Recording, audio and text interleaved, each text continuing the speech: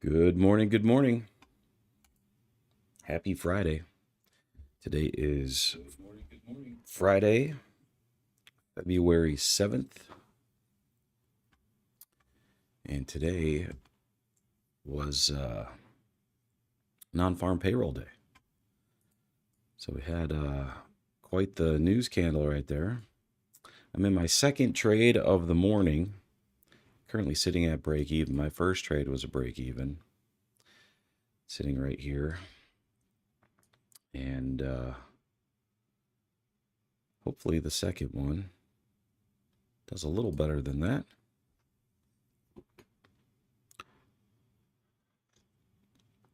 I just got into this trade 3 candles ago. And the reason why I entered is because we've been using all of this as support. We're kind of grinding our way up. We have a rising delta, and we started to get a tick up there, so I just bought in a little bit early when we cleared this high. So we'll see how we do here. Jay-Waz, good morning.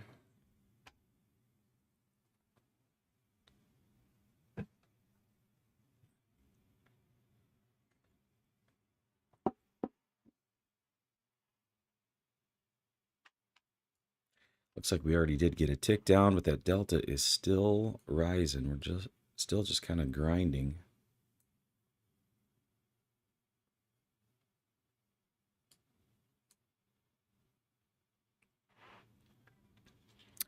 Grinding our way up.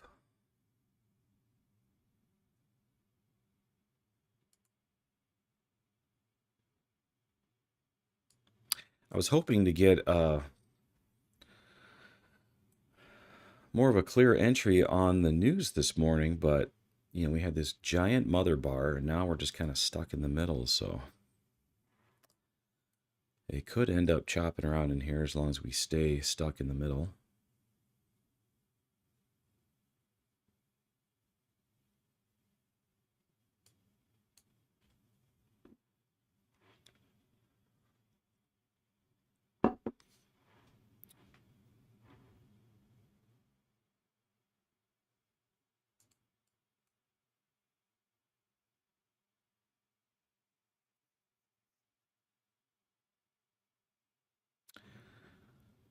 We'll see what happens after we clear this high over here. Maybe it'll pick up the pace once we do that, or it'll just sell off. One of the two.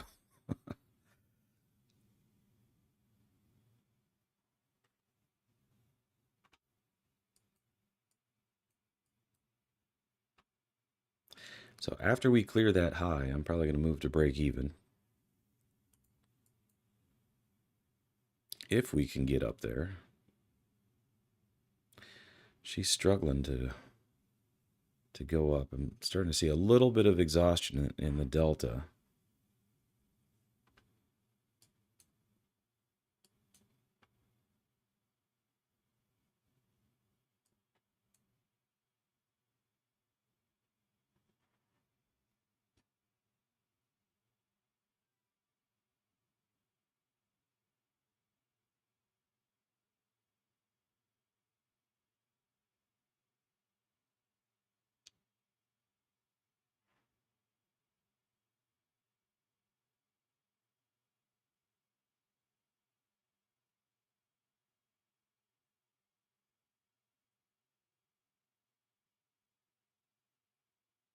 I really dislike these grindy uptrends like this.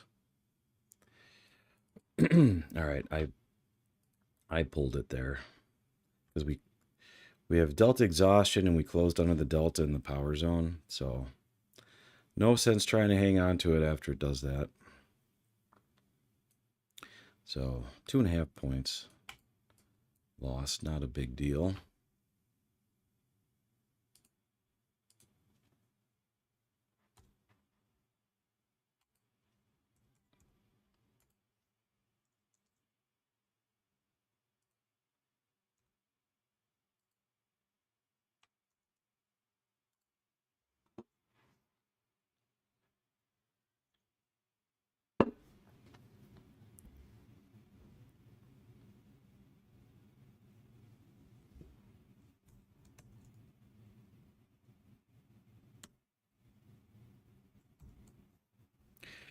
Still might continue grinding its way up there, but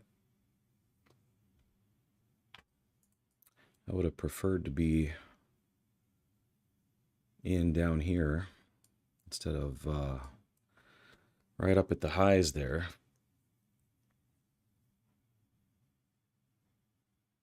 So I'll just wait till the next setup.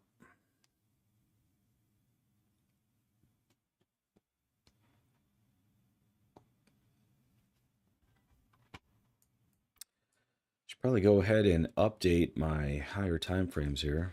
The 3-minute is bullish now.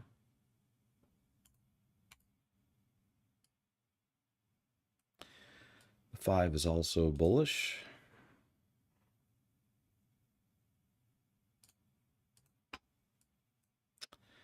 And the 15 is barely bullish.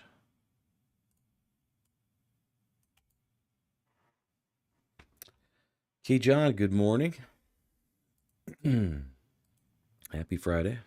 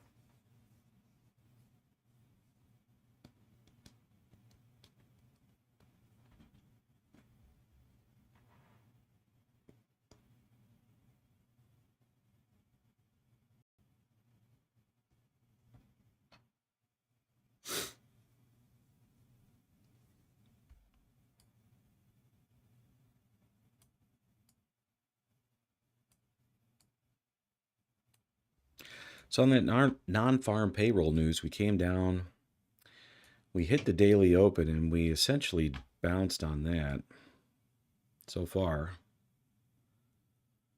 So my guess is it's probably going to try to continue grinding to the upside maybe. But until we clear this high at 923, it's going to be a grind. And if we can't clear the high, well, let's see where we could go.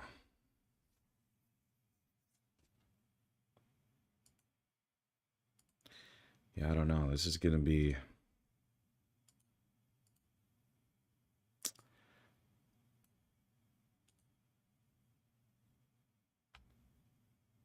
It's going to be a choppy range, I think, right here.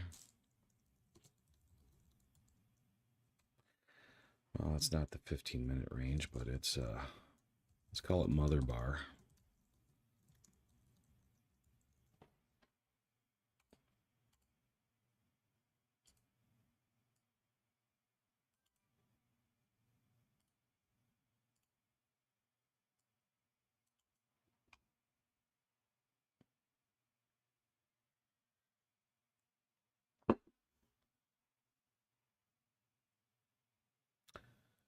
Okay, John, you're waiting for the rug pull? You think we're going down? Well, she's certainly feeling like she's struggling to go up. We already see delta exhaustion in the upper power zone. We got the open here in 5 minutes.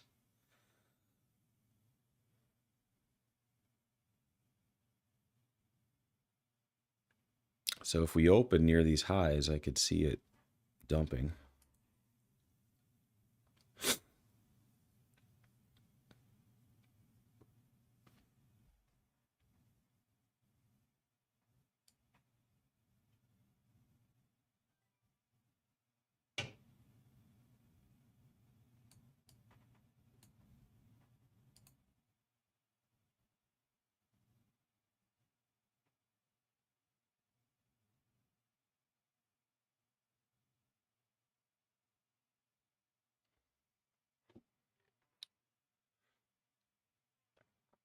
Good morning, Raphael.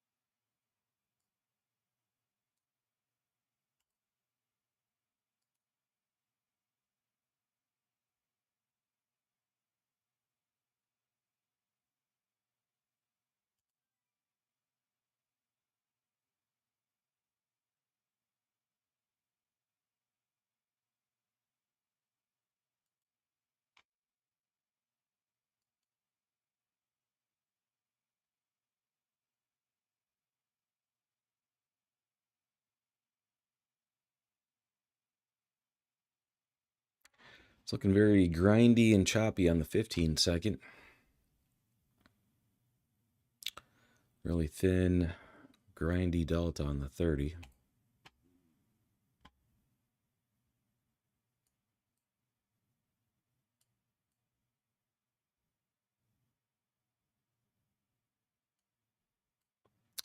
Good morning, Stealth.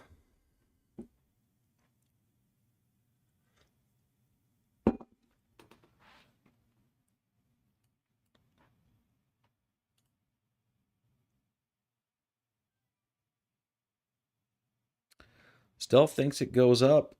K. John thinks it goes down.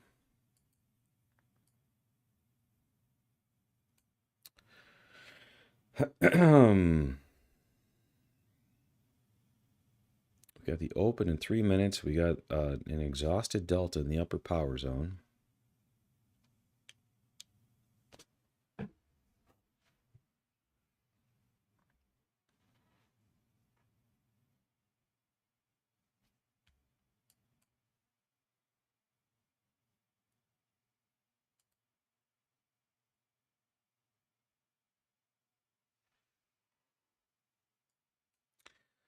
Getting a tick up from the green zone here.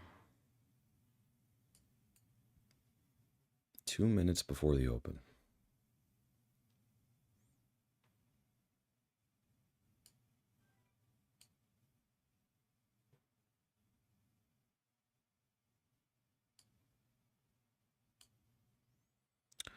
Good morning, Schroden.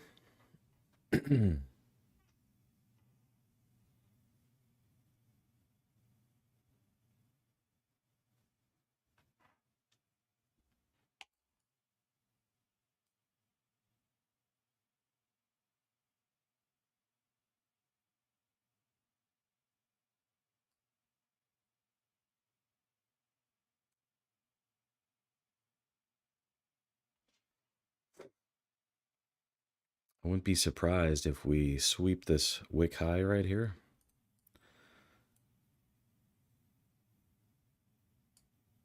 And then make a move to the downside.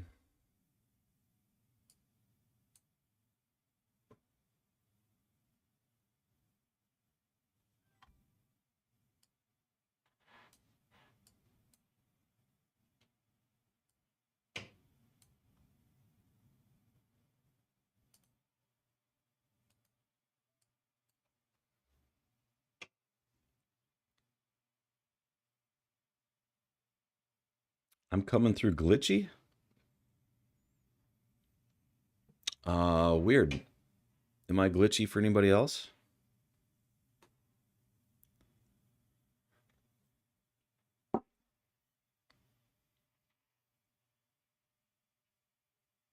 Is it just my audio or is it my video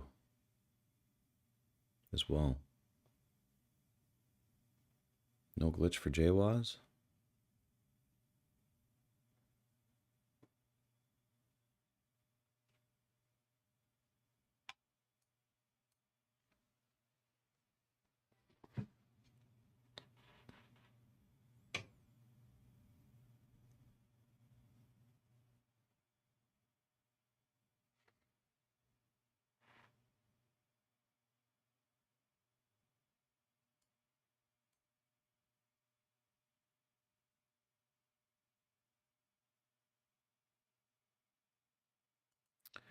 Well, we just swept that little wick high there. We'll see what happens.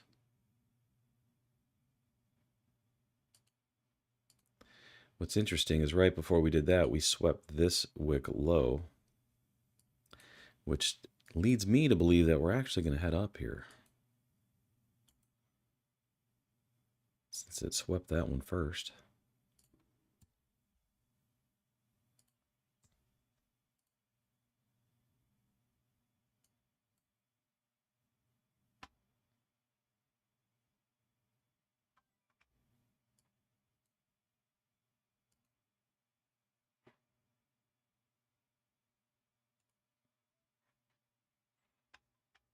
Now, if we sweep the mother bar range high, I might just go short right there. Yep, I just went short right there, right at Right at that pivot line. 21,934. I had a limit order sitting there.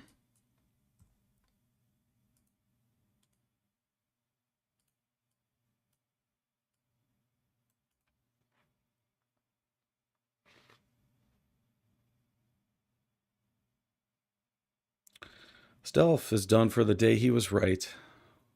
Let's give Stealth a big pat on the back. Happy Friday, Stealth.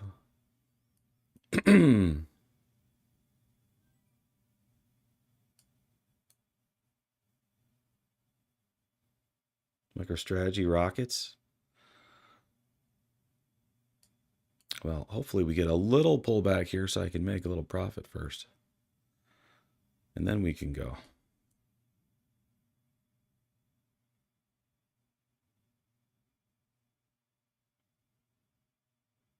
Right out of the gate.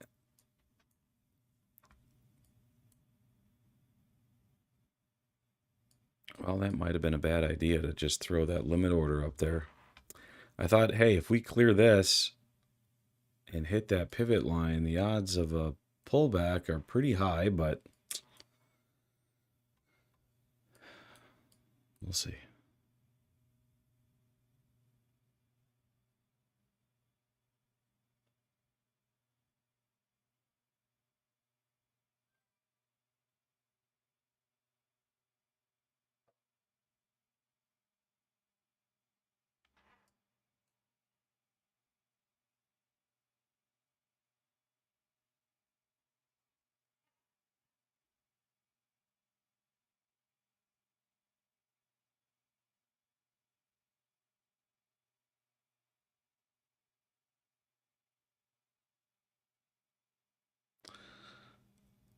Market is strong. I think I'm going to get taken out here.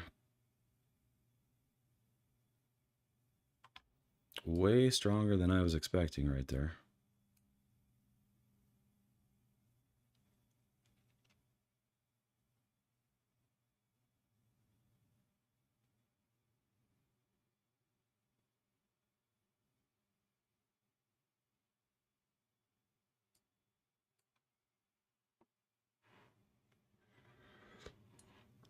Yeah, those Delta candles are fat.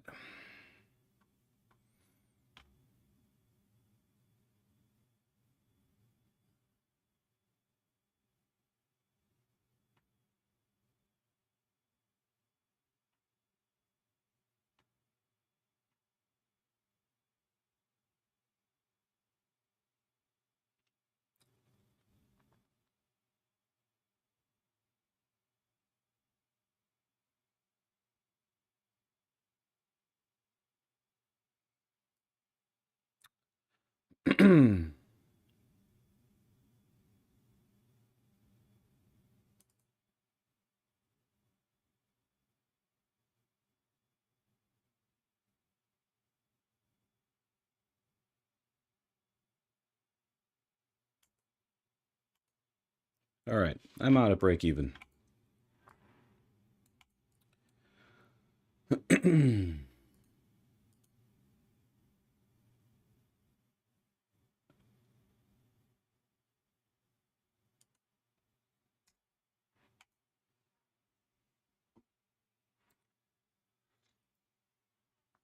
Yeah, ATR is decent.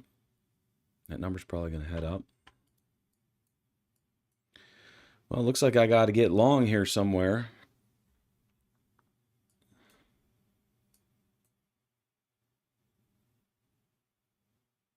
Good thing I got out at break even there, huh?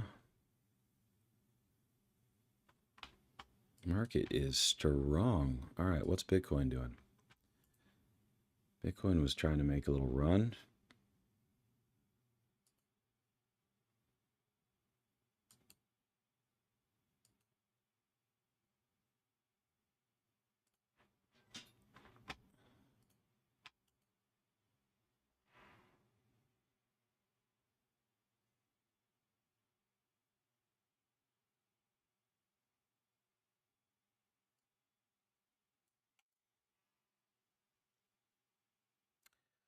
We just ran into the previous week high. Might have some selling there. That might have been a better spot to catch a rising knife.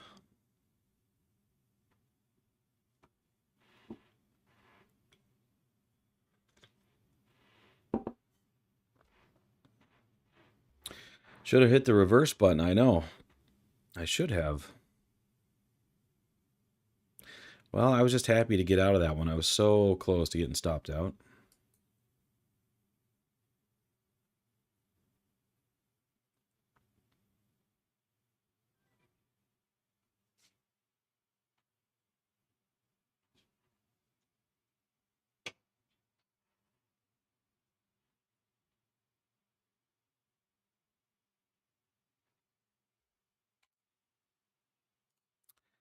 Now, if I would have chose previous week high instead, that would have been a winner.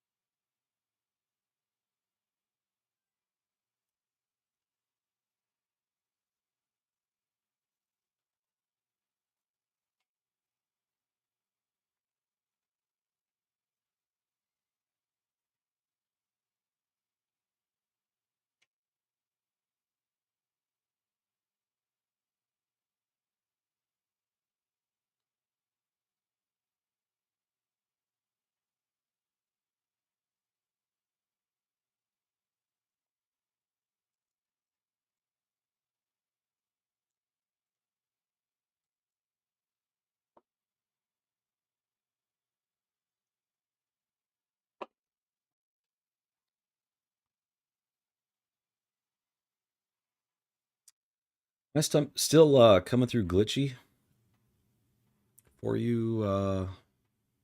Is it Schroden?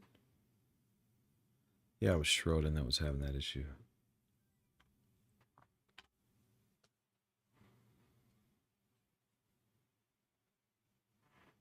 Good.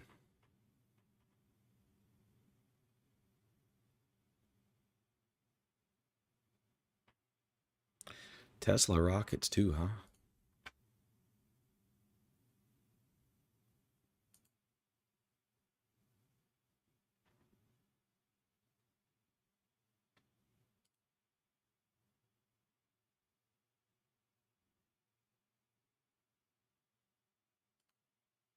Looks like everything's trying to climb back up. Must be because it's Friday. People are sick of the choppy earnings week.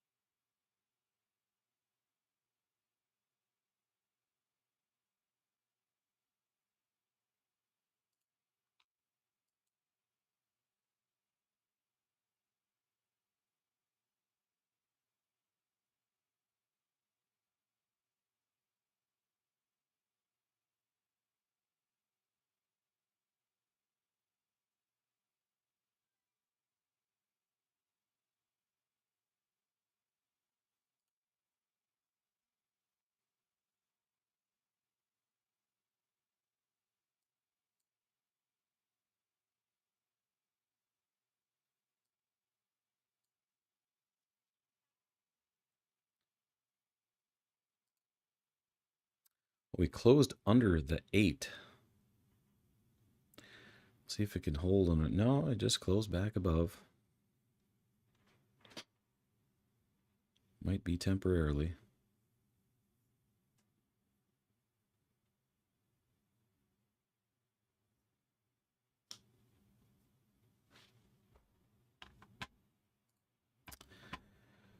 Do we have any more news today? Let's see.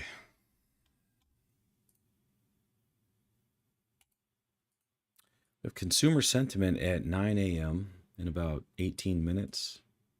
And inflation expectations.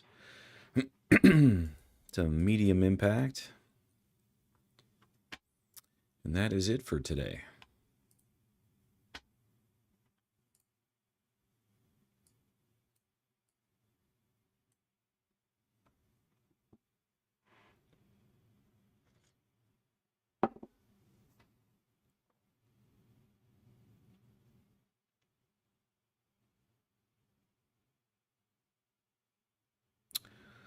Schrodin says, interesting how much more NQ moved up relative to ES.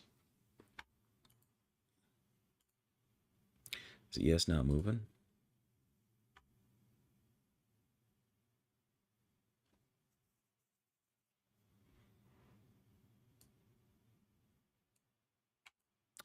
Now, see, ES has a pivot point here right above that previous high.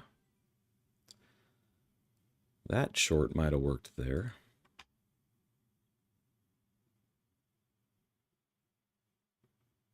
But on NQ, man, it just blasted through.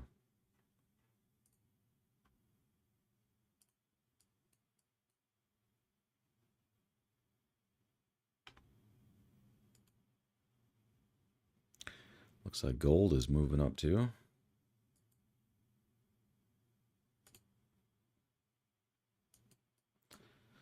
All right, we're getting a little double top here. And a delta squeeze.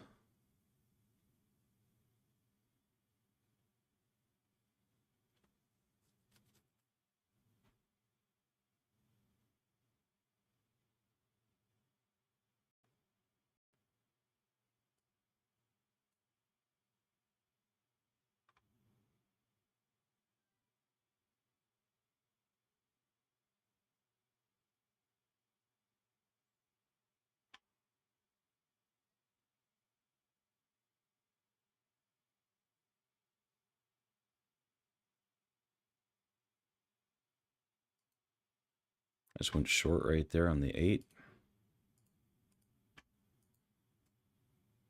946.34.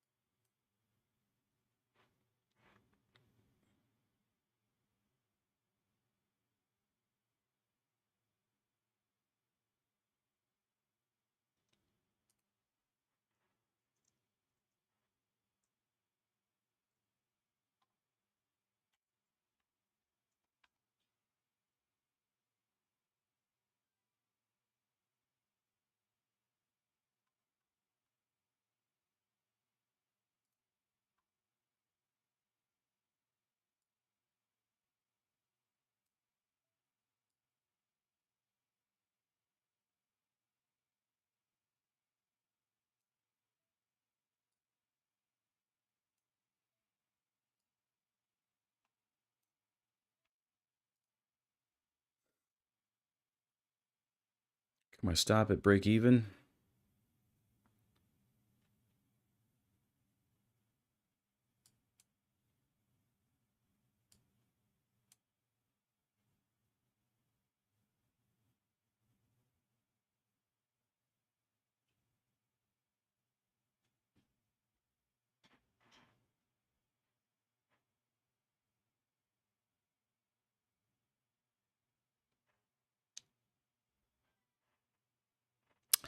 And it hit my break even.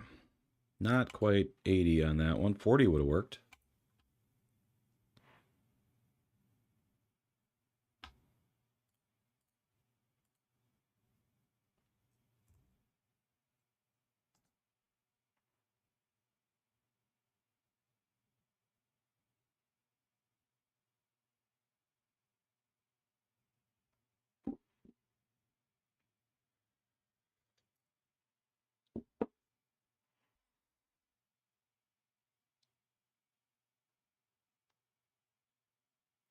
Lots of break evens for me so far today. Man,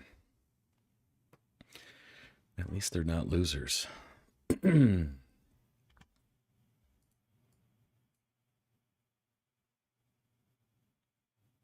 now it's going to go.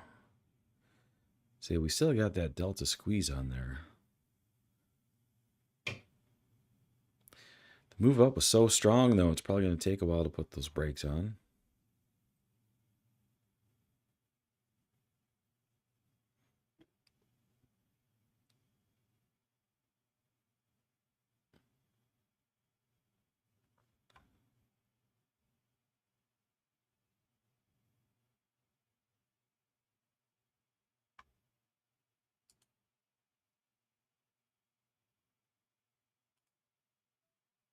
I'm going to try the 8 once more if I can grab it.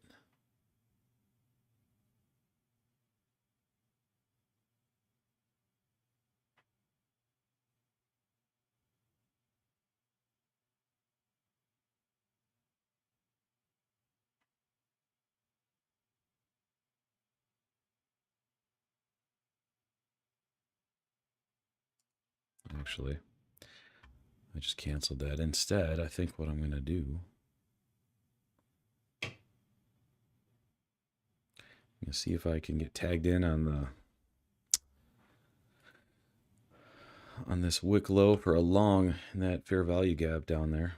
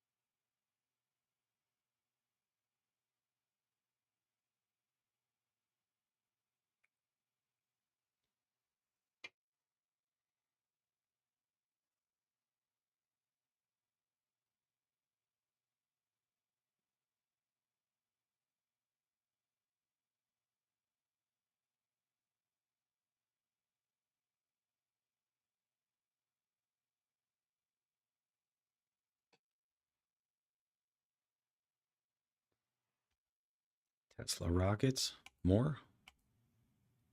Ooh, Bitcoin's going. Yeah, Tesla's moving.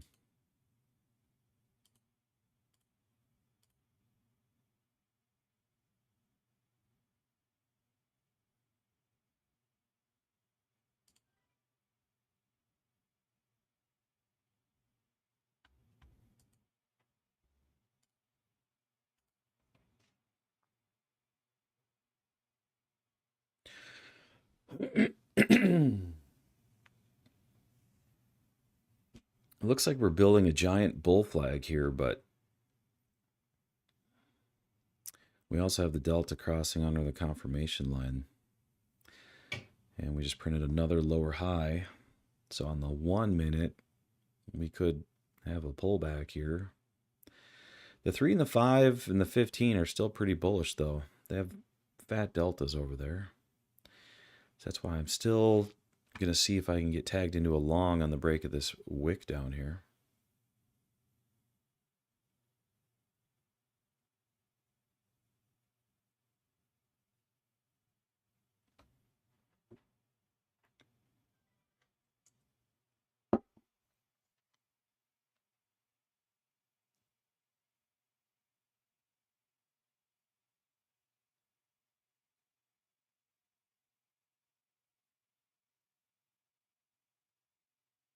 Man, it seems so strong. Any little pullbacks get bought up right away.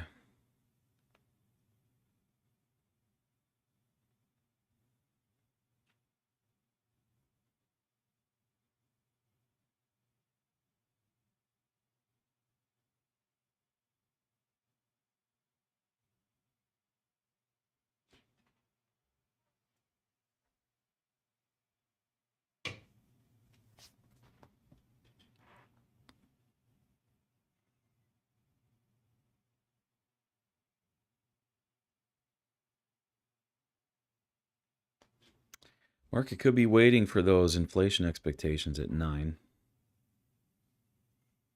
It's only in 8 minutes.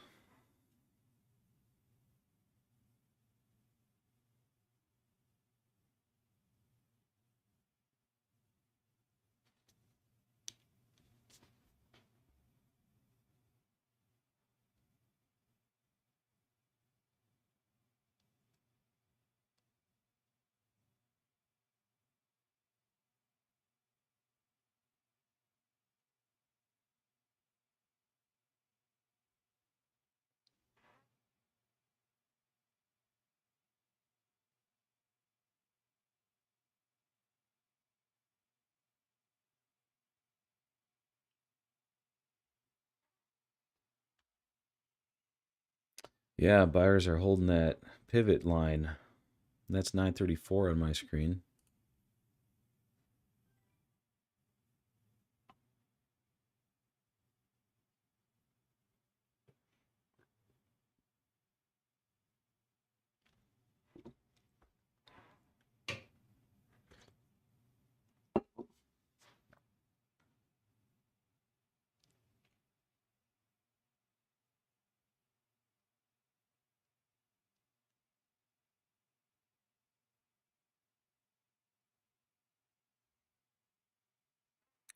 Just got to tick up near that midline. Still in the red zone, though.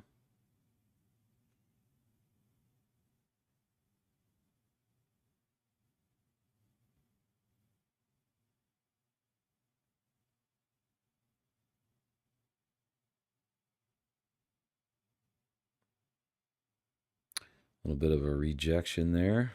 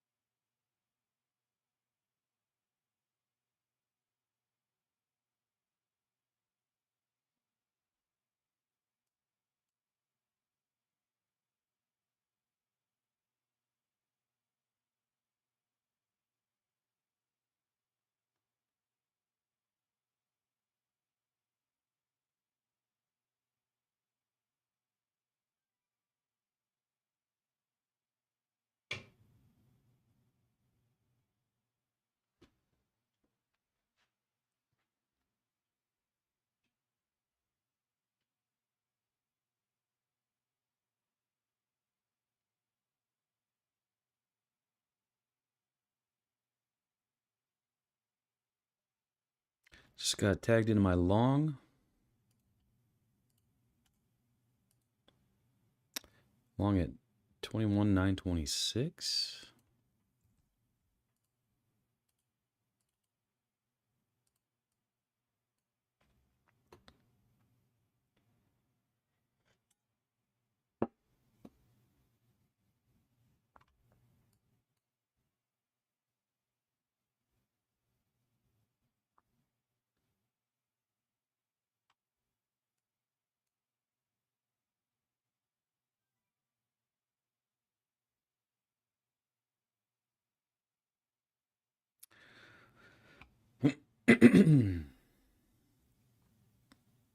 Still got that delta creeping below the confirmation line, which has me on edge a little bit.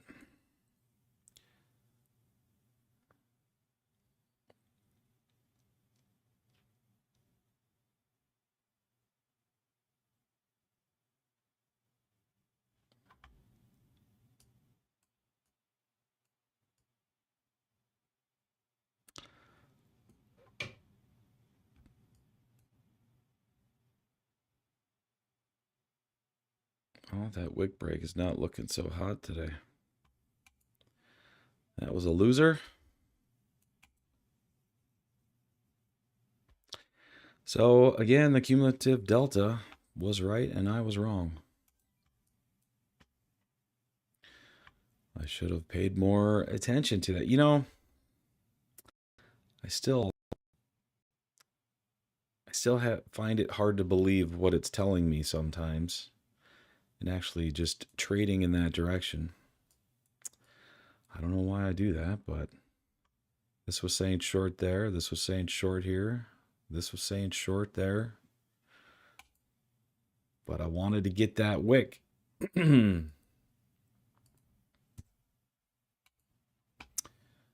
Anyway, the wicks have been working pretty good for me lately, though, so I think I'm going to still continue to try to do that.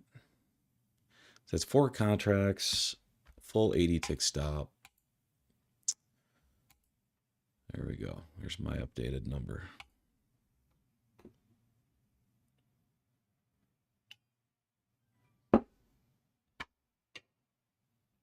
You got the short, JWaz? Excuse me. Well, congrats to you for grabbing that. I didn't believe it. I was looking at the thick deltas on the 5 and the 3, and I was like, I think we're still going to go up. But the 1, see, right when we cross below, that's telling me to short.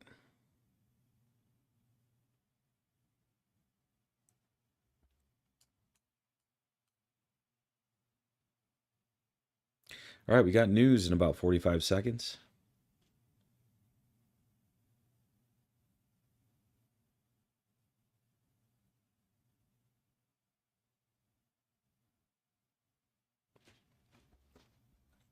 We're sitting right on top of the anchored VWAP right now.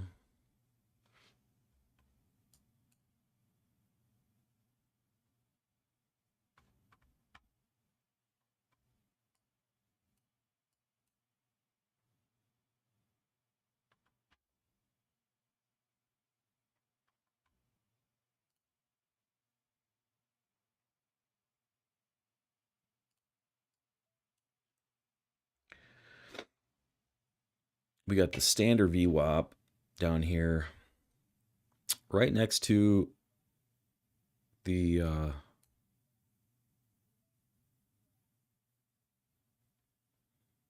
whoa. I just had a limit order sitting down there, and I just got stopped out right away on that one. Dang, look at that. Jeez.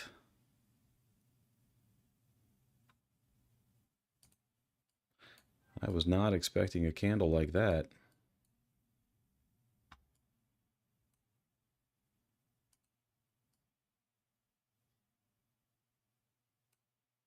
Okay, well, I guess that's 2 losers for me now.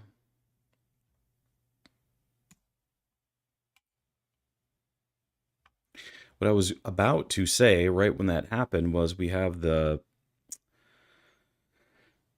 standard VWAP and previous day high and the 200 all sitting right here, and we had this order block also sitting here. So I thought the chances of it having a little bit of a bounce there was pretty high. So I went ahead and I put a limit order on this previous day high right here. And I just got zipped right through and taken out instantly.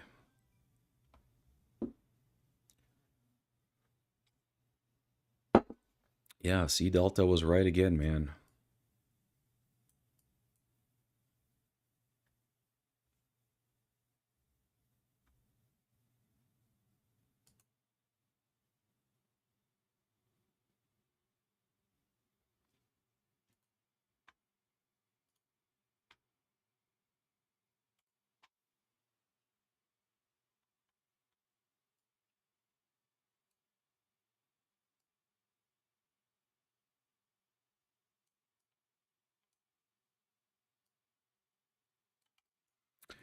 That was totally unexpected for me. I knew we had the news coming up, but that's why they say don't play with the news.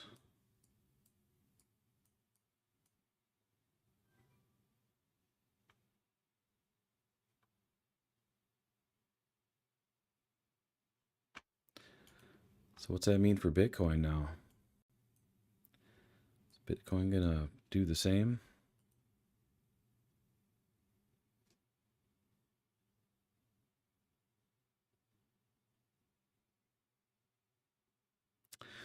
Hey, this is probably the move K. John was waiting for. K. John, did you grab any of that? He said it was going to go down. Man, look at that. It's crazy.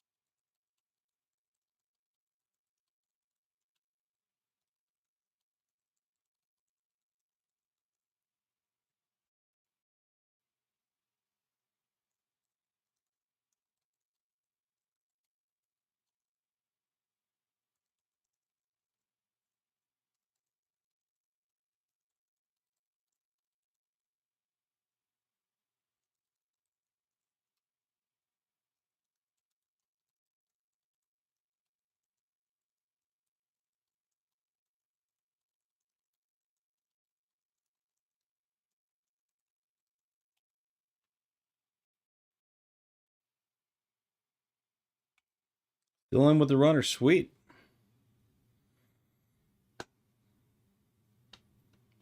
Good for you, K. John. I feel like an idiot right now because I was trying to do my new little wick trick that's been working, but that did not work there. And I was ignoring the C delta. The C delta was telling me this whole time. You guys know how I always say like the one should take priority over the higher time frames. Well, in this case, I was looking at the higher time frames and the thickness of the delta candles, and that's what was giving me my bias.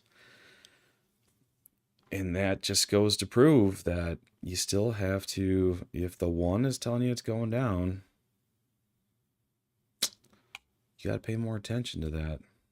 I do. I got to pay more attention to that. It looks like you guys did all right.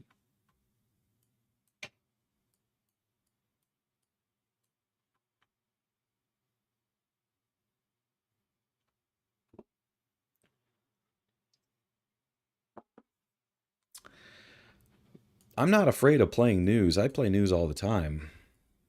News is usually not an issue for me until I do something like that.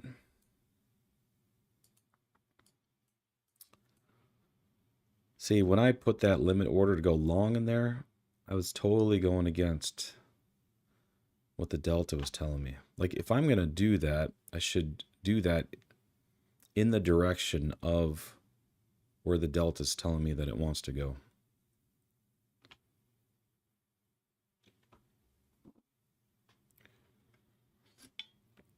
I'm just saying all of this out loud so that I can prevent myself from making that mistake again.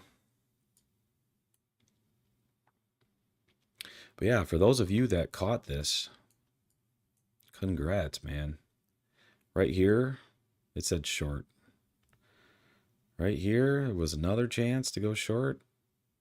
And then on the third one, because I always hear me say 2's better than 1 and 3's better than 2. So on the third right here, 854. If you took that, it didn't even, well, here. This is the very first tick up at 905. And with the aggressiveness of this falling delta, I still wouldn't even exit right there. But 905 is like your conservative exit. That's right there. That's 179 points. So the C delta was right.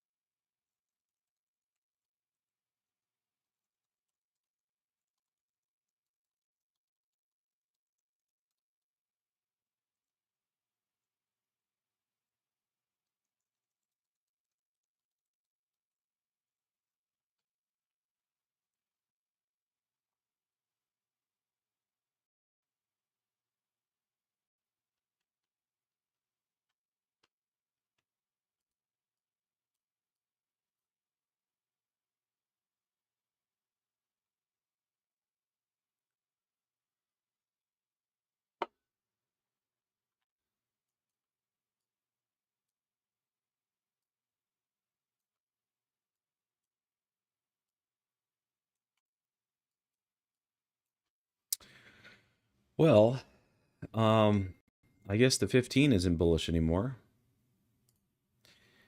And neither is the 5.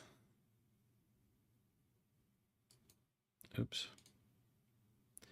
15 bearish. And neither is the 3. That all changed very quickly.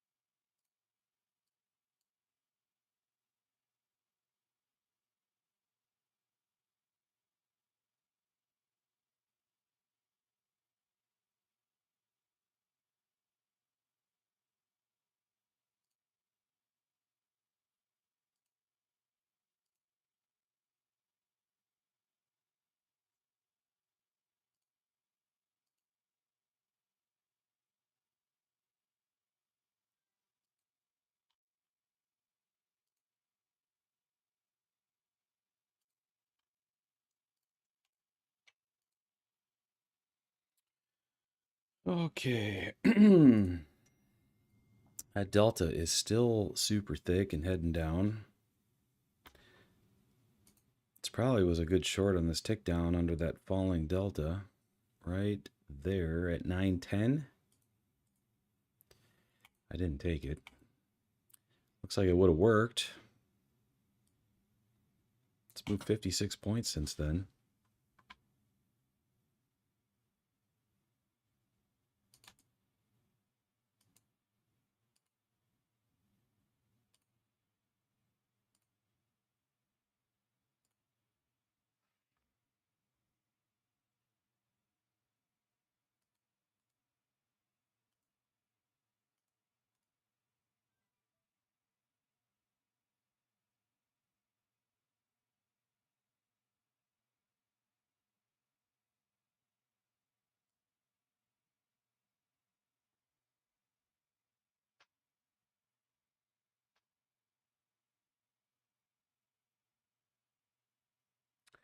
$30 points on the 15-second tick down. Good job, Stealth.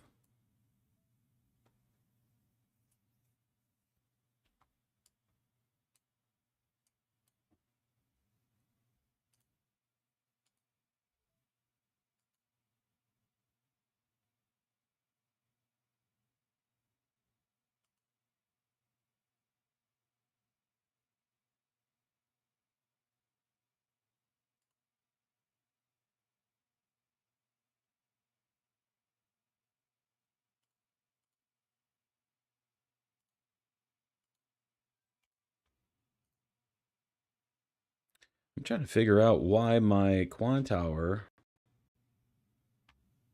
every time I place a limit order on the screen,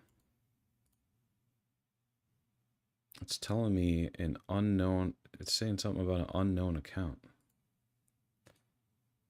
Okay, I know why. I know why. It's because I had I inadvertently turned my copy trader on, and it had a old account in there that I don't have anymore. So I didn't mean to turn that on. There we go. That's better. Okay.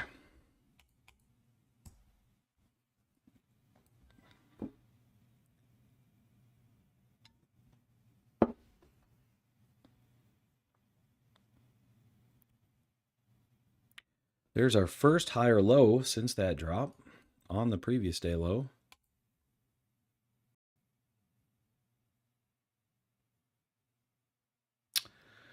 Yeah, Jason, what a move. This move was bigger than the non-farm payroll move. I think they sucked in all the bulls just to dump on them.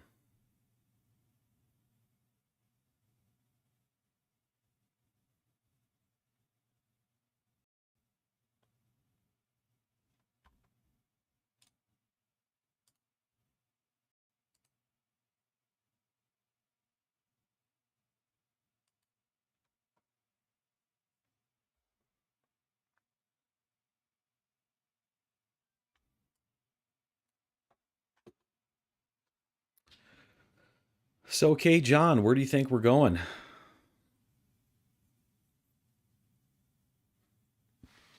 You think there's more downside, or has it made the move?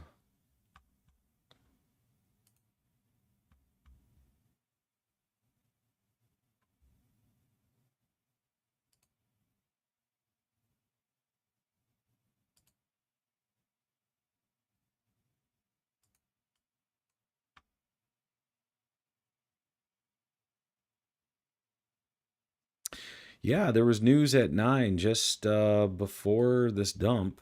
It was the consumer sentiment, was it? Let's see.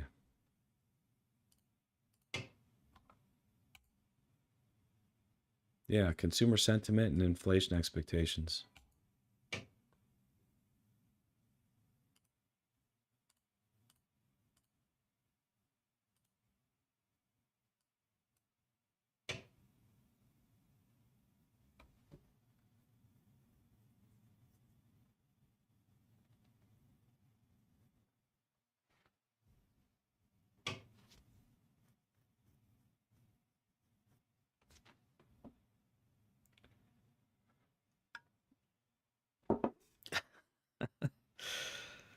JWA says C Delta is our radar and navigation system in flying foggy conditions of the market.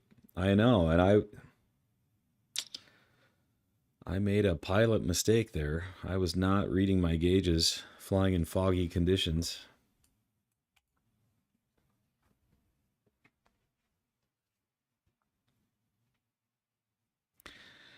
All right, we're getting a little bit of another little higher low here.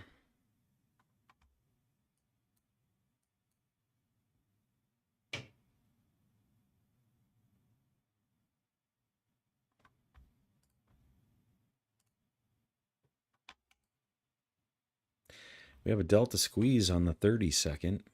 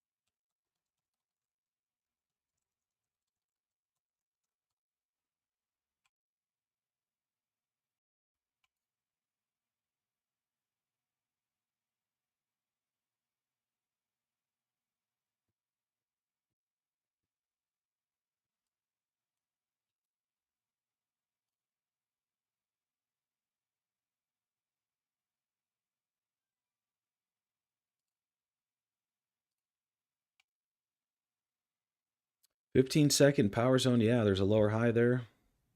Also have some bearish divergence on that lower high. And an exhausted delta all at the same time.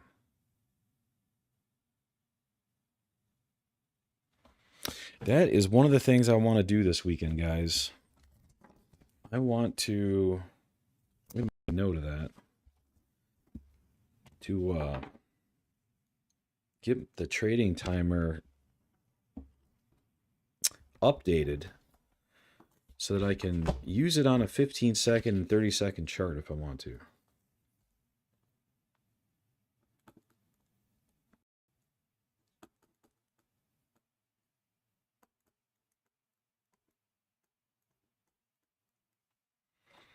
All right, I got a note.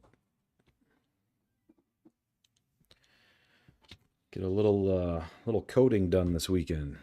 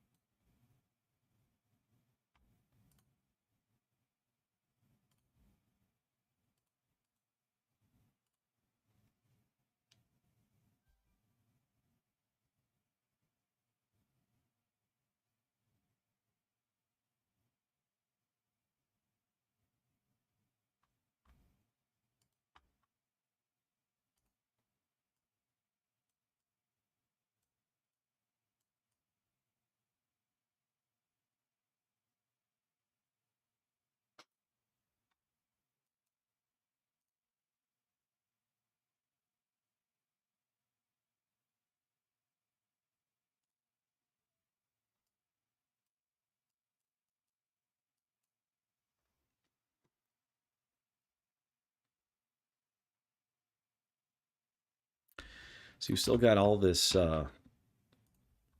space on the 1 minute between the delta and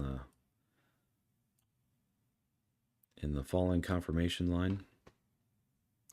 So I'm still favoring shorts heavily right here. And for that reason, I am going to try another wick trick. If we can get up there, I'm just going to go ahead and short immediately if we can take out that wick high.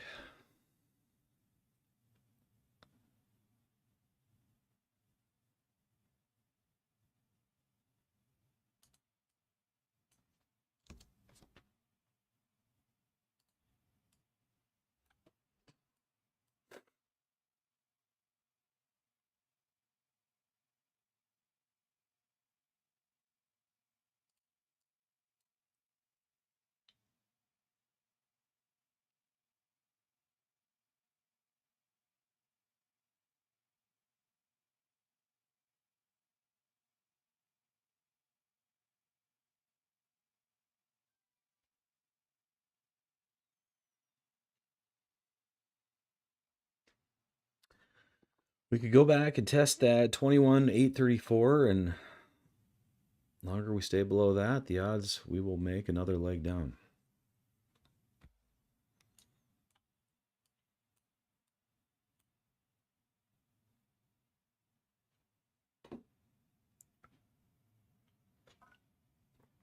$21,834 is way up here. That's like the it's around the anchored VWAP level, above the daily open.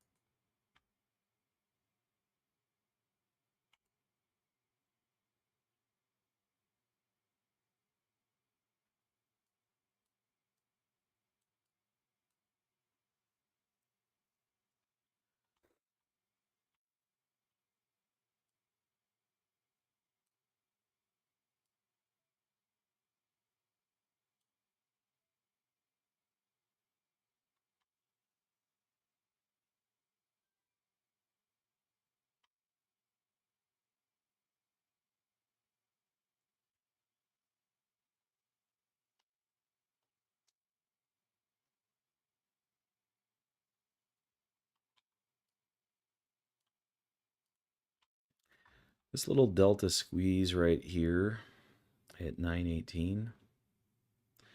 Curious if I would have got away with that one. Oof, just barely. The 80 tick stop. Our ATR is at a 98 right now, so 80 tick stop is going to be rather small.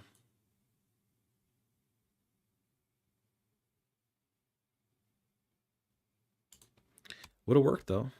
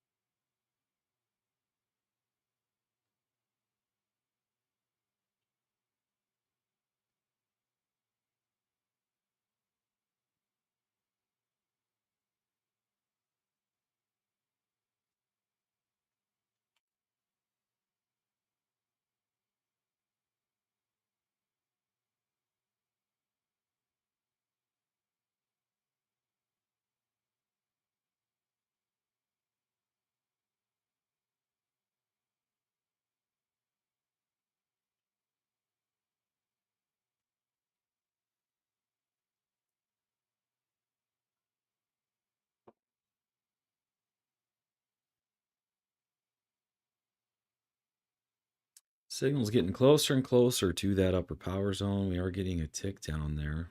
Delta is looking kind of weak. So it doesn't look like we're going to make it all the way up to where I had my limit order set there.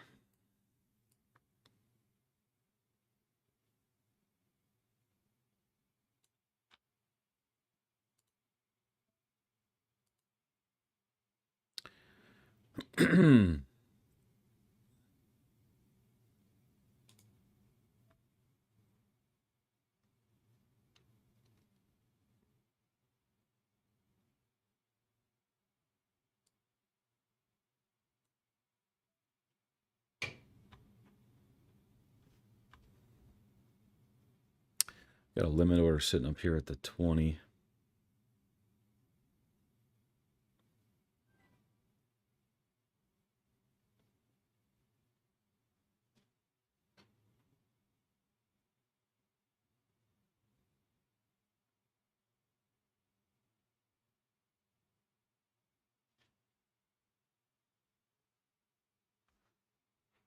If we can even get up there.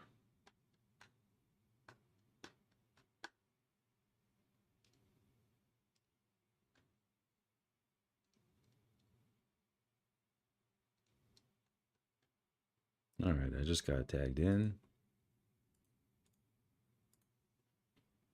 21,750, 875.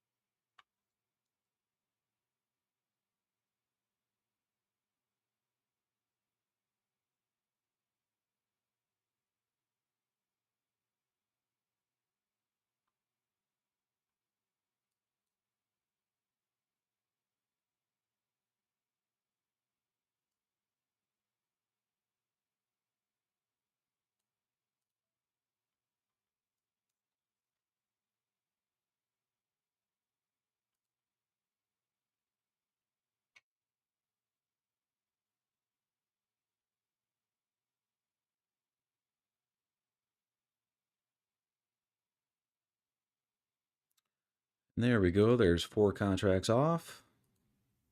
I'm sorry. 2 contracts off.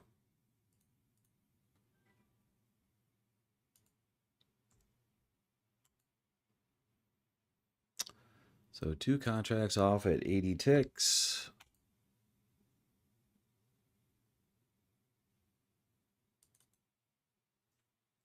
What happened to my spreadsheet?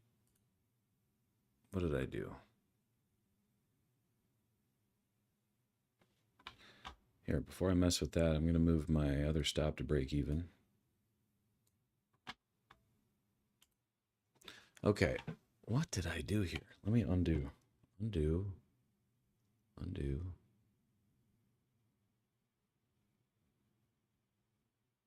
Undo.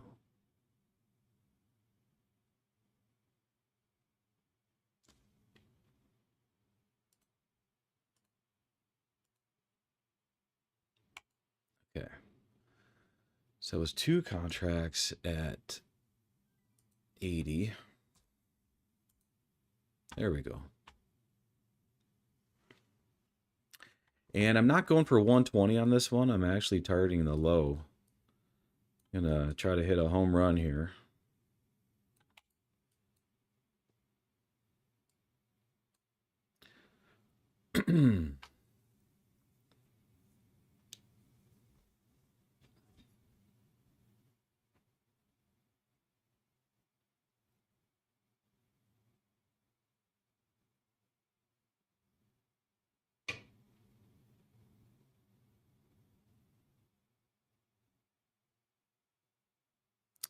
And that will be for 2 more contracts if I can get it. 73 3/4 points.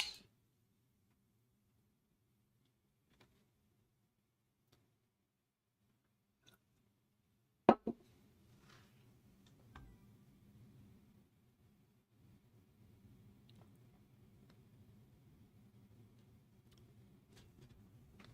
gonna go run and get some coffee. Beer.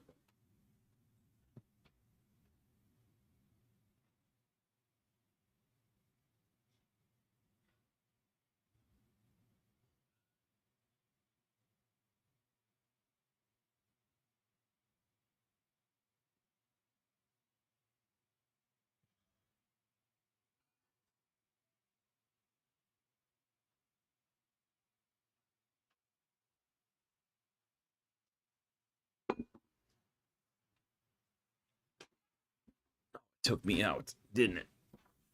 Shoot. Let's see. Would that have hit 125? Nope. So that's fine.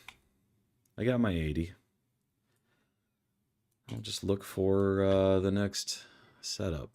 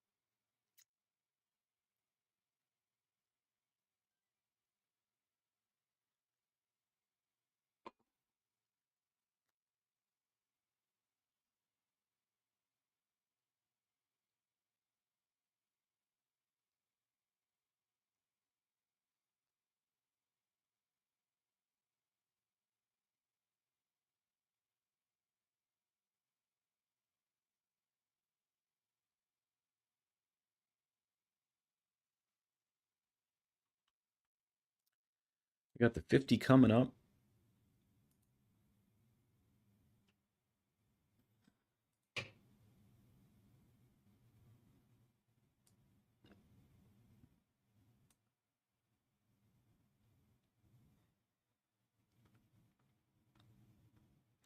As well as this wick high here, which I'm going to try to short.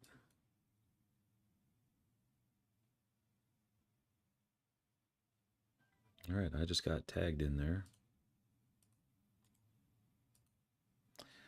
I'm in at 21,795.50.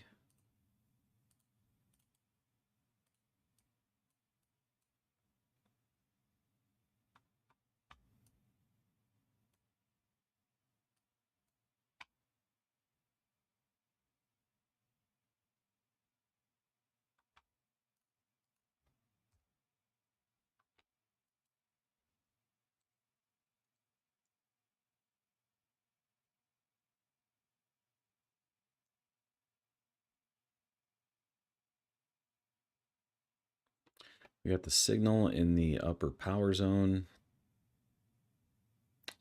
Confirmation line still falling, so I'm still short biased here.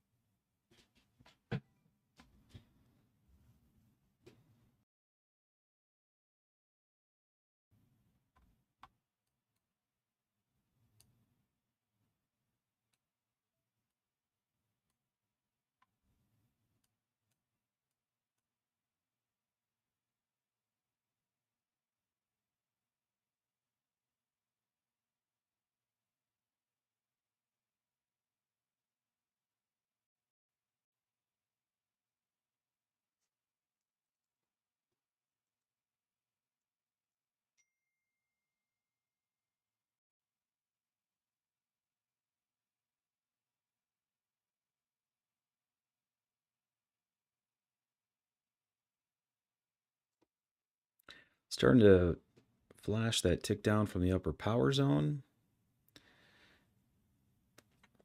And I just took two contracts off. There's another contract off at 125.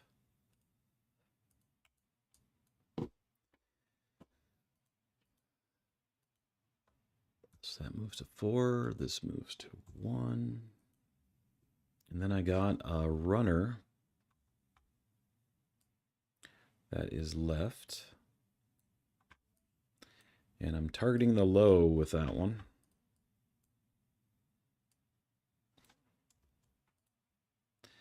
If we can get down here.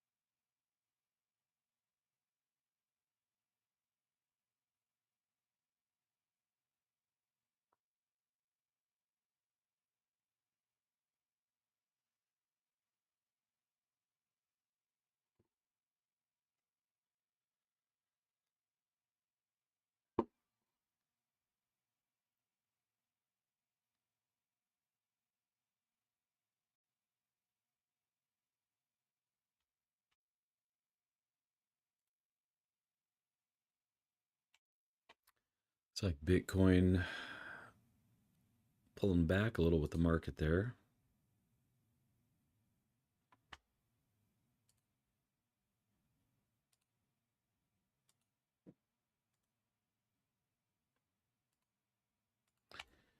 Got a little broadening formation going on with Bitcoin. Hopefully we don't end up back at the lows over here. That won't be very fun.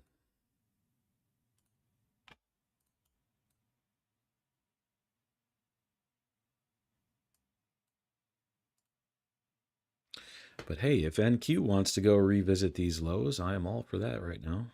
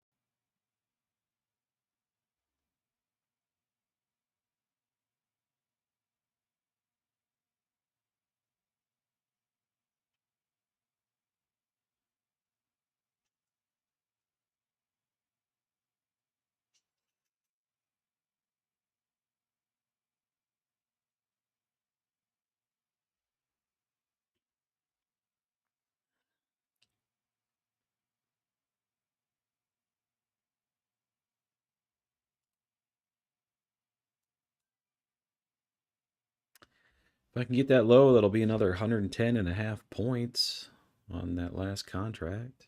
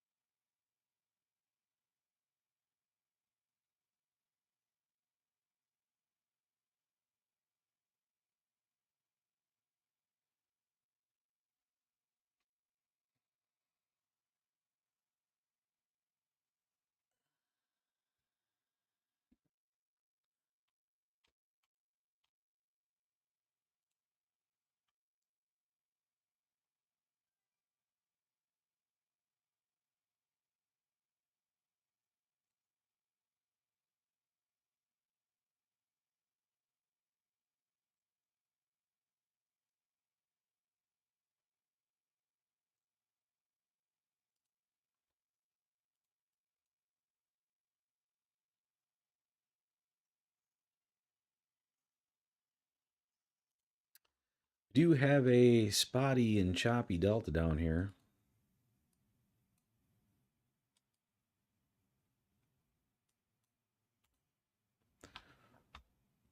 We did get a tick up in the green zone there. I might end up pulling the plug on this last contract here pretty soon if it doesn't start to look any better.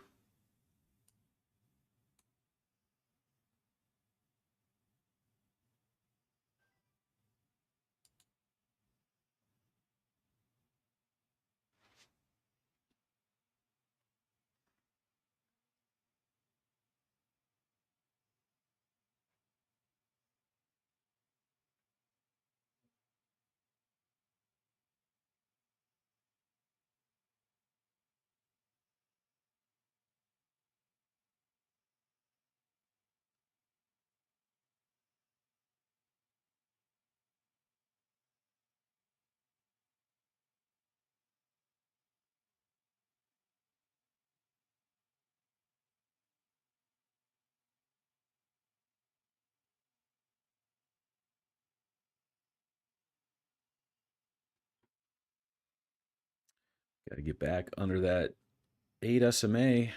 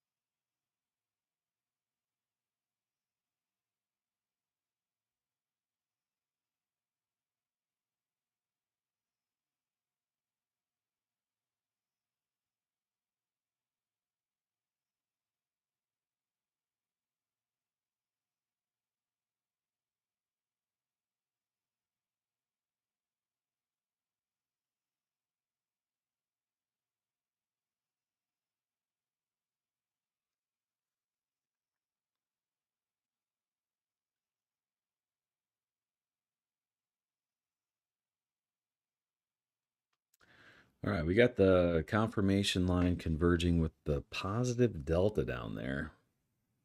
So we're getting right on the edge. It's going to drop. It's got to do it now.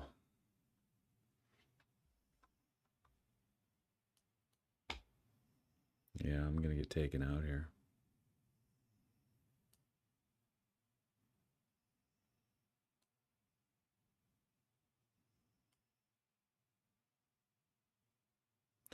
This is your last chance, market, for the bears to step it up.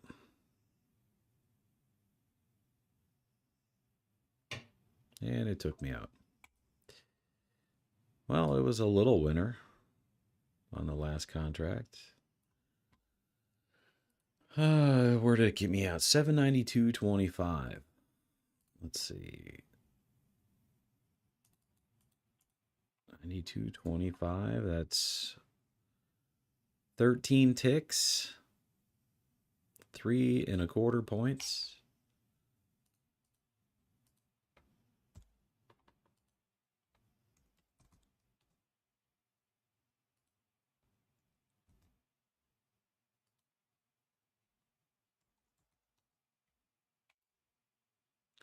Well, we're making a little headway. at least. Getting closer and closer to break even.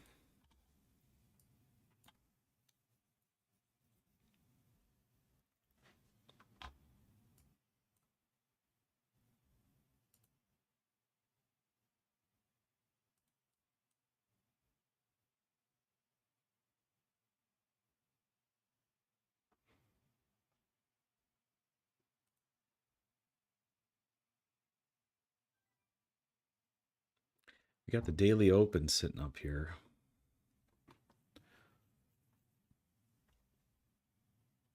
There's also a pivot line there. We also have the anchored VWAP at 824.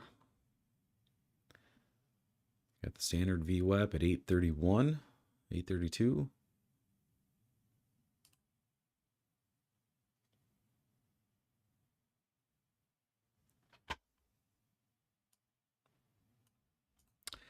Looks like I should have just been more conservative on that last contract and pulled it when we ticked up right here at 946.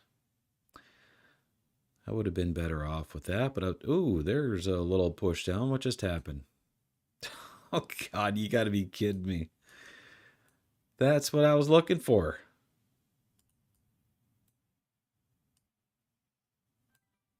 It just had to take me out first. You got to be kidding. Yeah, that would hit the lows. That was the one. What in the world?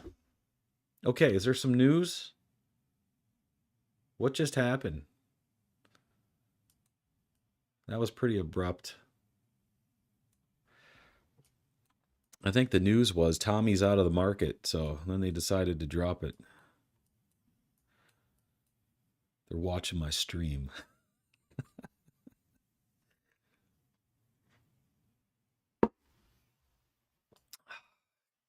Man.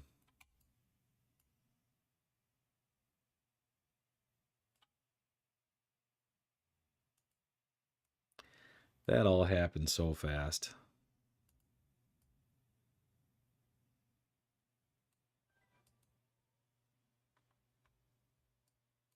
I do want to know what happened, though. There had to be some sort of announcement or something, right? I mean, what was the trigger there? It was the break of this high right here? Right here?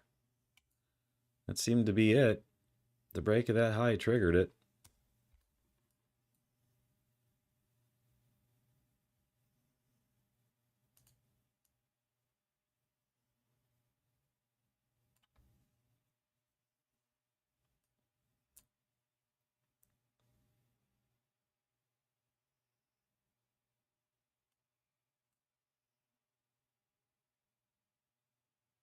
Tariff news?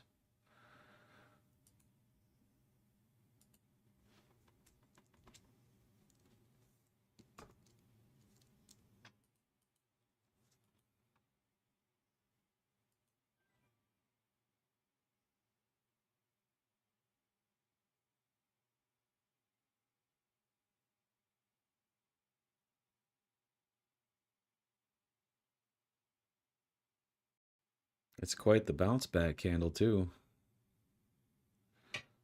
These ain't small candles.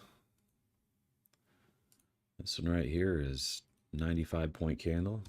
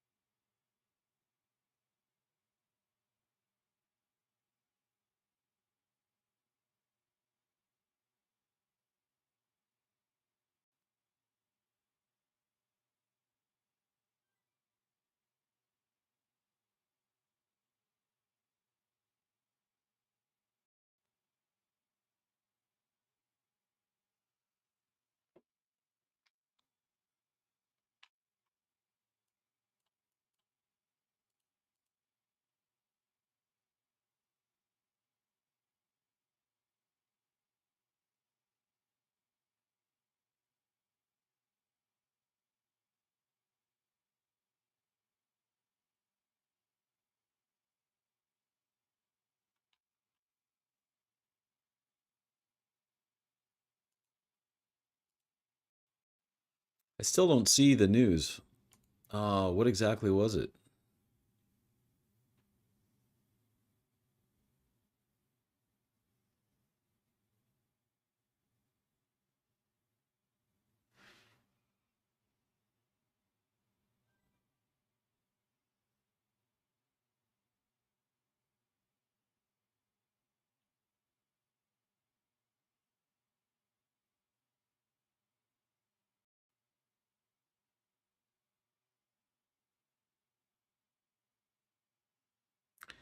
President Trump told Republican lawmakers he plans to issue reciprocal tariffs as early as Friday. Okay.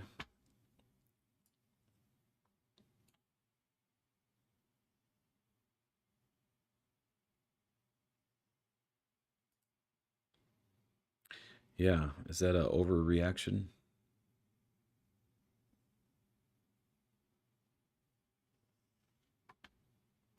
Kind of want to short the 8 right here, though.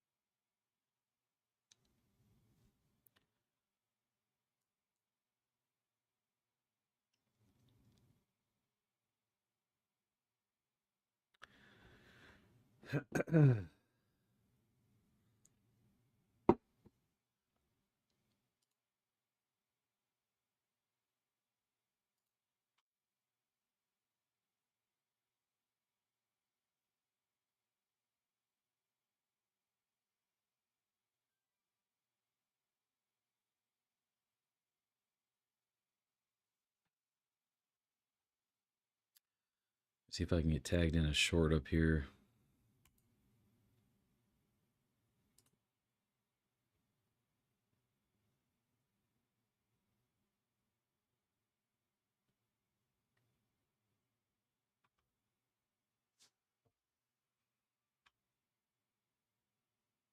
All right, I just got tagged in.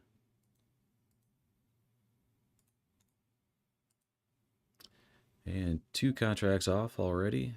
21, 7, 26, 25.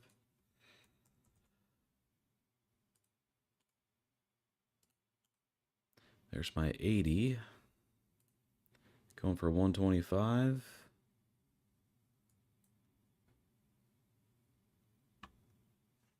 There's my 125. I got a runner still on. Can move to break even. So that moves to 6. This moves to 2. All right. We're back in the green.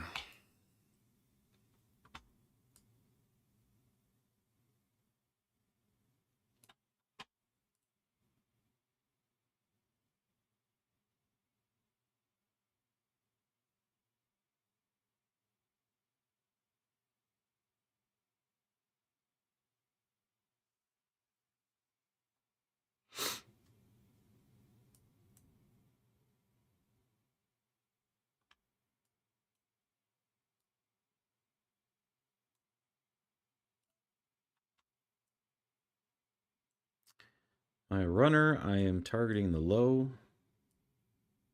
if we can get there. Otherwise, a C delta exit.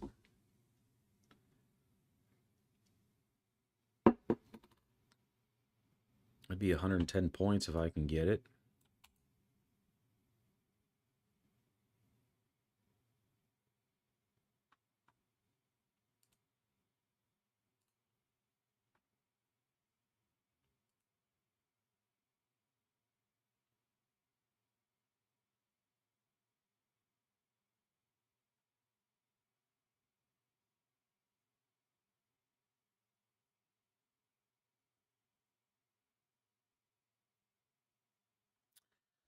Good point, Stealth.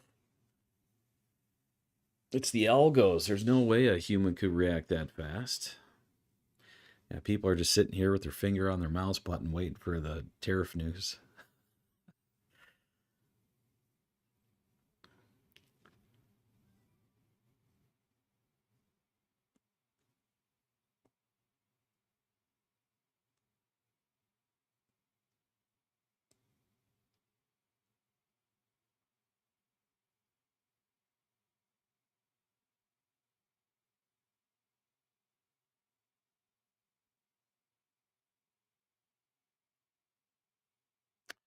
Well, I tell you, the market is a lot more fun to trade when it's actually moving.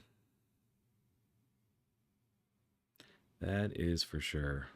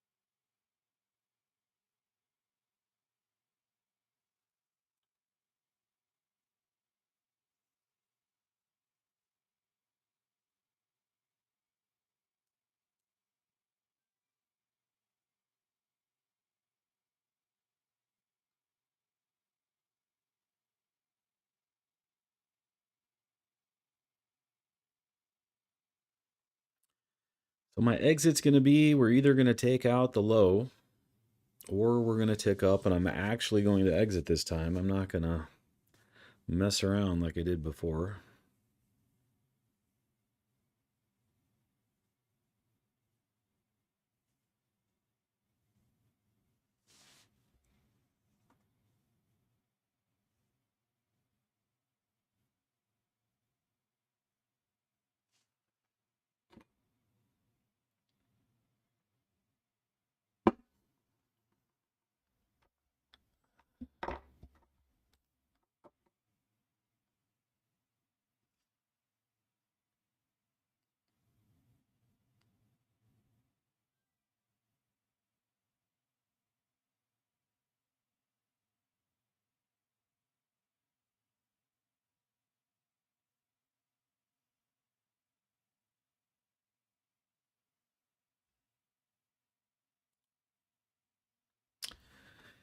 It does appear that Bitcoin is going to drop back to those lows, man. That's not fun.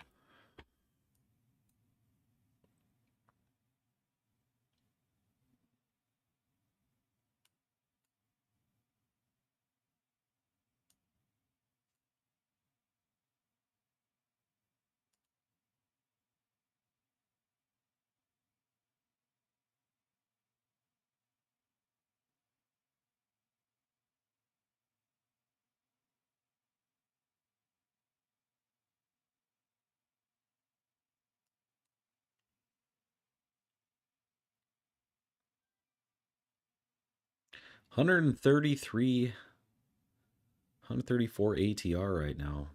It's crazy. Look at this. One candle just destroyed like half my profits on this last runner here.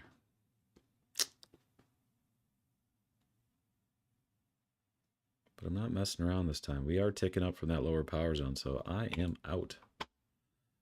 All right, what did we get on that one? 38 points.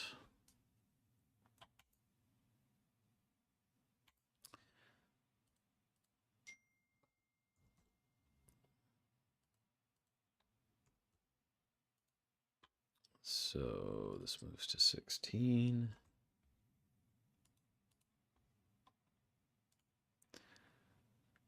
And this moves to 41.25.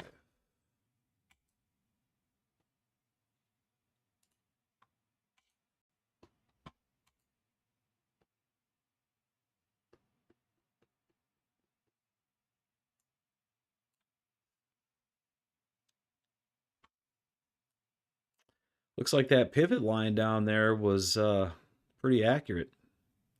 Just buying the pivot line would have done a good job. You know, those pivot lines always do amaze me.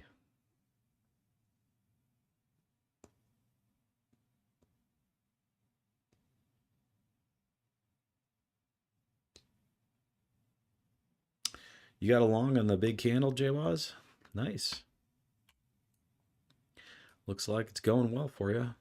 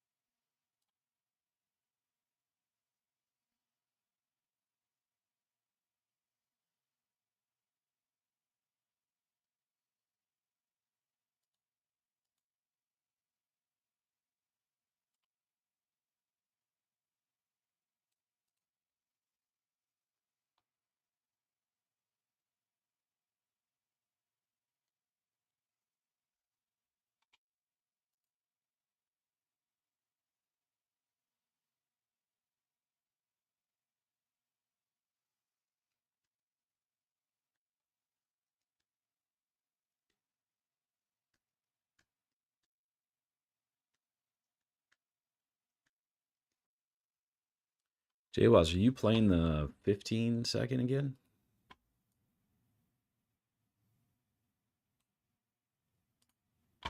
Looks like if you took a higher low to lower high, that would have been great on the 15.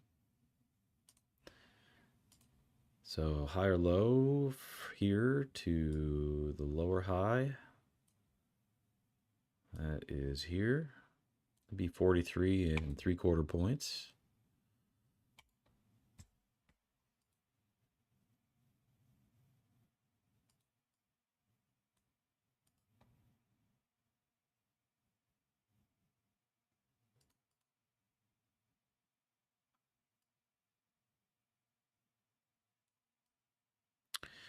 Speaking of, if we go back here and take the higher low to the lower high, brings you right there. That's 42 points up. And say you flipped on the lower high, man, and took that to the higher low. That would have you out right here. It'd be another 103 points. The 15-second looks fun as long as price is moving.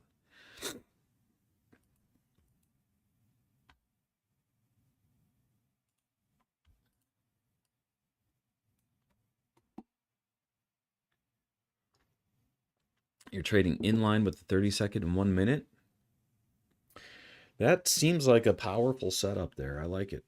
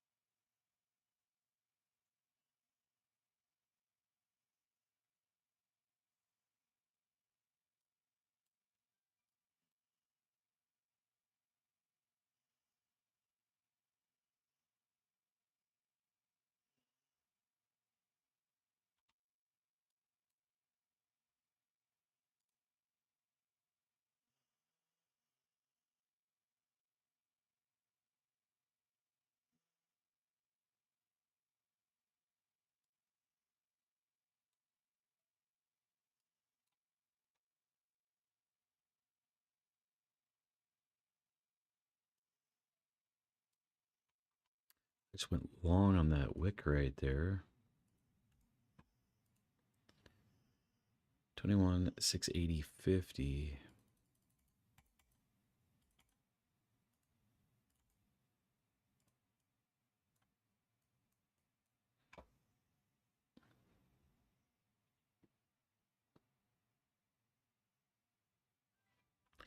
Might regret this one.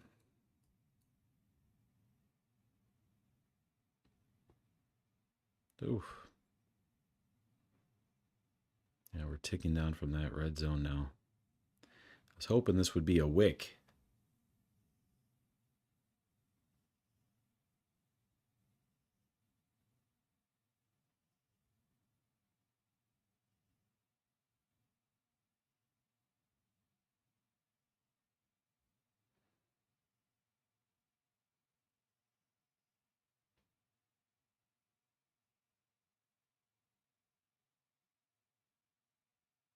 Still hanging on by a thread.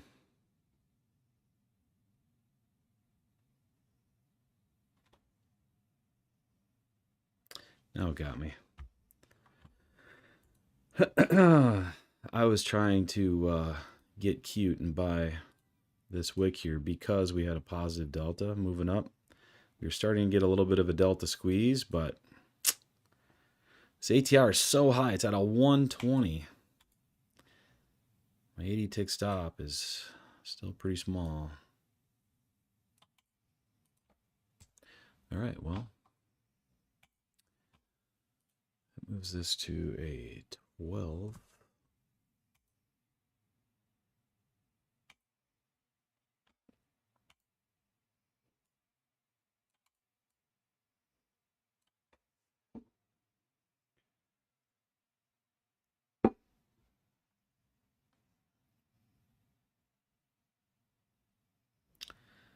See, if my stop would have been a little bigger, I might have been all right.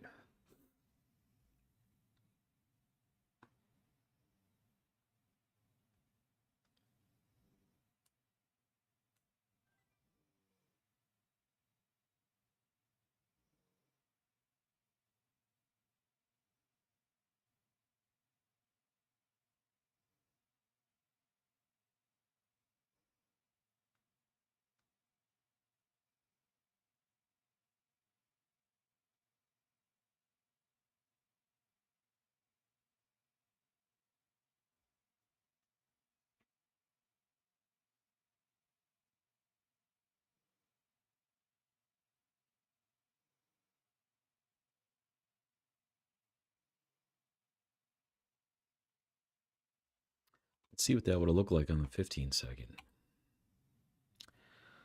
On the 15, we got that tick up from the power zone right here. I probably would have had enough room on that if I waited.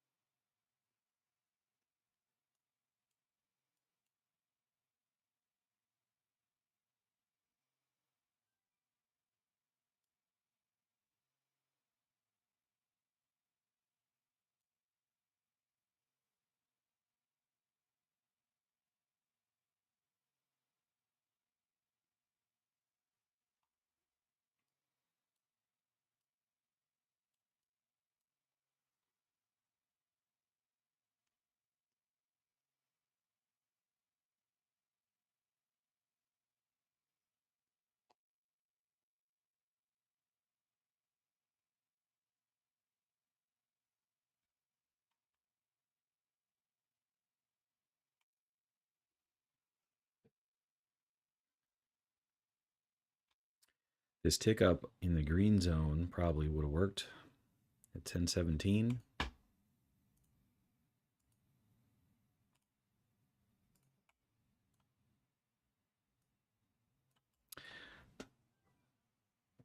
It's like it's on the verge of hitting 80 there.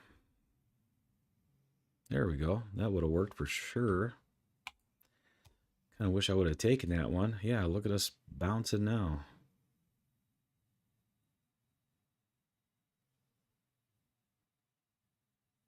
Wow. There's like a huge discrepancy in TradingVIew versus Quantower right now.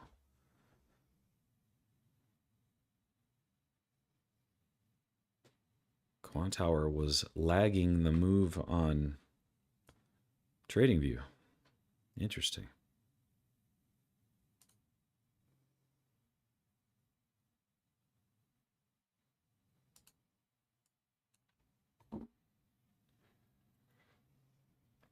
But see, this whole area down here, we're converging by the power zone. This is the zone where you want to go long.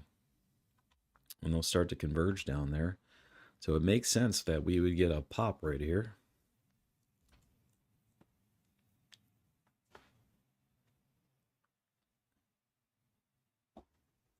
I'll be right back.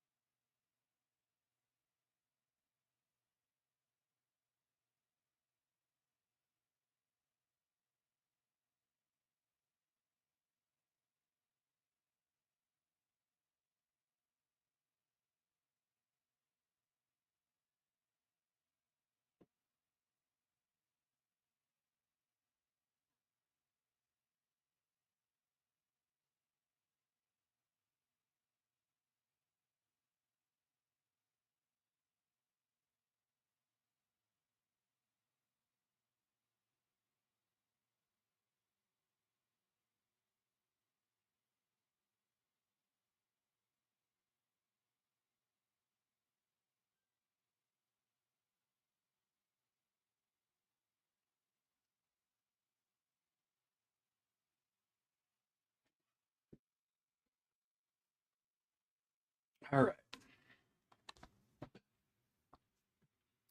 Looks like the chop continues.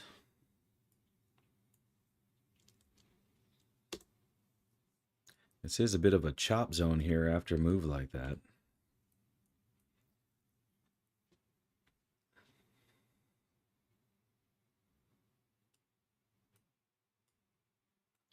You see how that wicked to that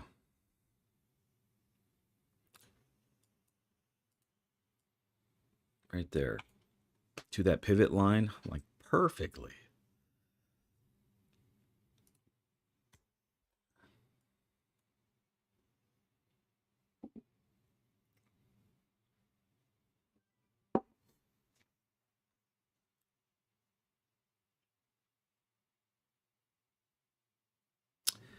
Jason, you traded London last night?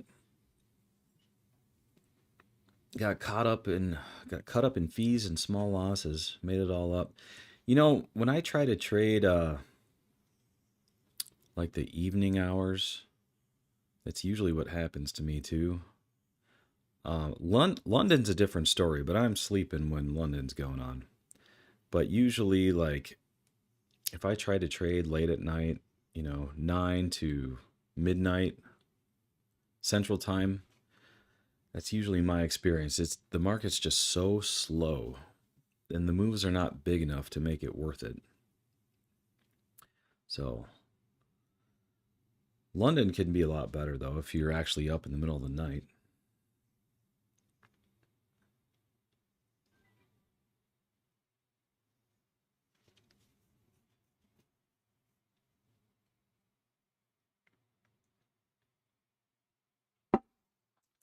You know, there was actually a point in time when I was getting up at like 1:30 in the morning just so that I could trade London, and I would try to trade London from 2 to um like 2 to 4 or 5 in the morning.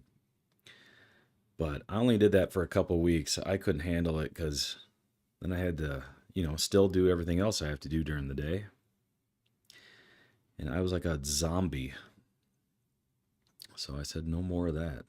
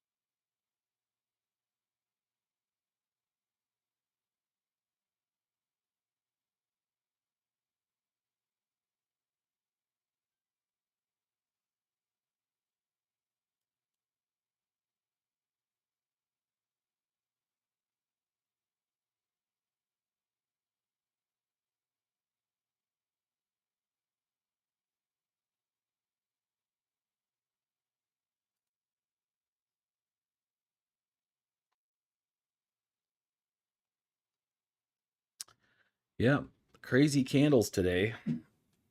ATR still over 100.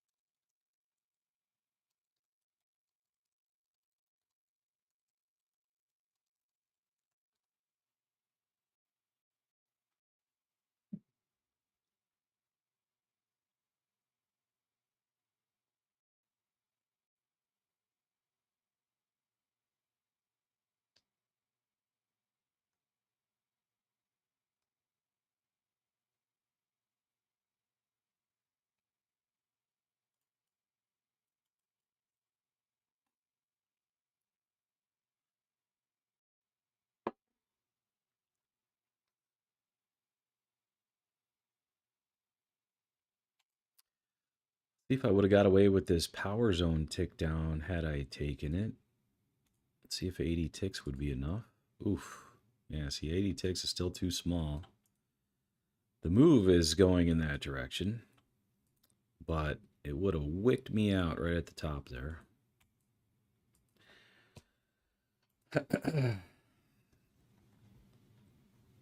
When the ATR is high like that, that's why taking the candle closes is it seems to be a little bit more risky than just taking like wick entries.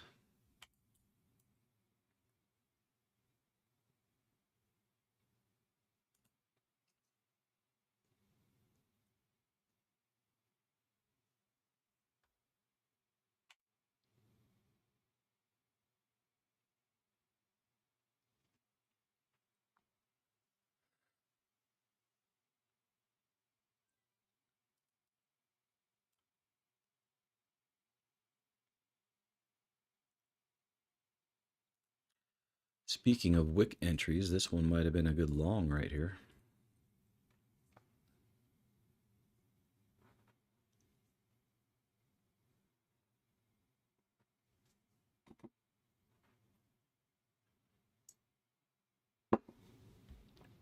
Let's see if that would have worked.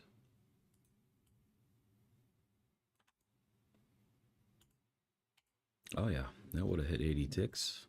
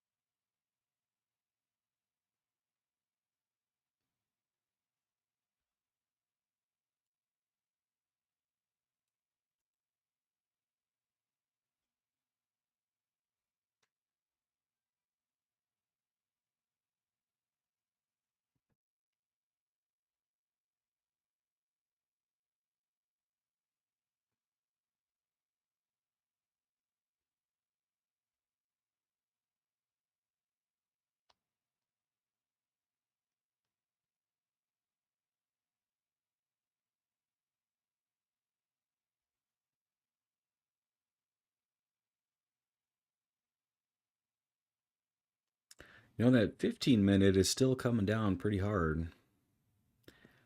Never got a tick up on the 15.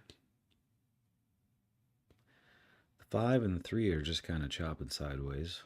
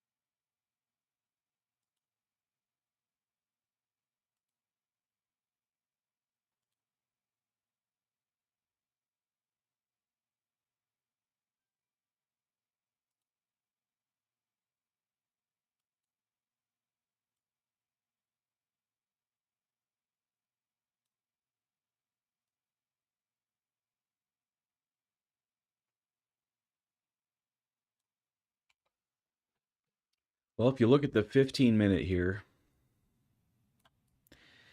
we clearly have a broadening formation on the 15. Look at that. We wicked right up into it up here earlier today. And we took the elevator all the way down to the bottom. So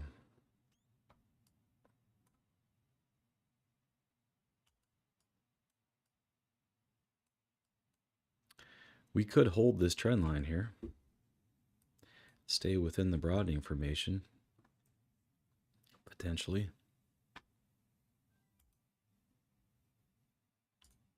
There's the bottom right there.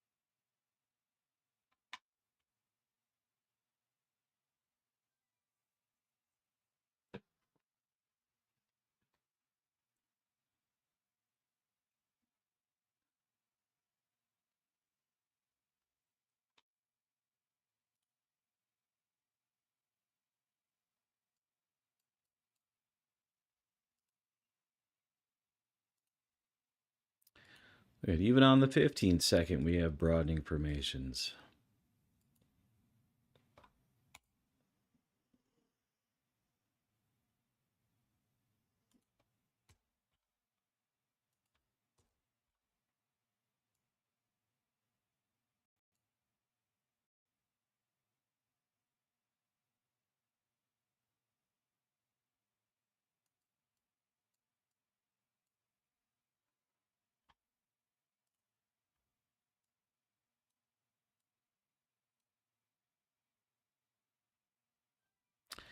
Well, that pivot line is still holding so far.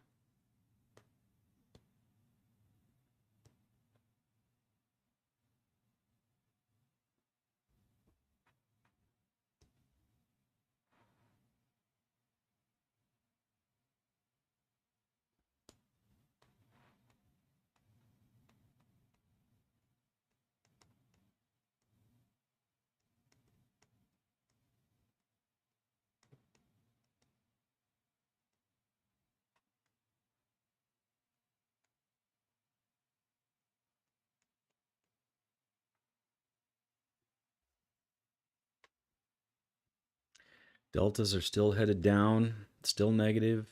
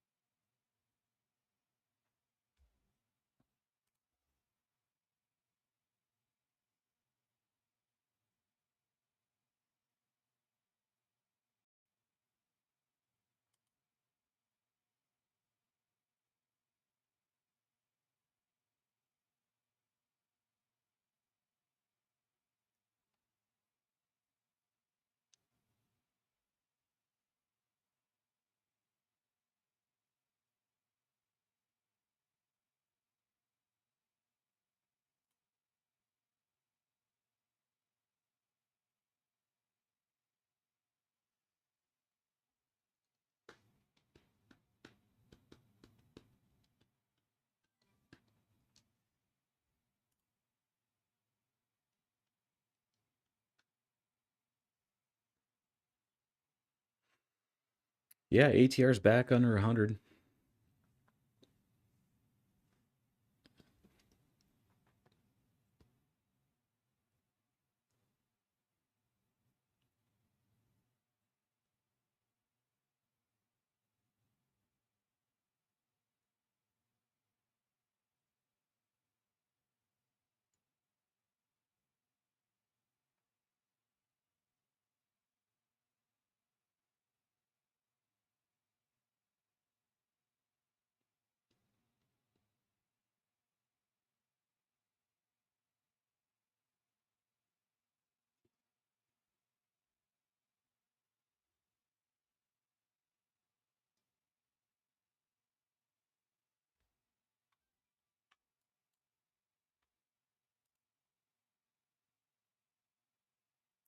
Delta is looking a little exhausted, starting to turn white.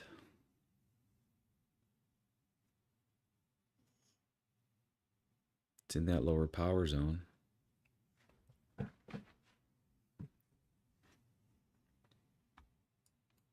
Kind of want to jump in long here, but I know I can easily get wicked out the high ATR, so in that case, I'm going to try a long, but I'm going to try it on the 8. Just above the 8.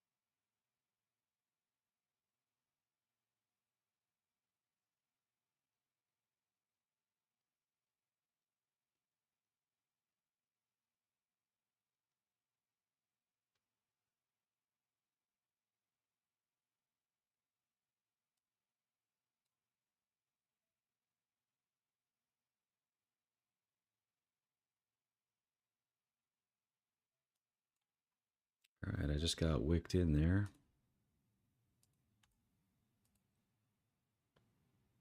$660.25.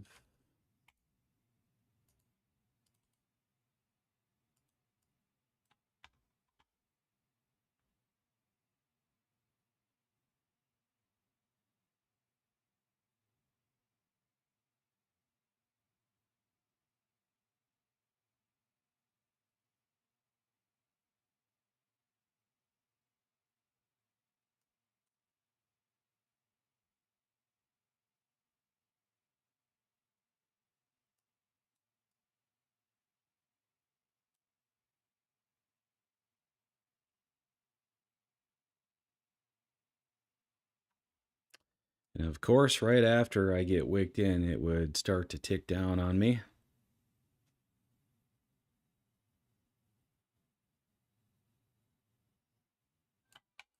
Well, that was a loser.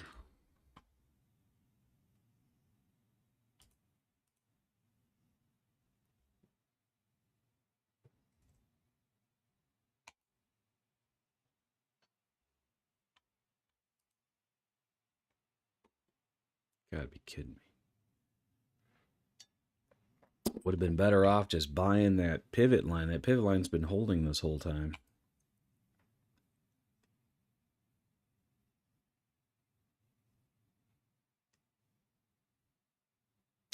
My stop is literally on the end of that wick. Man.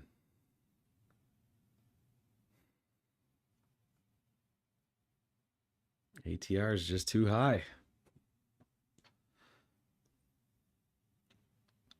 Or my stop is too tight.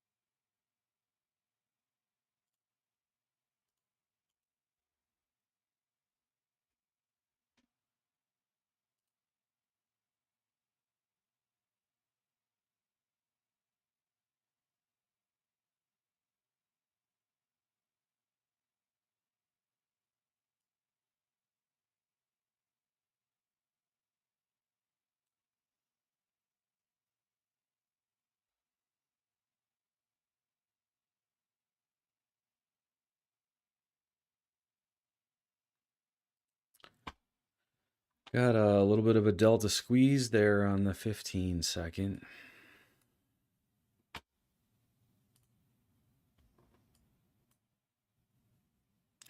We're just grinding down though.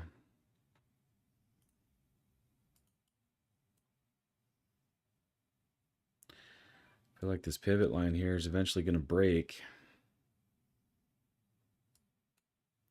And we'll probably end up on that trend line down there.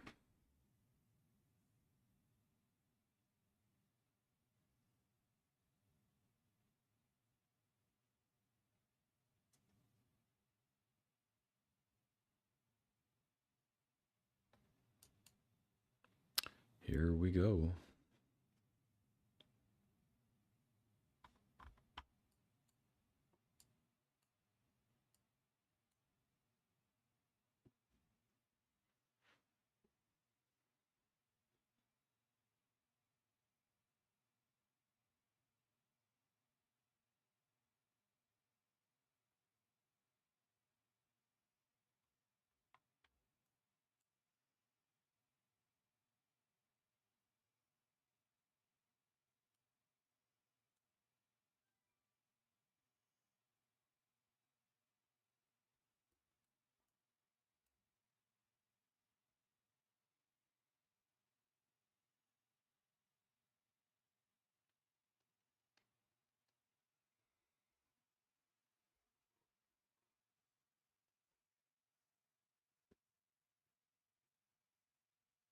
Jason, you're liking the fib structure on the 30 from high day to low day? The 30-second?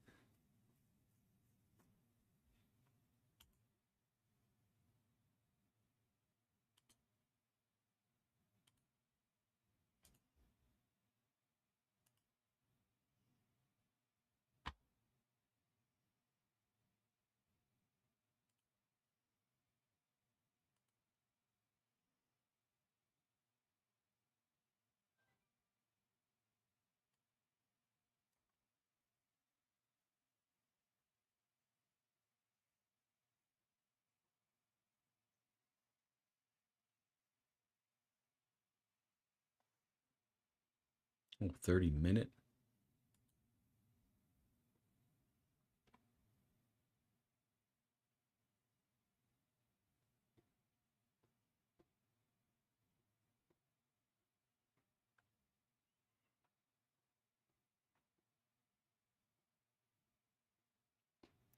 Yeah, we got the golden pocket right on a key level right there.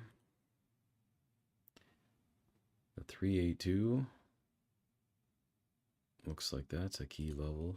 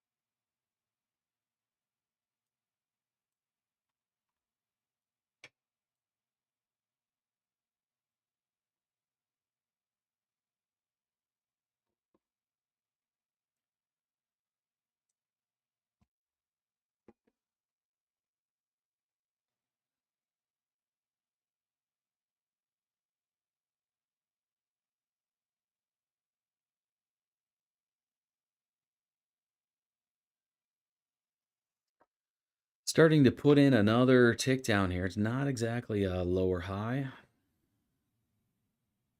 but the delta is still very negative. Now we're pushing back up.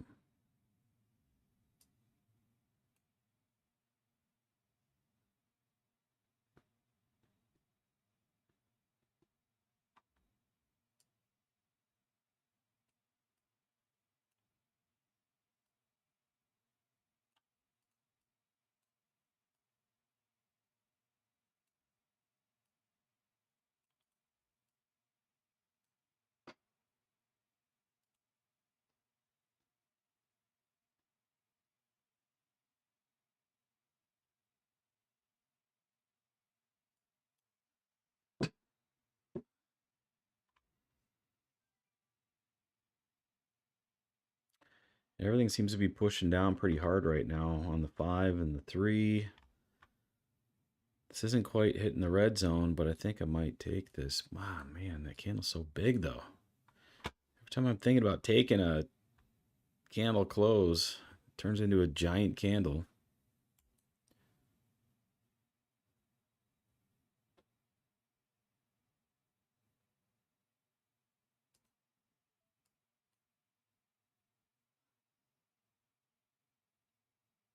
I went ahead and shorted right there. We'll see if I can pick up a quick winner. 21,618.84. Where's my mouse?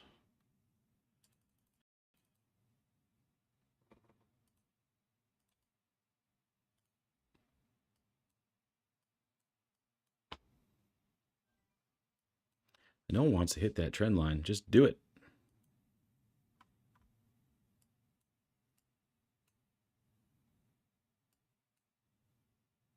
Get in there.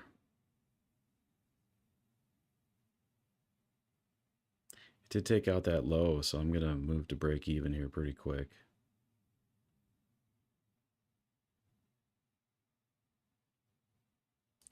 All right, I just moved to break even. And we touched the trend line.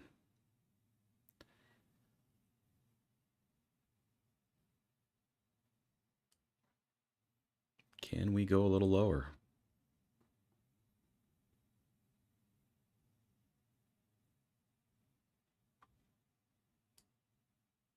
Nope. Took me out of my break even. I figured that would happen after touching that trend line.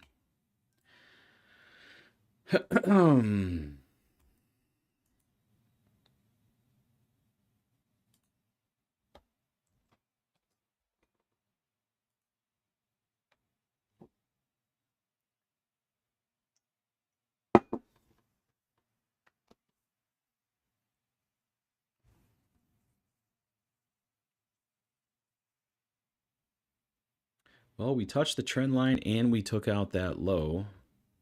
So if we get a tick up here, I might try to take that long.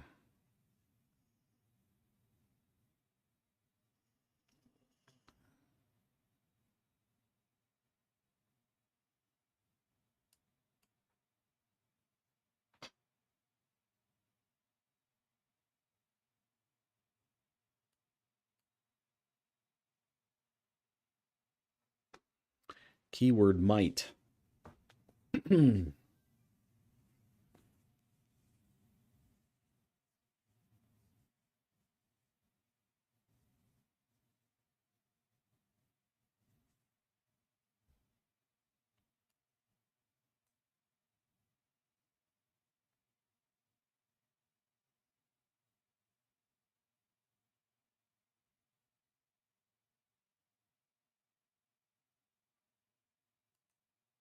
All right, I just went long there.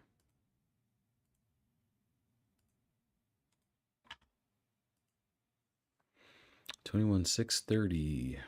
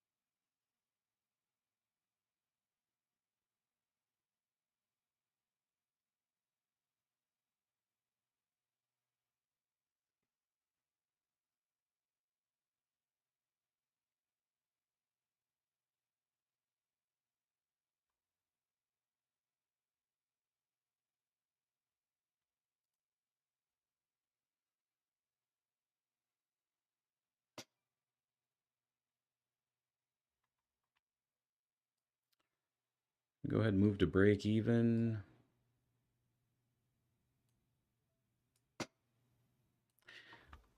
Got 2 contracts off there.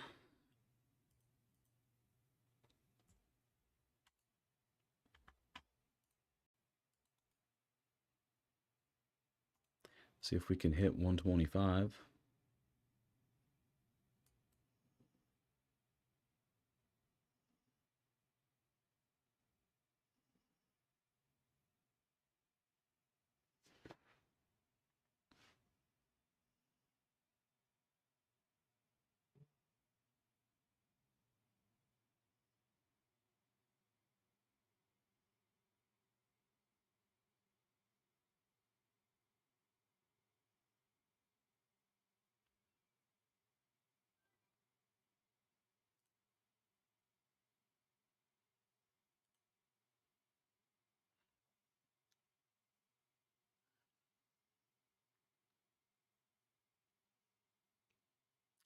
All right, there's a third off at 125. And I still got a runner on.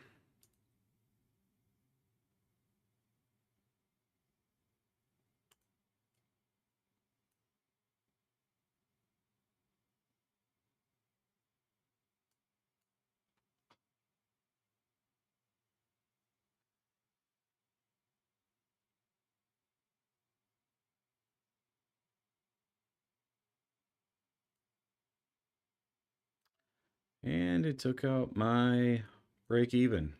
Jeez, man, these candles. You gotta be kidding me.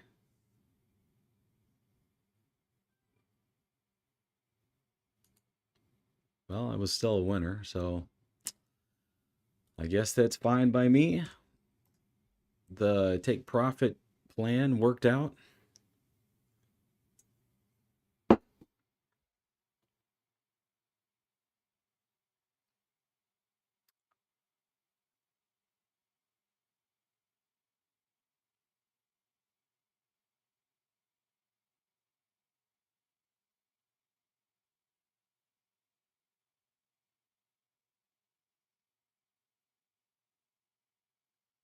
What was the entry? The entry was this tick up above the delta after touching the trend line and taking out the liquidity from this low right here. So it's not exactly clean cumulative delta only entry. I was entering based off of other data points, I guess.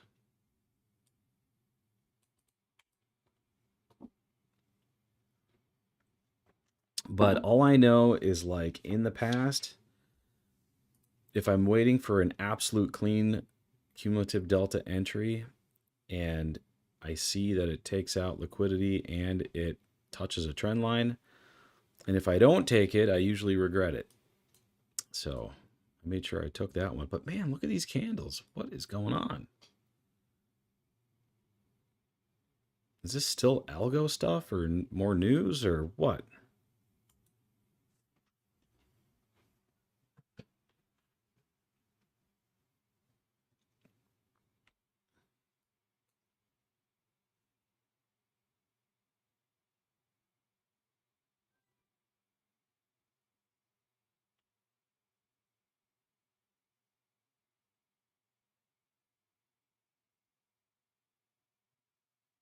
Trump China news?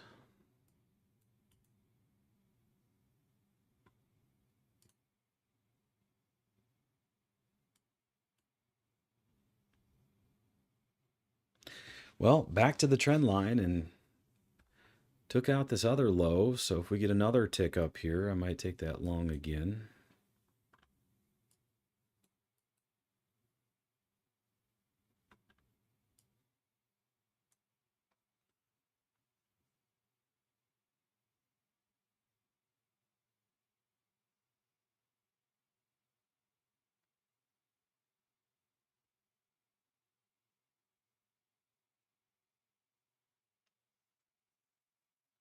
You know, it does make me feel good when I see my take profit plan work out like that. Because normally, if I was just in this trade and I had not taken any profit there, I would have had my stop at break even, and I wouldn't have got anything on that one. So happy about that.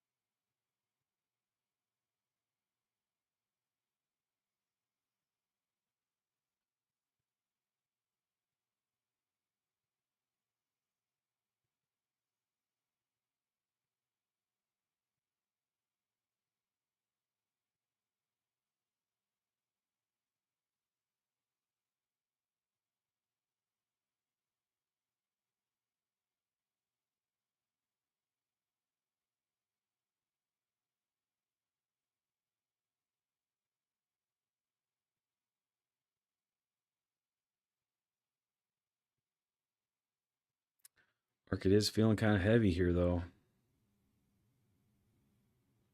Back on that trend line. So if we break the trend line, where are we going?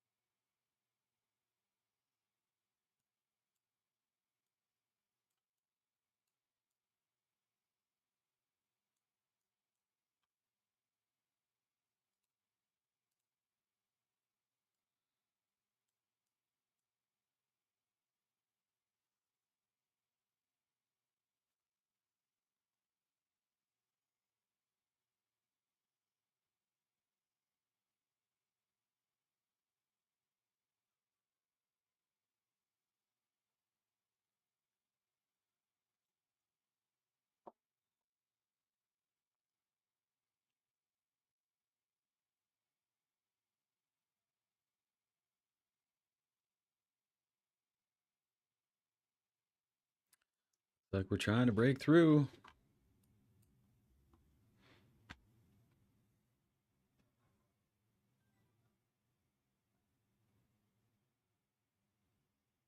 Got another pivot line here at 581 or 582. This could be a little bit of a fake out. Touch that pivot and get back inside that trend line.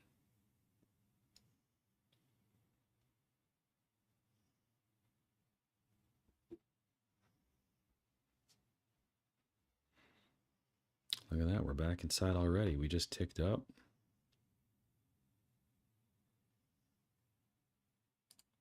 All right, I just took that long.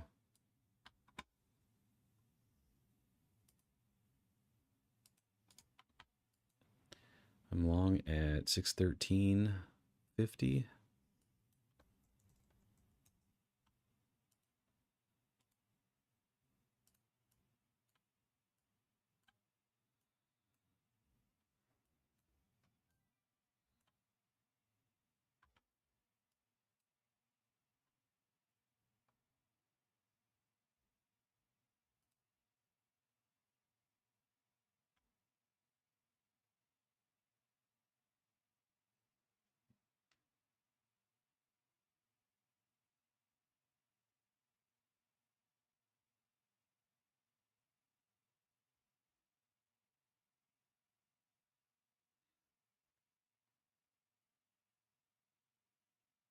right, there's 2 contracts off. Can move to break even.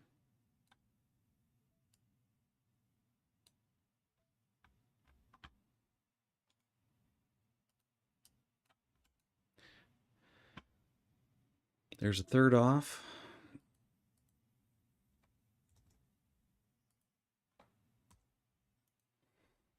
And I got a runner left.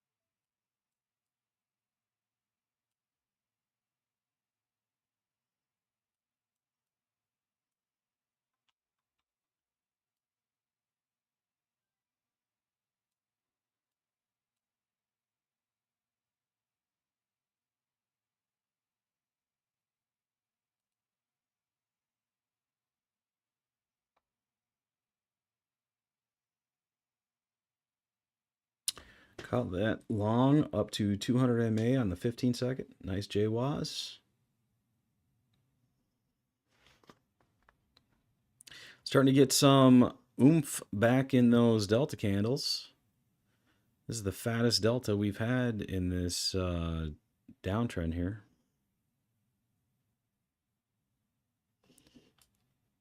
So as long as we got fat deltas, might as well stay in the trade.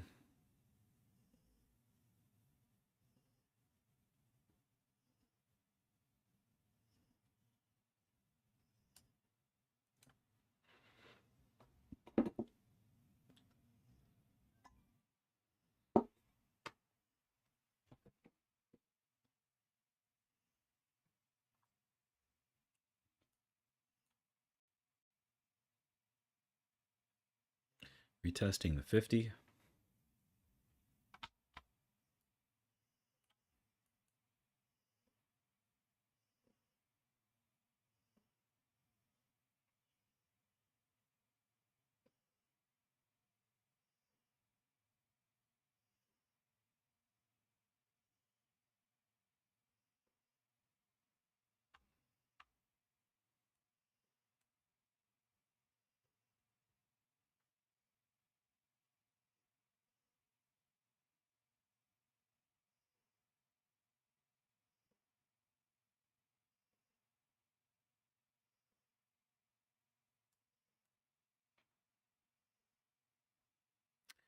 Pushing back down to the 20 now.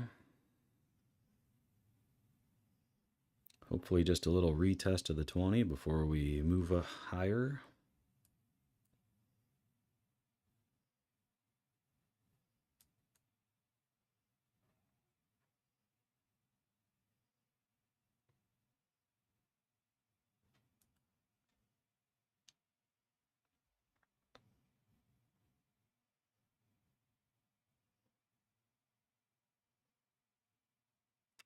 Back down to the 20 and the 8. Come on, market.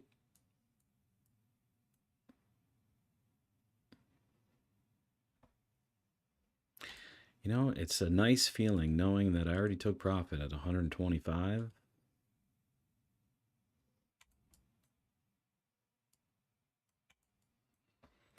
So even if it hits my break even, I guess I really don't care at this point.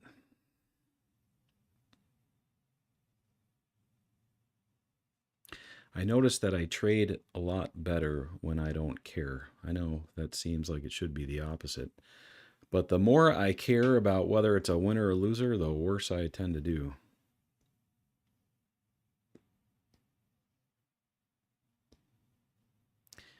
And I think it has something to do with when you don't really care if the trade is a winner or loser, you can think a little clearer, a little more clearly.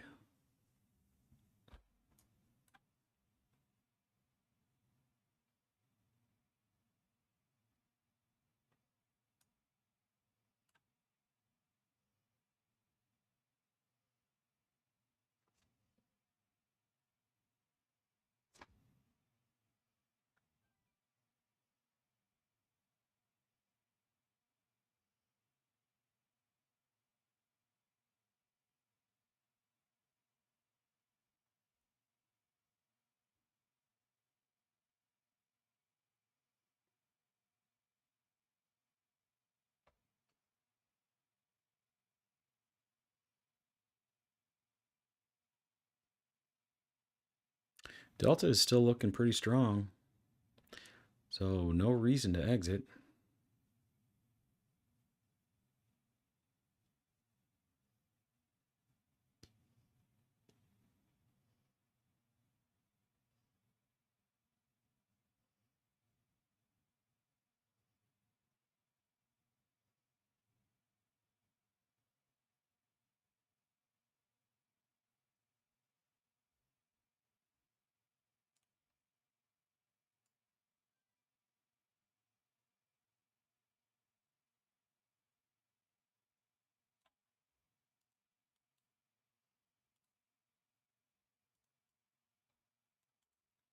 I guess one reason to exit might be the break of this wick right here. That'd be a fairly conservative take profit point.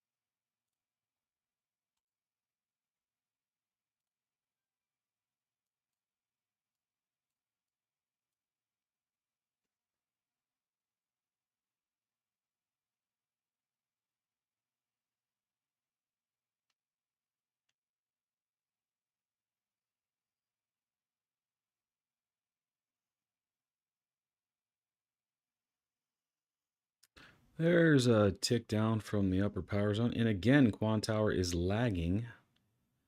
Why is it doing that? I don't know.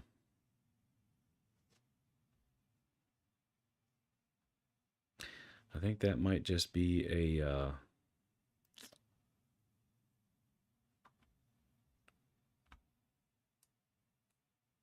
yeah, things are going crazy. Is there more news? I was going to say that might just be an attempt to flush out the longs.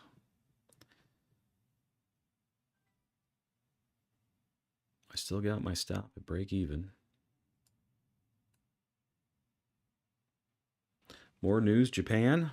What's going on with Japan?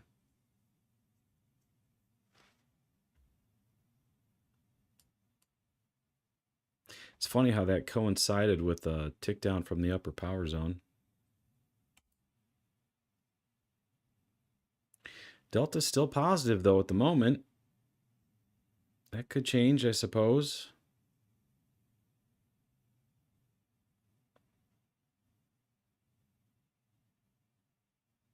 Still long.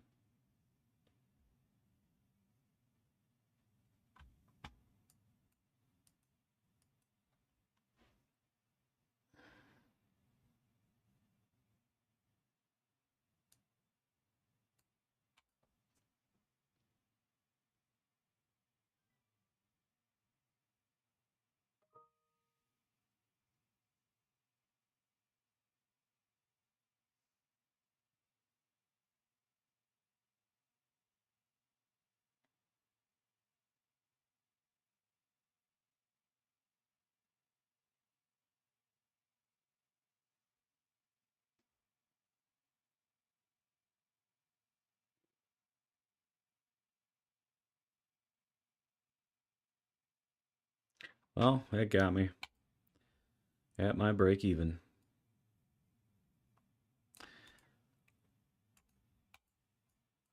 Still a good trade.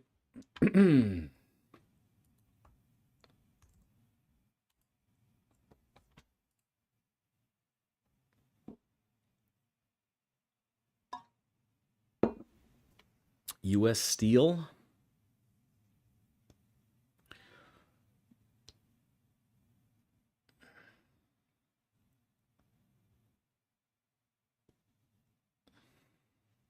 It's funny how this power zone tick down was right on the money, though. Even though there was news there. Looks like if you would have taken that short, that would have been a good winner.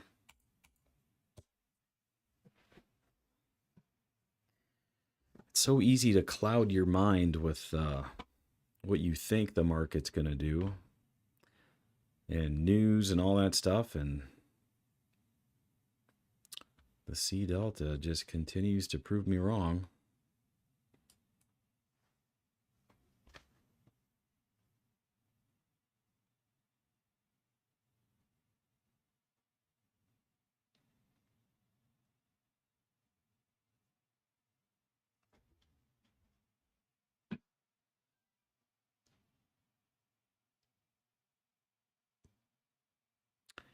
That 15-minute is still looking really bearish. Getting thicker delta candles on the 15. The 5 minutes looking more bearish. So is the 3. But here we are back to the trend line. Are we going to get a little bounce here? If we do, I'll probably jump back in the long. We got the delta above the confirmation line on the 1.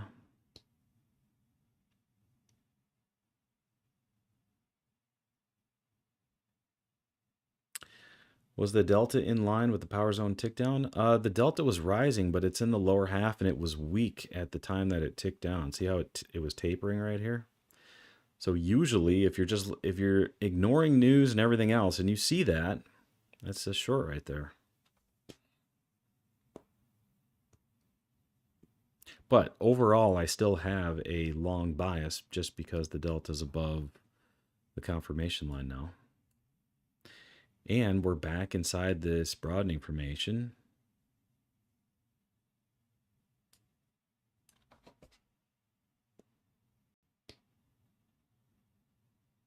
So if we stay above the yellow line and the delta stays above the confirmation line, I'm going to stay bullish.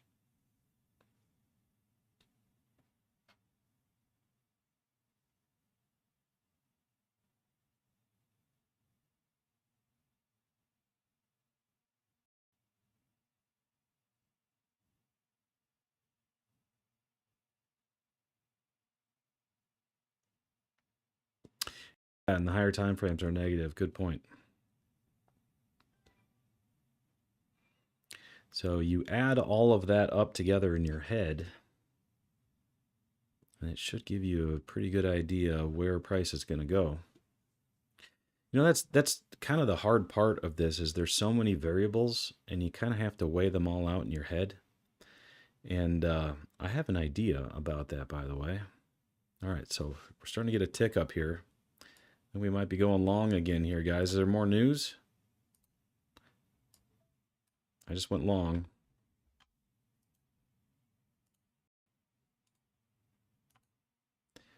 At 21,644, 50, 44.50.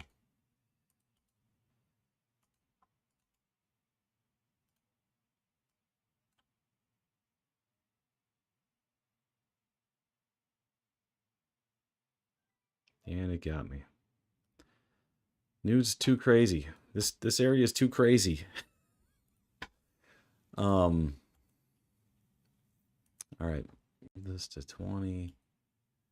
All right, so now I'm back underwater again. That's fine, we'll get it. What was I saying though? Oh, I was talking about all the variables you have to weigh out in your head.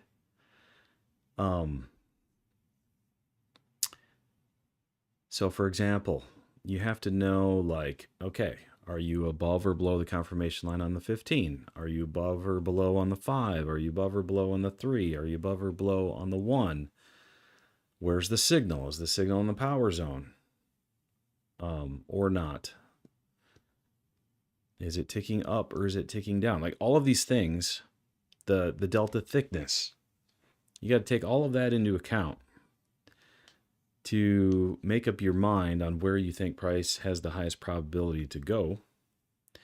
And so I had this idea about taking all of those variables and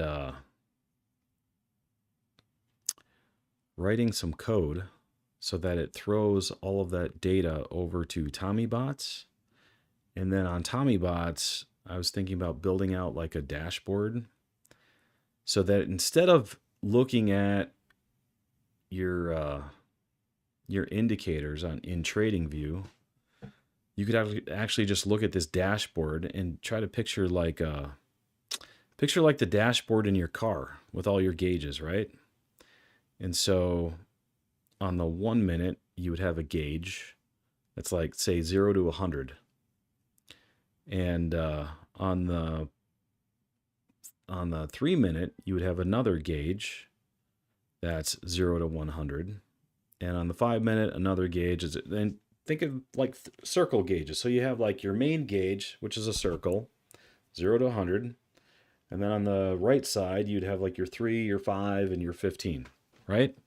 Well, on the 1, it would take all those variables into account, and there'd just be a little needle in there. And so if it's at like the 50 mark, it'd be like a 50-50 probability. If it's above 50, it would be a higher probability to go on the long side. And if it's below 50, it'd be a higher probability to go on the short side. And so the closer you get to 0, the higher the probability it's going to go short. The closer you get to 100, the higher probability it's going to go long. And so if I could shoot all of that data from the market over to TOMMYBOTS in real time and have it adjust all of those needles for you, I think it would be a lot easier on your head to weigh out all of these different variables and just look at the screen and say, okay, well, I know I want to go long if the 1 minute is, let's say, above a 75. So when the 1 minute goes above a 75 and the 5 is above 50 and the 15 minute is above 50, then I want to go long.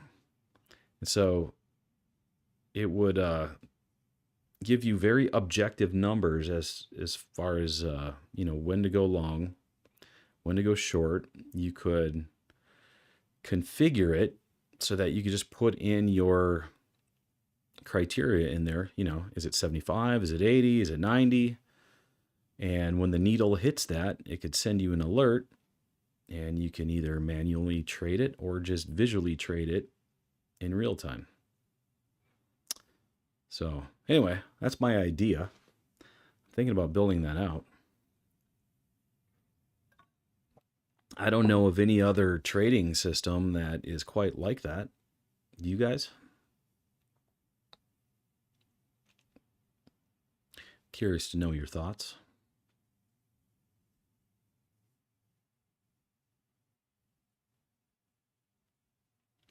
When is it available? Well, right now it's just it's a theoretical idea right now. I would have to implement it.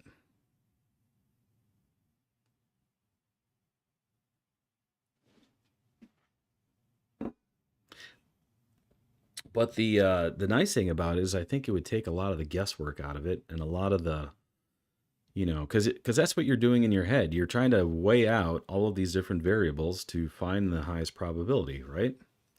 So it would do the most of that legwork for you.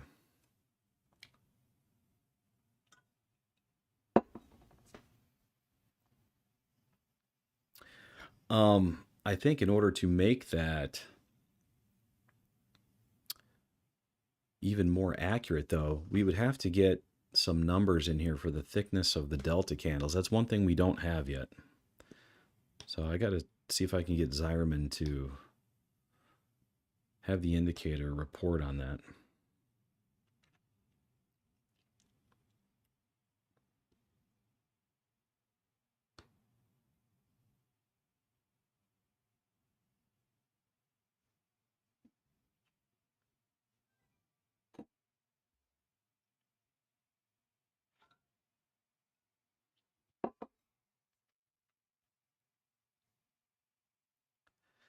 Well, we are starting to get a tick up from that lower power zone here. We're still in the broadening formation, so I'm still thinking about taking this long.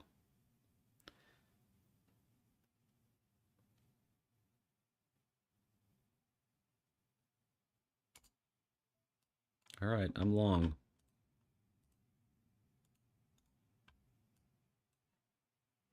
From 628.90, 629, we'll say.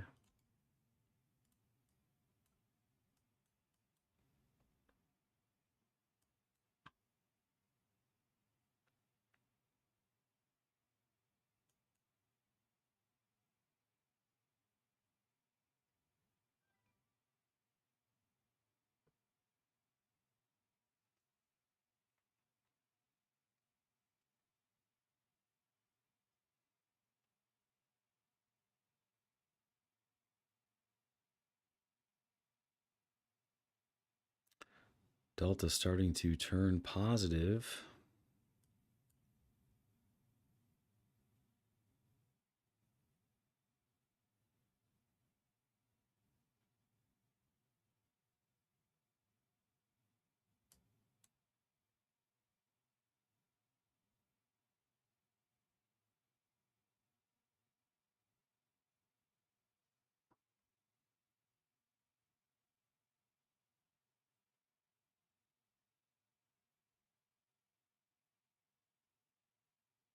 Getting a little bit of a rejection there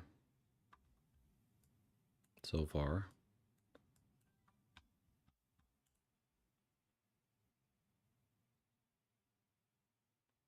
Come on, Bulls, you can do it. There we go.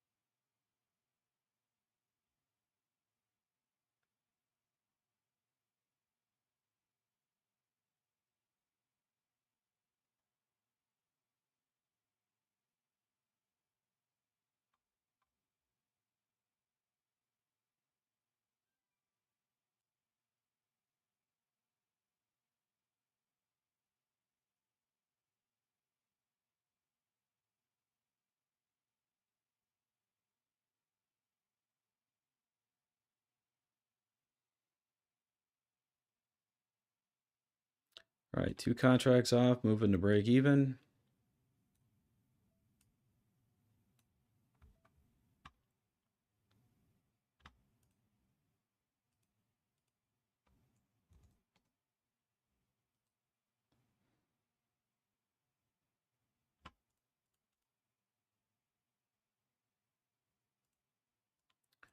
See if we can hit 125.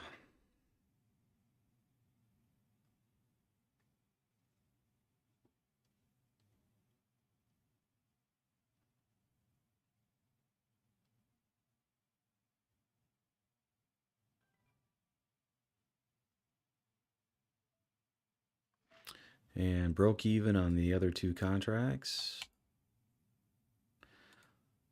which is fine. Still got a winner out of it.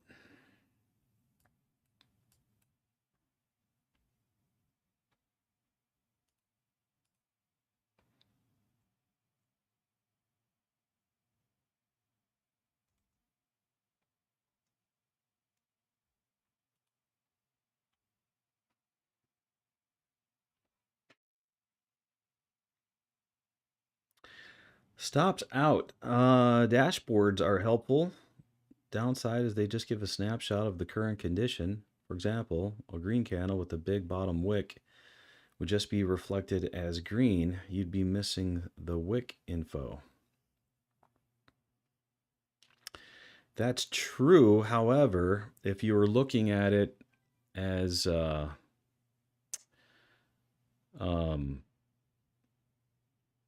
if you're looking at it more just to get a bias of whether you should be looking for long or short trades and when to either, stay in or out of the market, it could definitely be helpful for that. You could still play your wicks.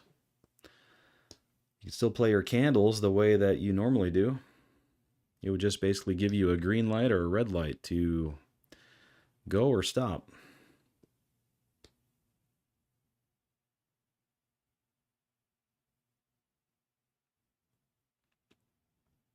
But yeah, the cumulative delta overall, if you're not familiar with it, the dashboard I'm talking about would be taking all of those variables across multiple time frames into account, all the way down to the time frame, your entry time frame. So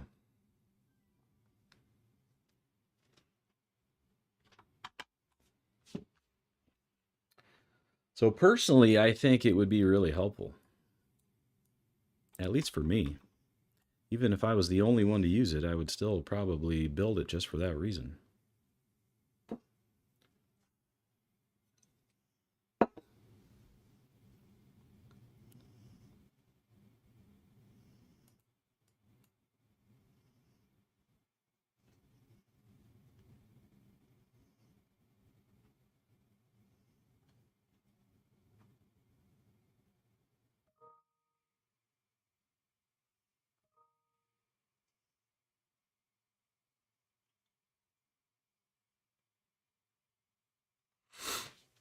Stopped out. That was just an example. If the cumulative delta showed green but has been falling, the dashboard would just reflect green. You'd be missing the fact that it's been falling. No, I don't think it would miss that. No, I don't think so.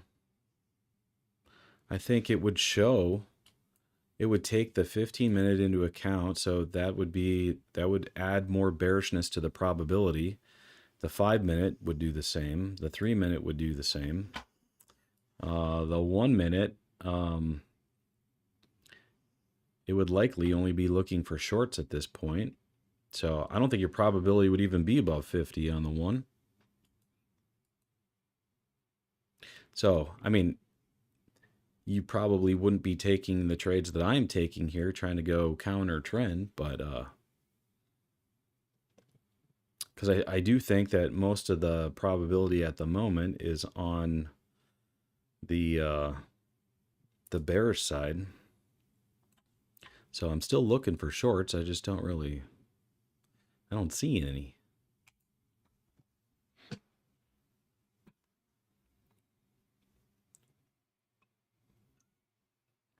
And keep in mind, it wouldn't just be a green or a red.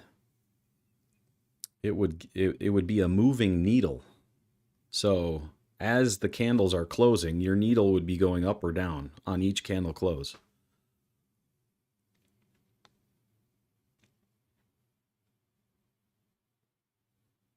So it would basically be doing exactly what I'm doing in my head all the time. And then I could just relax more, not have to think so much.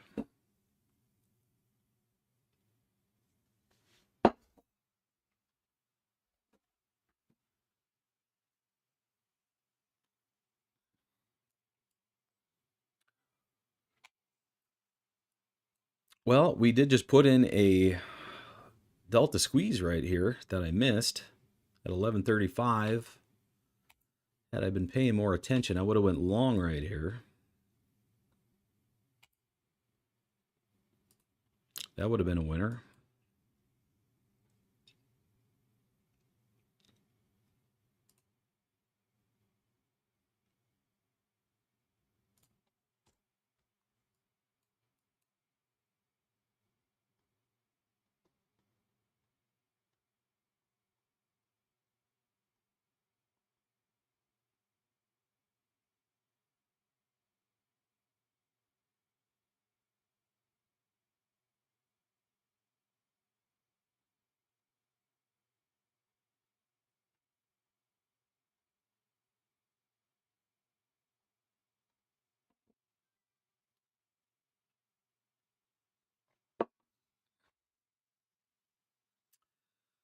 Stopped out says, that's my point. How could it not miss it?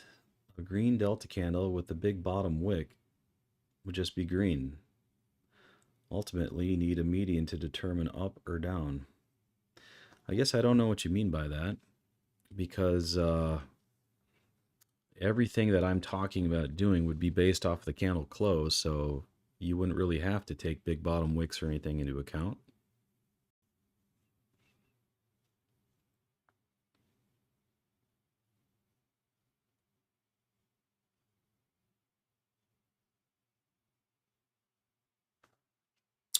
And what I'm referring to are basically everything that you see in the playbook. So everything in the playbook is based off the delta candle closes. It doesn't talk about taking long wicks into account, big hammer candles, all of that stuff, trend lines. It doesn't talk about any of that. I do that in real life. I take all of that stuff into account. But if you're just going off the playbook entries, those are all based off of the candle close. So you could literally close your eyes. You could cover up all of the candles and just trade the indicator itself. I've actually done that before where I don't have any candles on the screen. I'm just trading the... Here, you know what? Do this. Over the weekend, close or get rid of your delta candles, or I'm sorry, get rid of your price chart completely and just put the cumulative delta on here and go in replay mode and go through and trade the setups from the playbook on the closes of each of these candles. And you will find in backtesting that you don't even need the price chart. I still use it because I'm looking for other things, but you don't need it.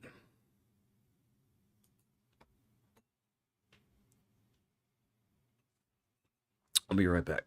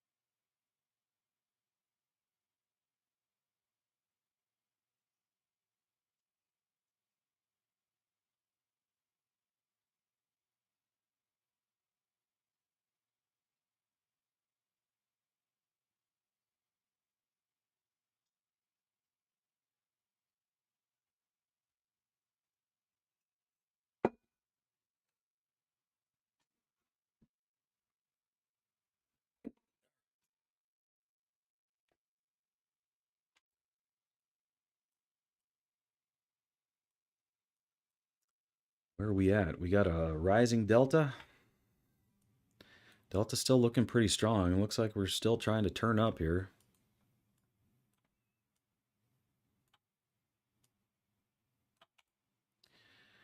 Higher time frames have some catching up to do to the 1.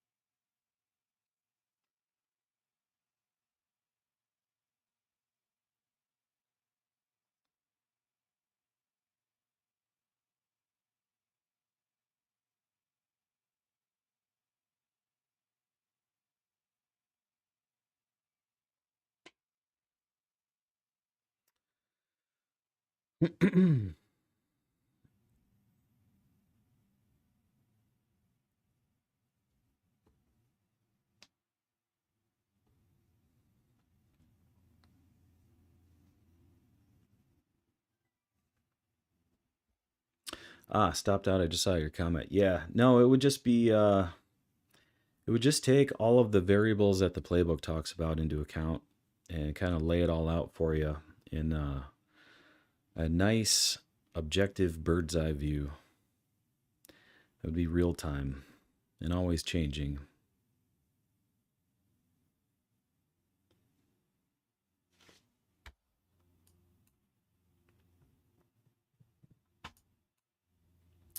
Well, the fact that we have this delta confirmation line cross has me more bullish than bearish. So I am waiting for a long.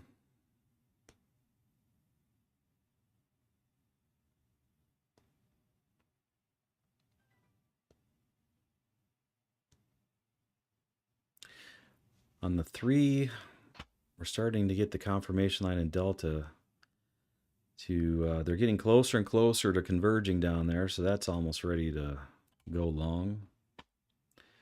The 5 minutes got some catching up to do, so it's probably not ready yet. And the 15, we're still pretty bearish on the 15, so you got to keep that in mind too. See, all of these are different variables. You got to put all of those into, or take all those into account when you're trying to decide A, whether to enter a trade, either long or short, and then B, if you're in a trade, it helps influence your exit strategy as well. So if the higher time frames are really bearish and but the lower time frame is bullish and you're in a trade, well, you might want to keep a short leash on it and take a conservative take profit point. But if everything was moving in the same direction, you might want to relax a little bit with your take profit and shoot for a higher target. At least that's the way I look at it.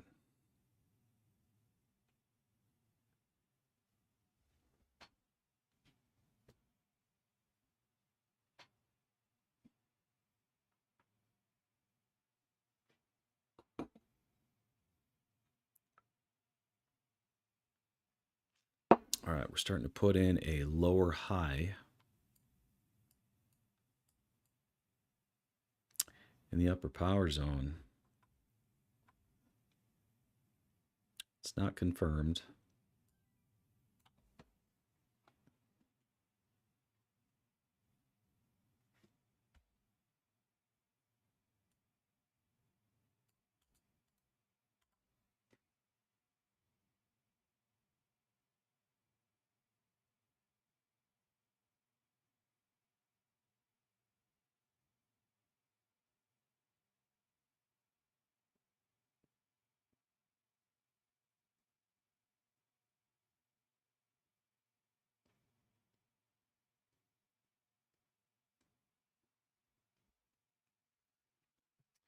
Well, I really wish I did not miss this delta squeeze down here, because this would have been a really good one with a runner. Let's just see what that would have looked like. So there's 80. There's 125. And even if you took the runner to this high, that would have hit. That would have been 51.75 points.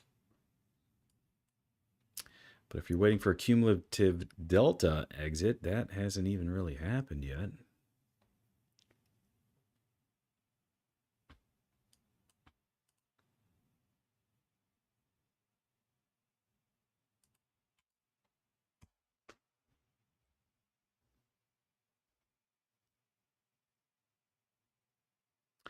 Fiveman has, oh yeah, the 5 has a delta squeeze going on too. This one is a little less reliable just because we got a lot of space in there between the confirmation line and the delta. The closer that gets together, the better for the delta squeeze. All right, we just swept that high.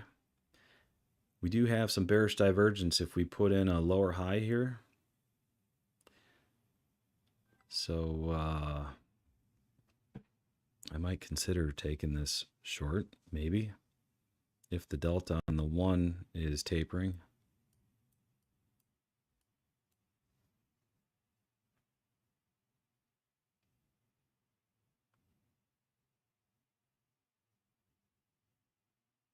Delta still looks pretty strong. It's kind of an aggressive slope on the delta on the 1.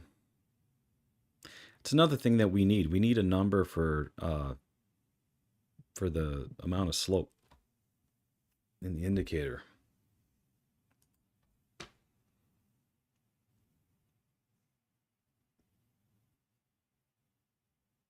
Because slope does matter.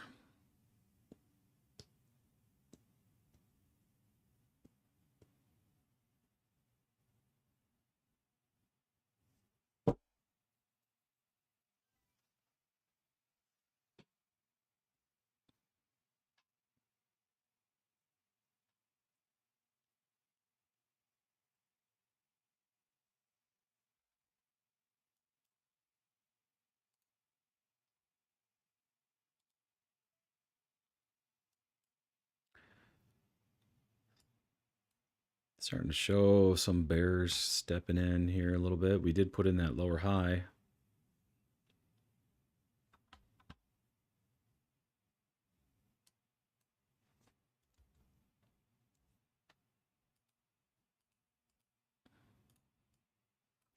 So I went ahead and threw a limit order up there, trying to get a little higher just because we still have a relatively high. Well, no, I guess it's not that high, the ATR. It's down to a 64 now. I thought we were still high. I thought we were like closer to 90. Okay, well, I guess I could have just jumped in the short on the close right there and been just fine. Yeah, I would have been just fine. I would have hit take profit already.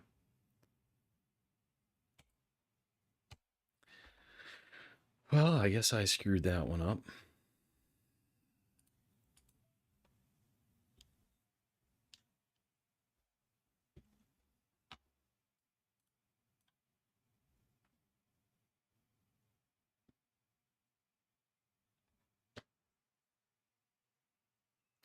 So on the 3, we're getting a tick down from the upper red zone with a weak delta.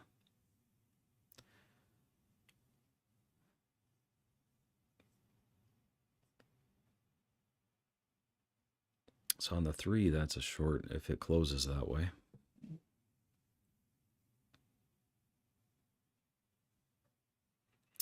But on the 1 here, the 1 is still pretty bullish.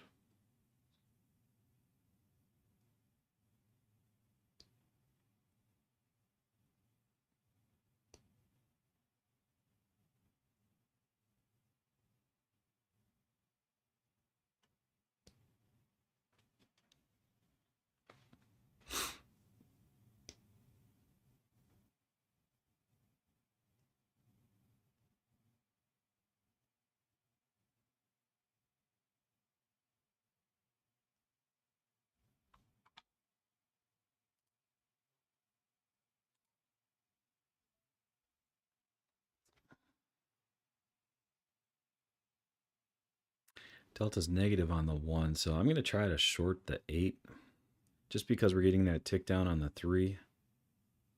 And the delta's still weak on the 3. Delta's negative on the 1.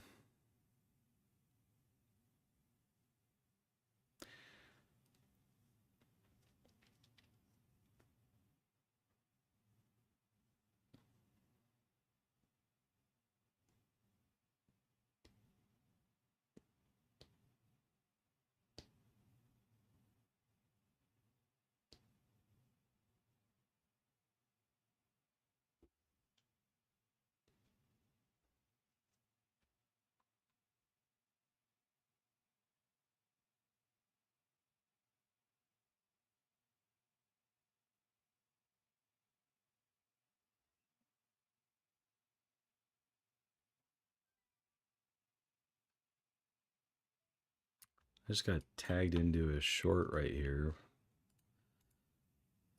I kind of have a bad feeling about this one. 662. Oh, that was not right. I'm not in at 662. Am I? 662. Yes.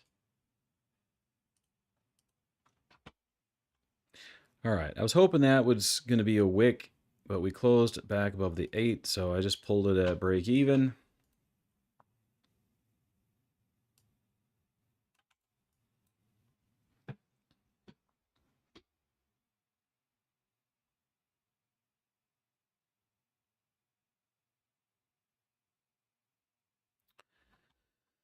You know, like I said, the 1 is more bullish because we got the confirmation line is pointed up now. We're still above, so we still have to technically look for longs here on the 1. It's a balancing act, right? Trying to balance what we're seeing there with what we're seeing on the 3. The 3 is telling us to short. The 1 is telling us that it's borderline long versus short.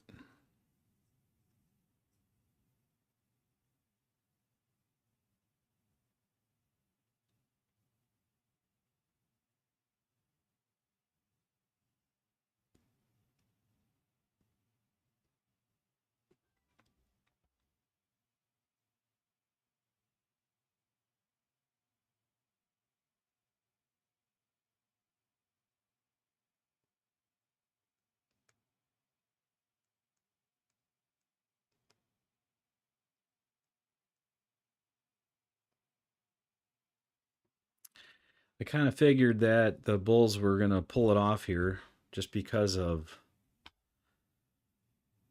this rising confirmation line.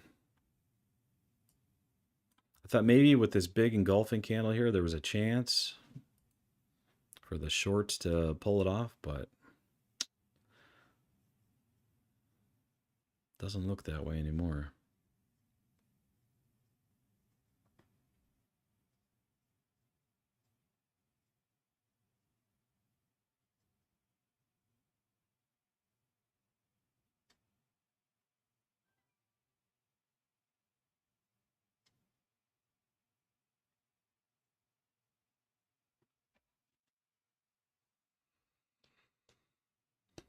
JWAS, look at how long the 4-hour time frame price has been dipping above and below the 200 MA.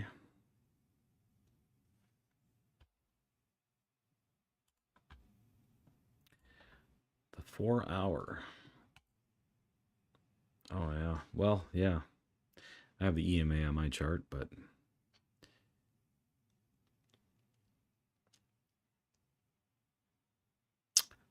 it is interesting. You know, this could be, we break this trend line down here. This could be, like K. John was saying, a big move to the downside. Want to keep that in mind.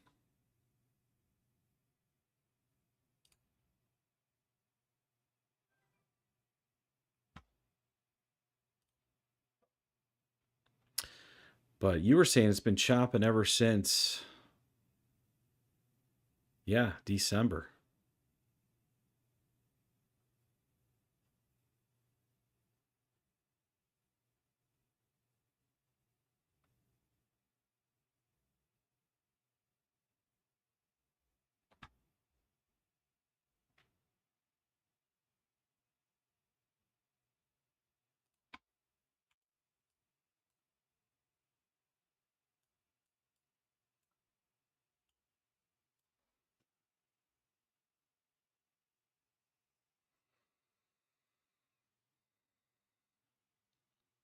Red Pill Unplugged. Is this possibly a cup and handle?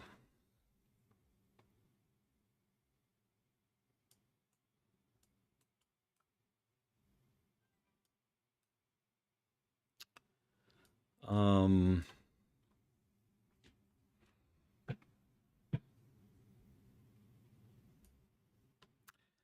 I was just looking at the 1, I might say yes, but looking at the 15, I think we're a ways away from seeing a significant move to the upside.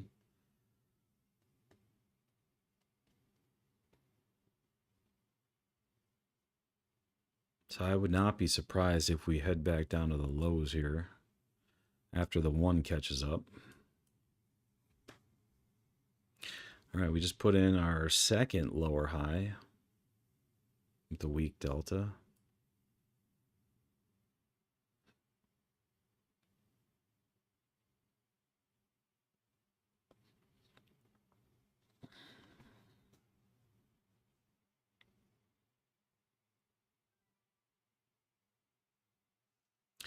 Yeah, taking the higher time frames into account, I would say that we're still, like, overall, we're probably going lower. This looks like we might be a ways away from seeing a big move to the upside, but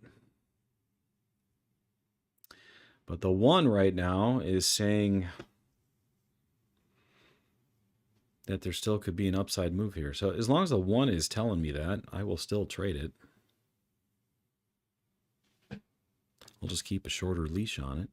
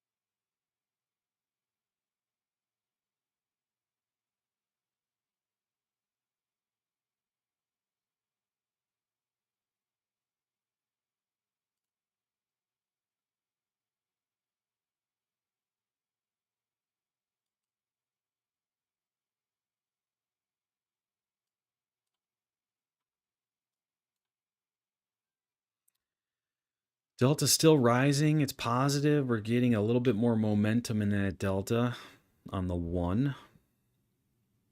I think there might be a long here. We are ticking up from the green zone.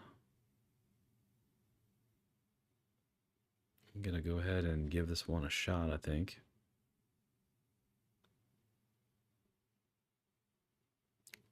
It's not super ideal since we're kind of chopping around here, but went ahead and went long there. 21,678.34.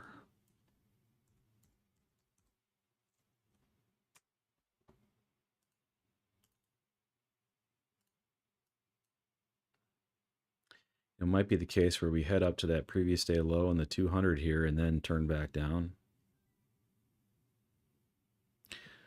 But if we're going to do that, there's still a profitable trade in there.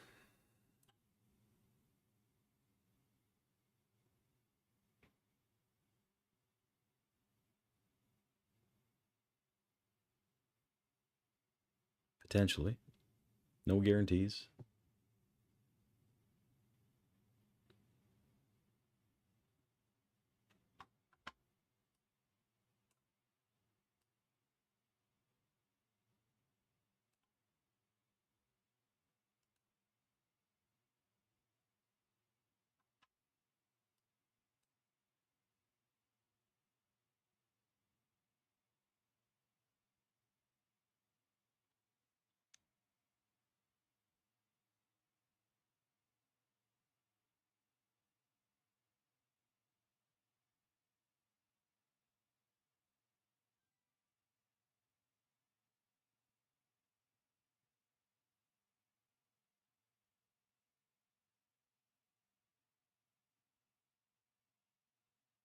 Delta is heading up nicely now.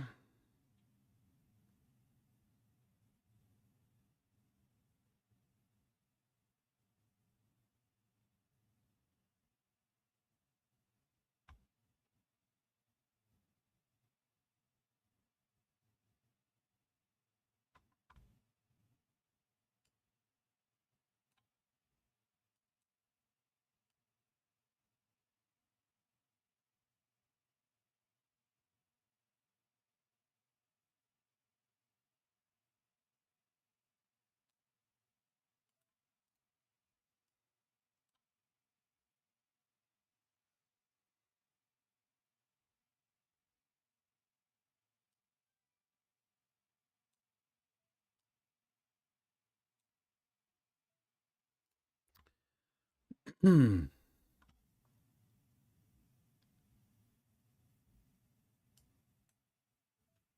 right, 2 contracts off there, and I got the rest sitting there at the 200. There we go. I'm all out.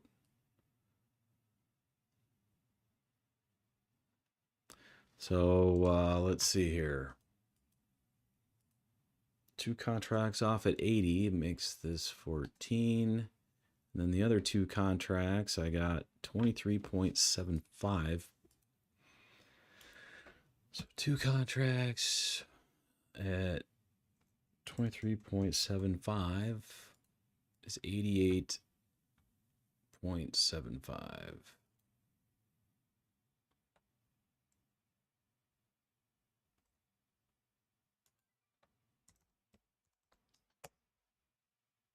There we go.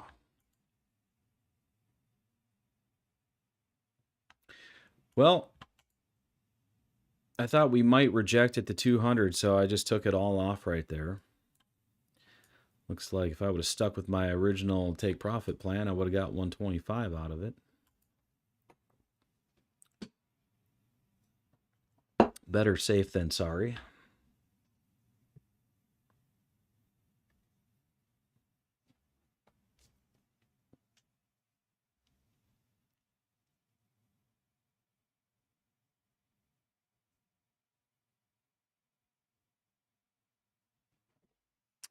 Now, see, if I was just looking at the higher time frames, I probably would I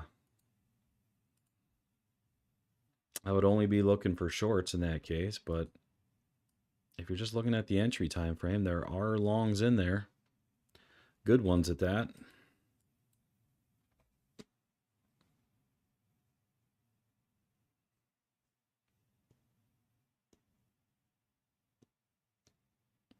And the indicator did a pretty darn good job telling me that.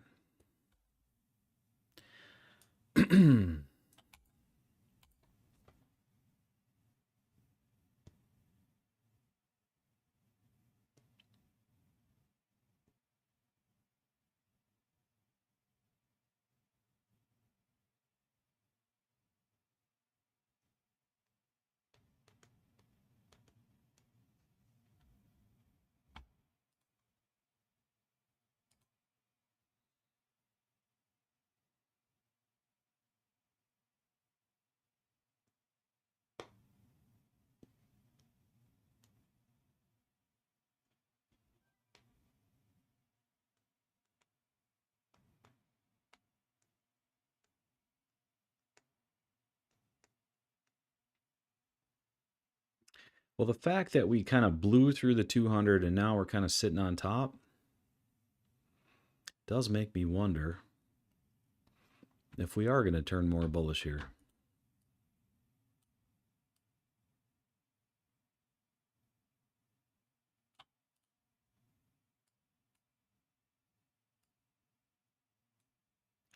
Suppose we could run up and hit VWAP and take out this high here and then turn back down and then give the 15-minute have its day back to the downside, possibly.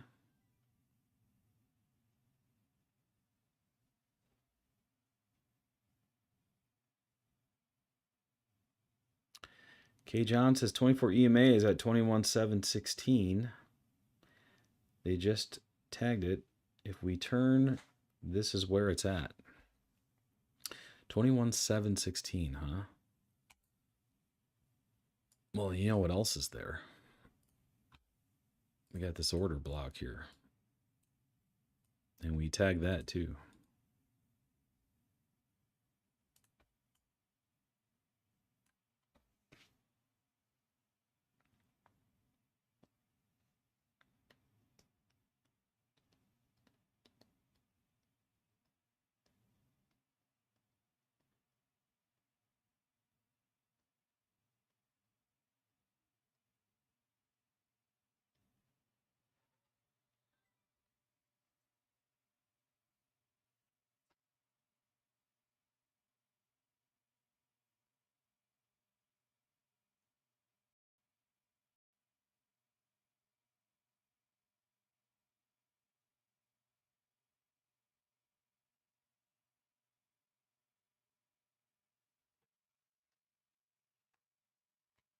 Hey, can you guys still see me?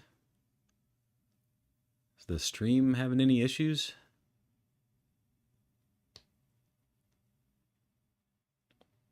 I just got a message in my streaming software that said the encoder is overloaded. Whatever that means.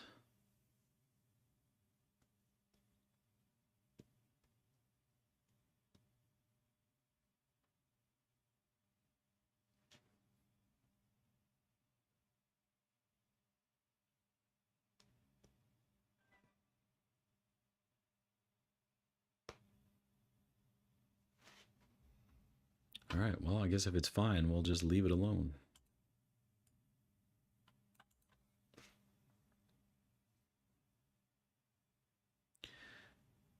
All right, putting in a lower high here. We got the signal in the upper power zone on the 3.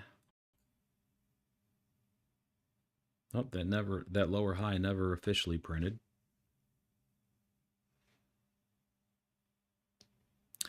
But like K. John said, if we're going to turn, this is kind of the area. So if we get a short signal here on the 1, I might be more inclined to take that.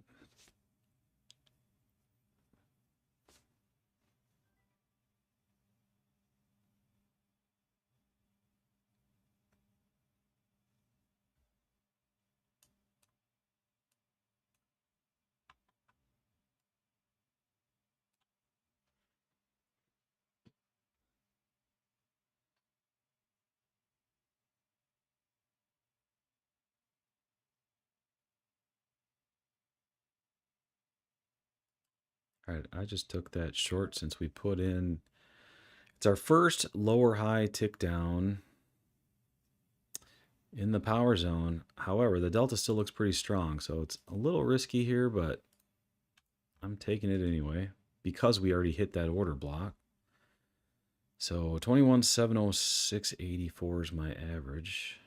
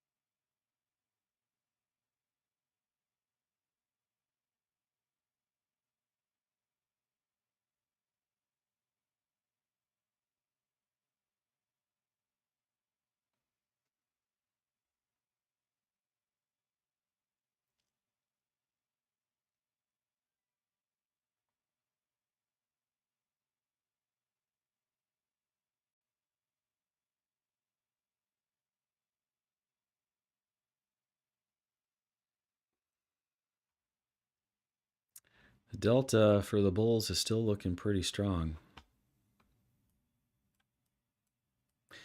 Might have been smarter for me to wait for this delta to actually start to turn over and show exhaustion first. But I was trying to get a little bit of a better price. I might pay the price by trying to get a better price.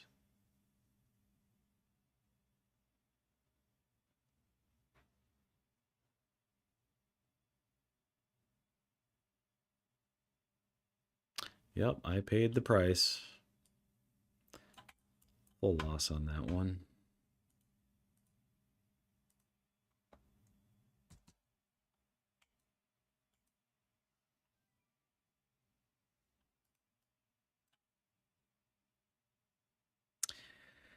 Yep, that's another example of me not really believing the delta. Taking other things into account. The delta was showing it was still really strong there. I should have waited.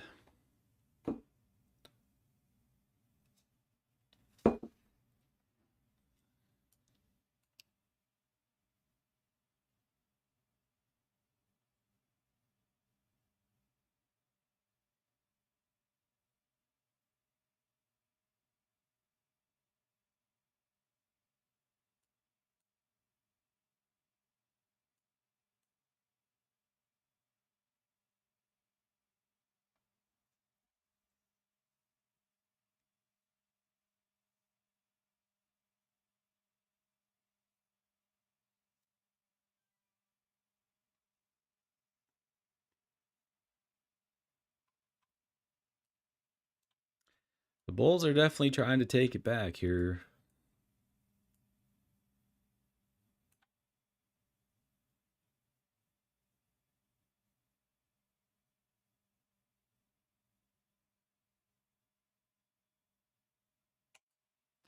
Can they do it?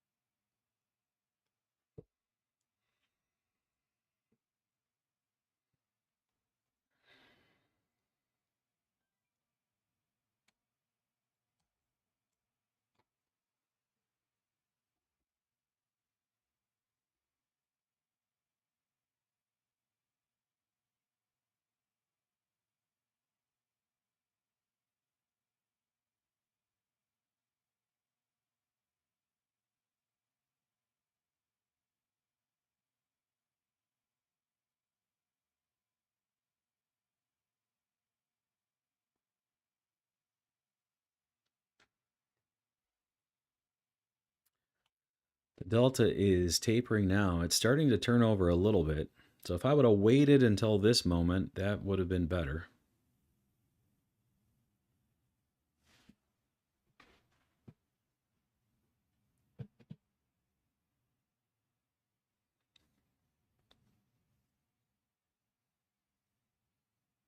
We got the signal on the 3 just flatlined on the top of the indicator.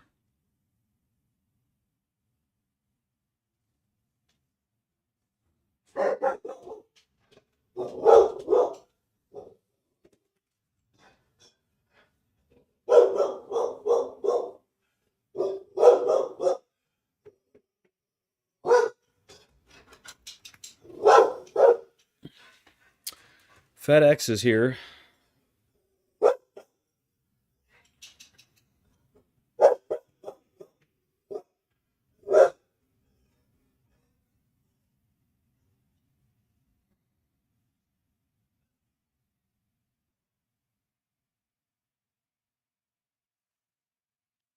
We're hitting the bottom of the opening range.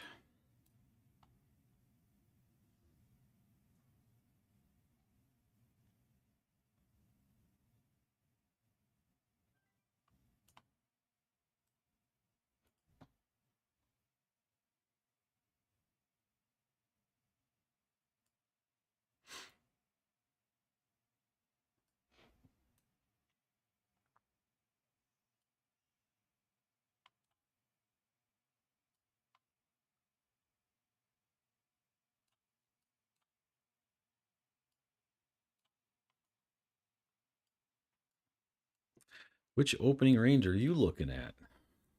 I got my mother bar range on here. If I use a 15-minute range, it's even higher.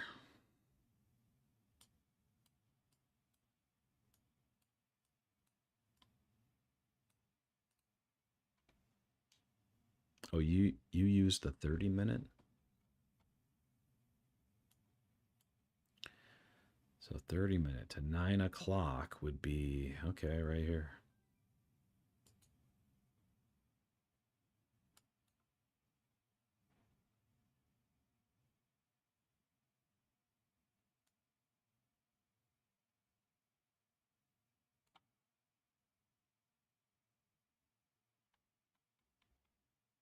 Still not quite there, though. All right, starting to show a little delta exhaustion there. It was flashing.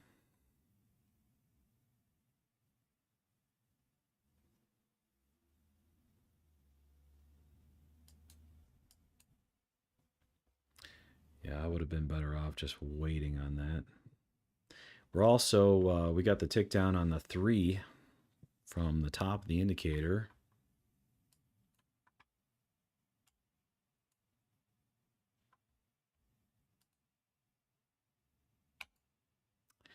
See, that just goes to show that the timing, even if you're right, the timing is really important. You know, the delta, it was showing me at that point, it wasn't really ready yet. Now it's showing ready. So I would have waited until there. I mean, it still might be a loser, but at least it's moving the right direction so far.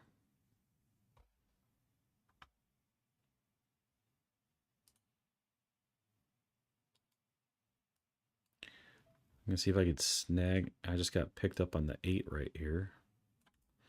See if I could snag this short 21, 7, 15, 50. So here's my second attempt.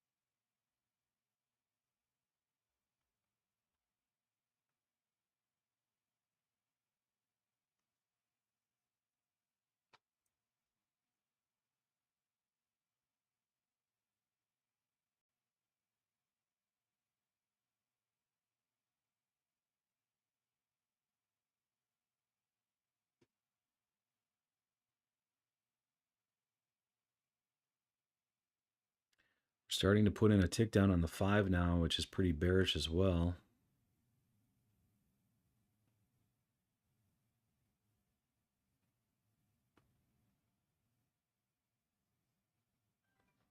It's right on the top of that upper power zone.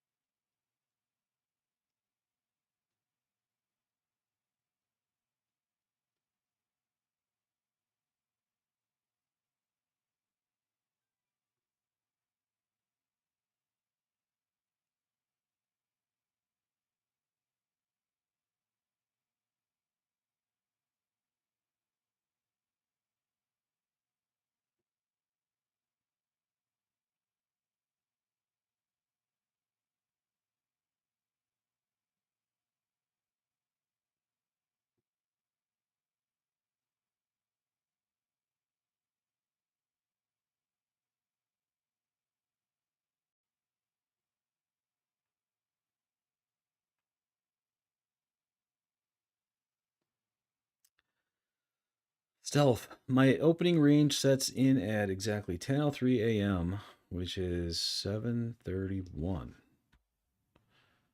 7:31. Really?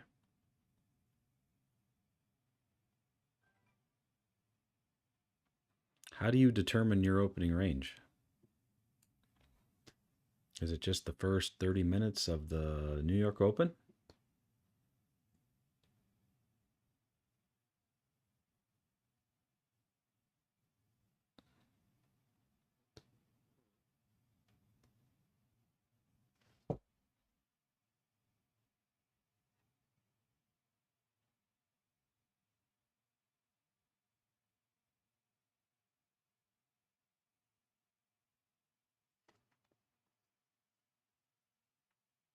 Looks like I'm going to get taken out here. Just got taken out at break even. Didn't quite hit 80 ticks. It almost did. We have a positive delta and a tick up from the green zone, which is a potential long here on the 1. I know that kind of disagrees with the higher time frames.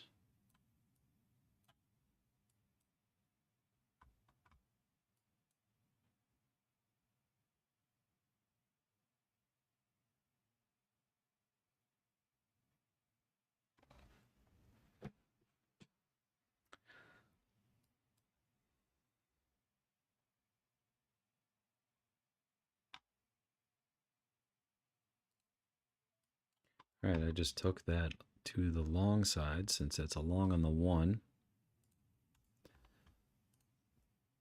Might end up getting rejected here, but 21, 7, 13, 18 is my average. Say 25.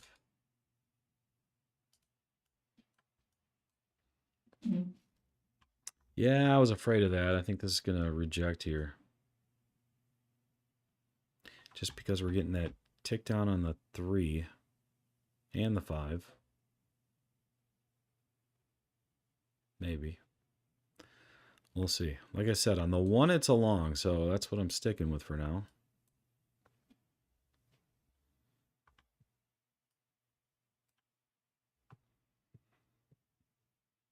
It's not looking too bad, actually.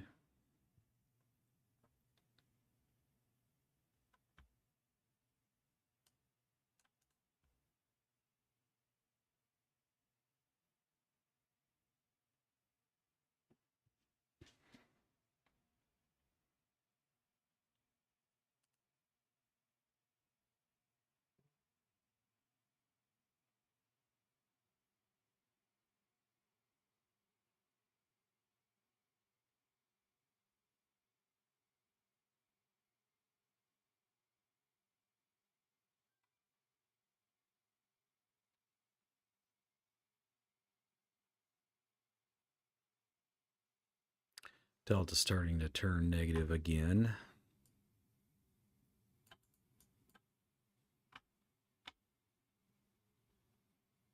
And we are ticking down.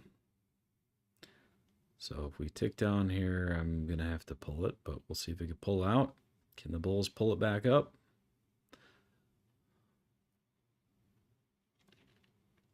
They did briefly.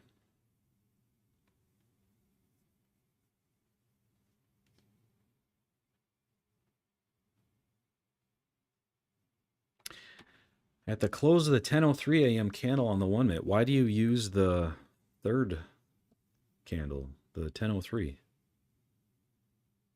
instead of the 10?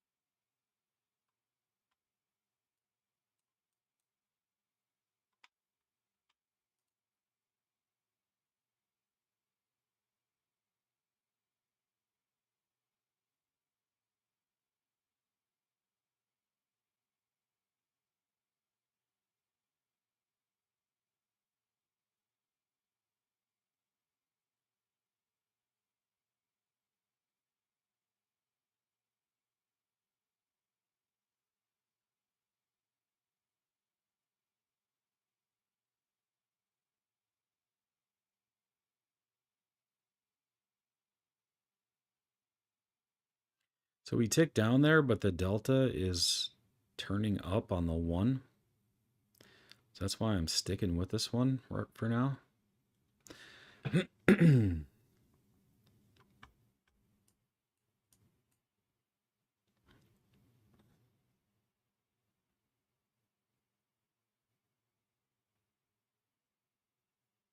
Starting to put in a higher low. We just put in a higher low. Delta still turning up on the 1. Can the bulls do it? Can they take it north? So far, so good.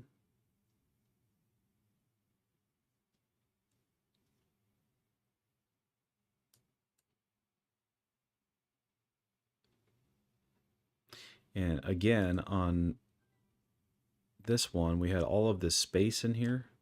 That's why on the 1, I favored the longs more than the shorts.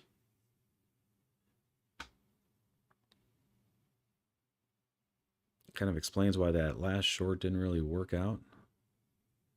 Maybe it does here, we'll see. We're going to turn back down.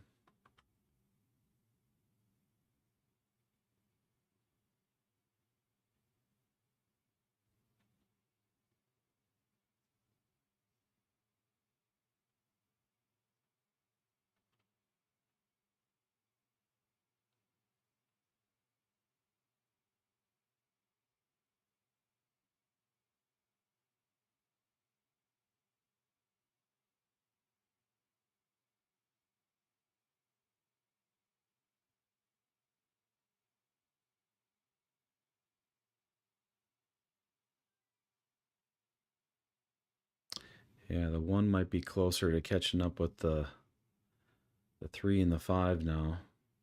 It's probably safer if I just pull it on this tick down if we get a tick down here.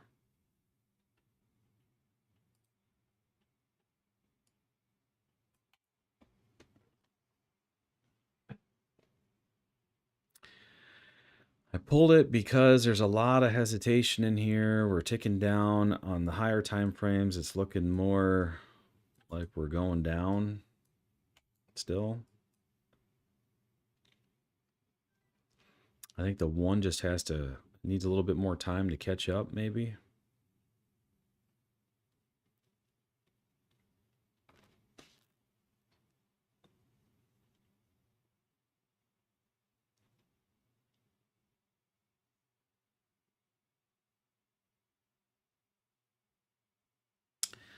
Stuff says, I learned it from a trader who does options. Don't know exactly why, but it's profitable if you like to use the opening range strategy. I typically use the 15, not the 30. It's interesting. I'll check it out.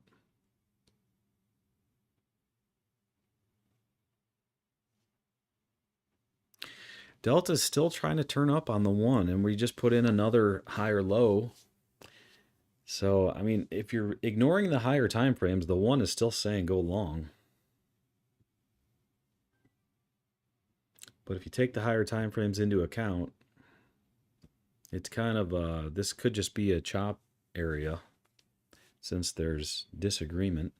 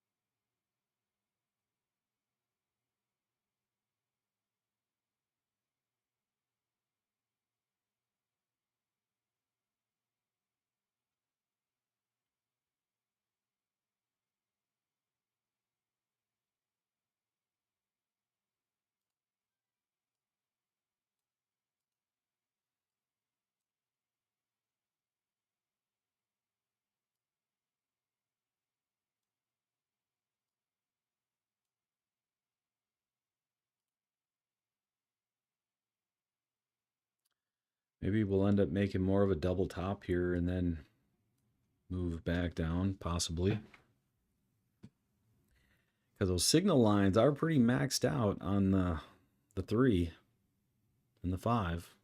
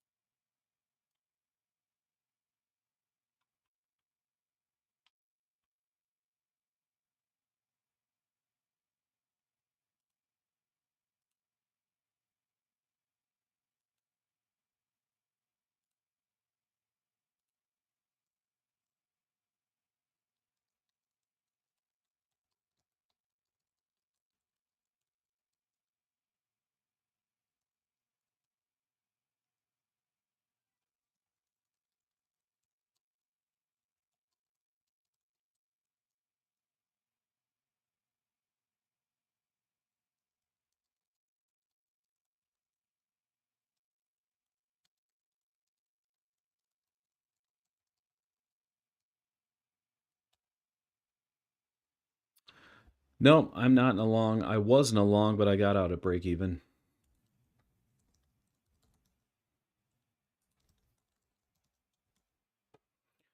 All right, I got a poll for you guys. Who will win the tug of war at this level? The Bulls or the Bears?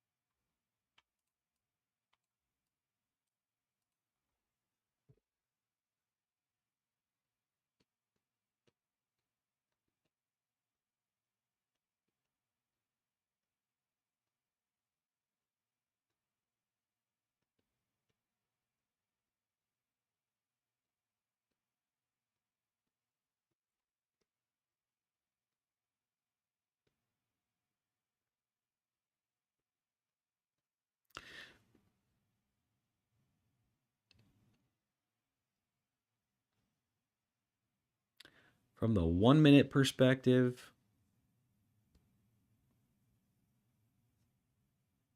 I'd say bulls, but from the higher time frame perspective, I'm saying bears. So I'm just waiting for the one to fall in line. And I think the one is finally getting ready to fall in line here.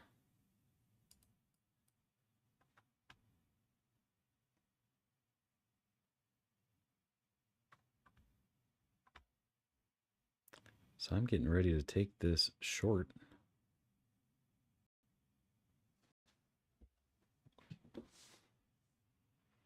Man, big candle though. Why does it got to be a giant candle?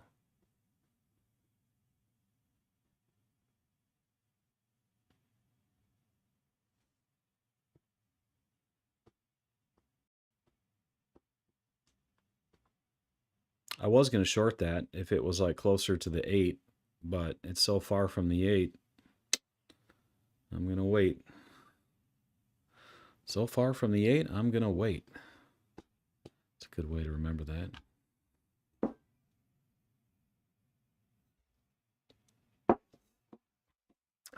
But man, it looks like I should have just jumped into that one.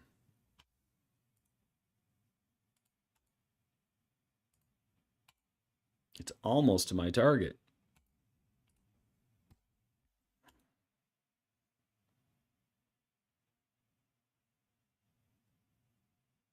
Well, 80% of you guys said the bulls, so looks like 20% of you are the winners so far. There's a chance the bulls could take it back, but I doubt it.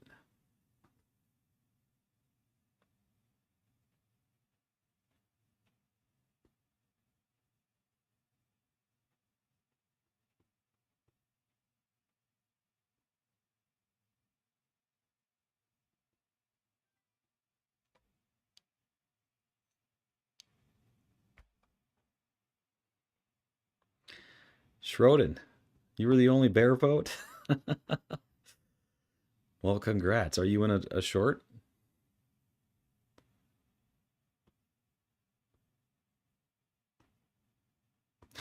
Can I change my vote? Nope, you can't change it now. That's it. I'm going to end the poll. 20% of you were the winners. 5 votes.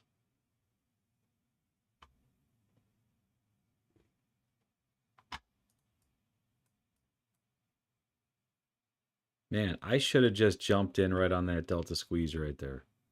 It was kind of weird though because the delta was turning up, and that's why it was in disagreement, but I knew it was just a matter of time until the 1 caught up with the 5 and the 3. Because the 5 and the 3, it's clear. Putting in the lower high on the 5, the lower high on the 3. The delta's really weak on both of those.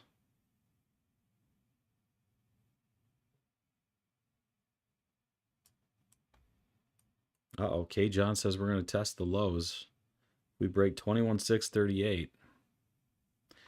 So I'm still want to get into a trade. I don't want it to just fall like a rock all the way to the lows. Give me an entry point, please.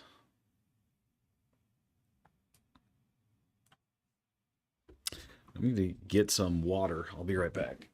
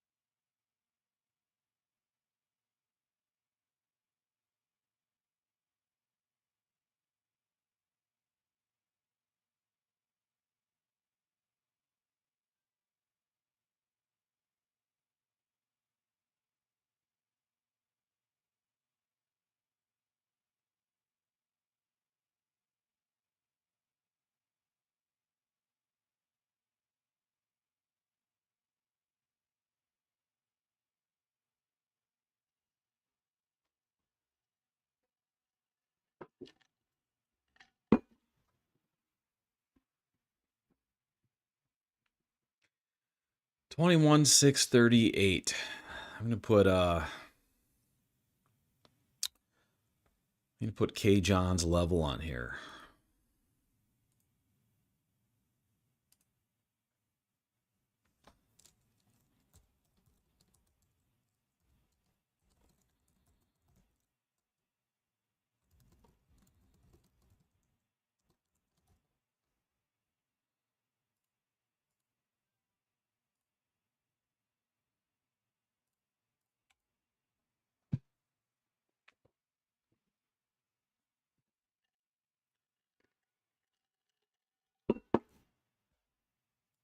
Yeah, I missed the short too.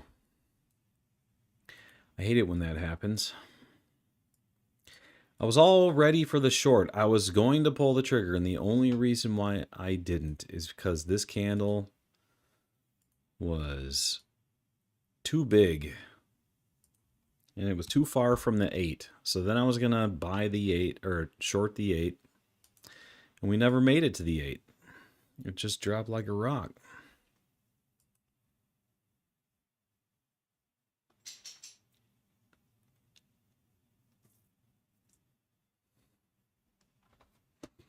Back to break even after being majorly wrongo bongo earlier.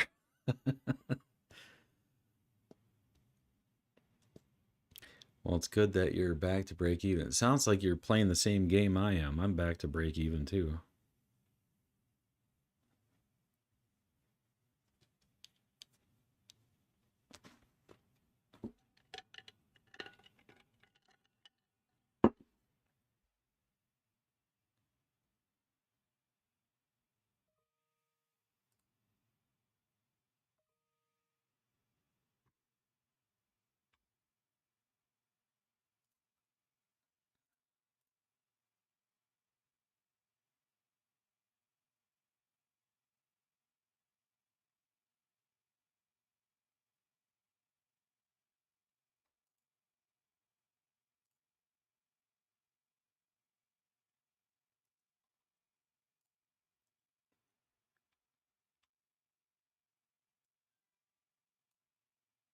Well, we touched 638.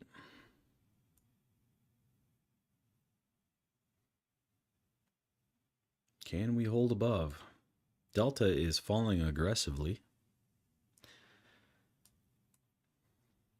Looks like everybody was waiting for that. Shorted the hell out of it.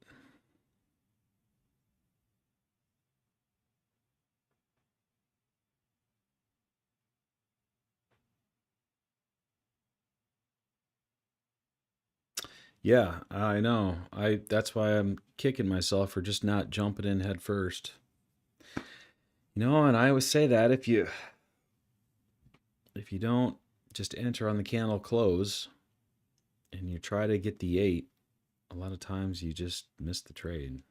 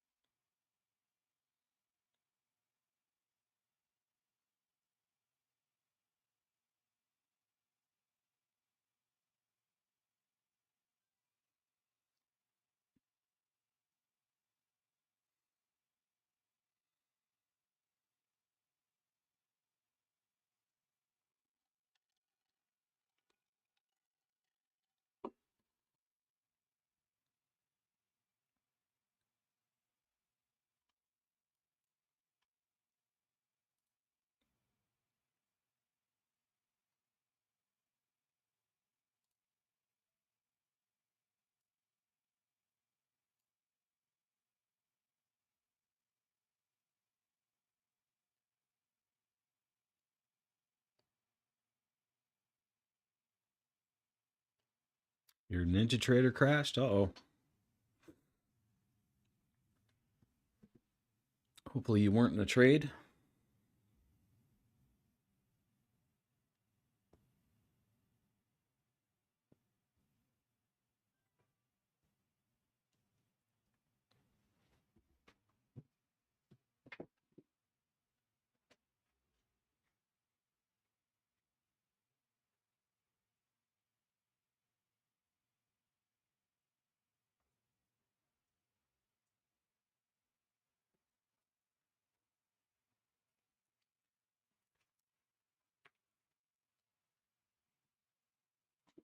It's getting kind of chilly in here.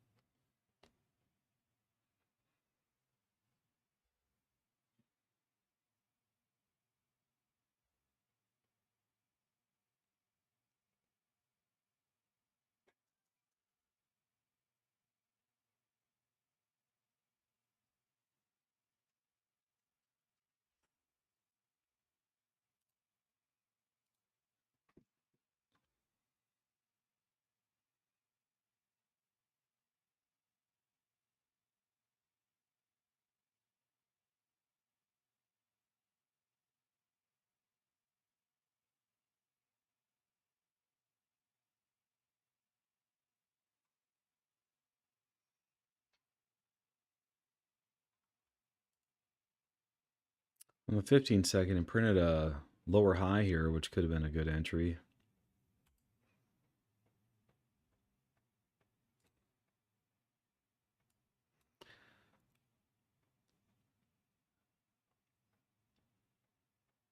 Looks like we're trying to break K. John's level here.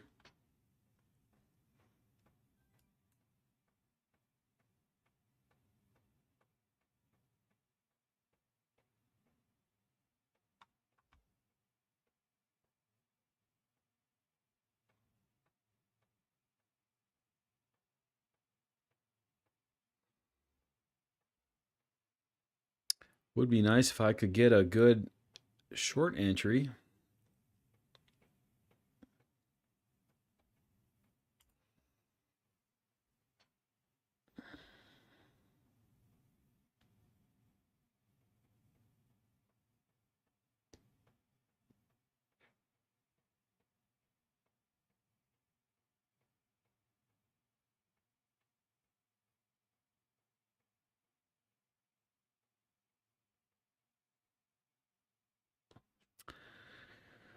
Stealth says, wow, that's right from the playbook. What's right from the playbook?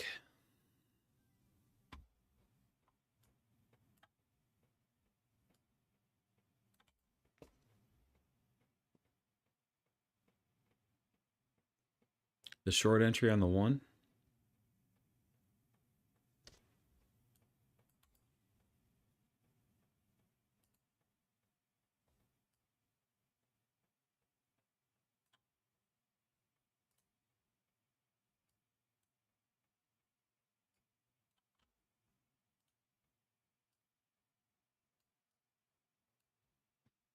The tick down below the delta. Yeah, right there. That's the one right there. And I was talking about it as it happened. I was going to jump in. I was waiting for it to pull back up to the 8. I missed it.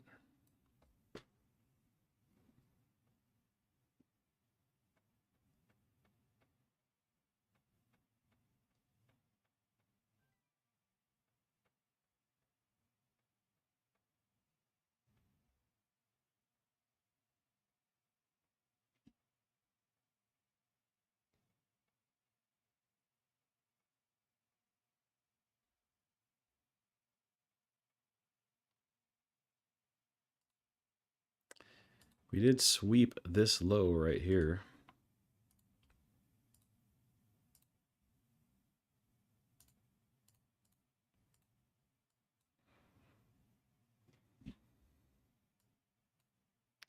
There could be a little long in here before going short.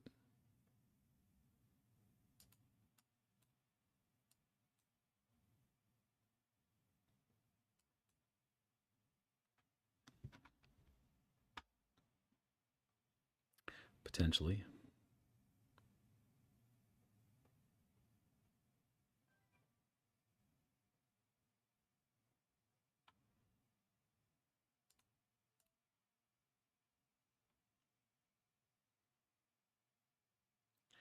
See if it puts in a higher low.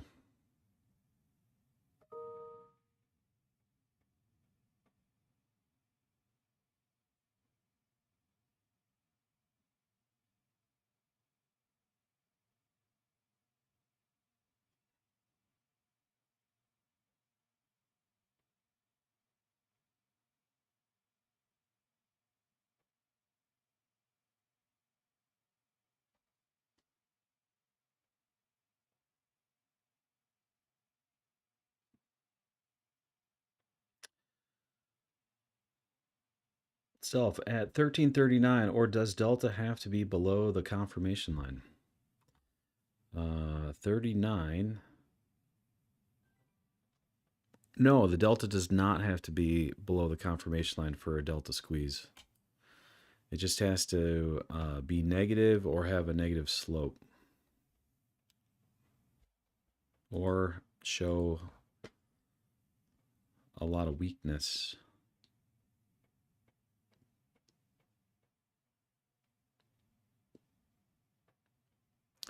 So yeah, that's right out of the playbook there.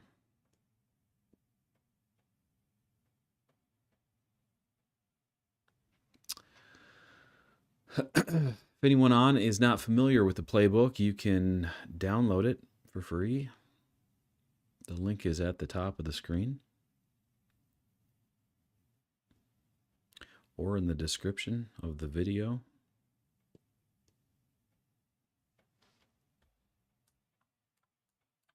Looks like we're breaking that level, K-John. Be nice if it would let me jump on the train.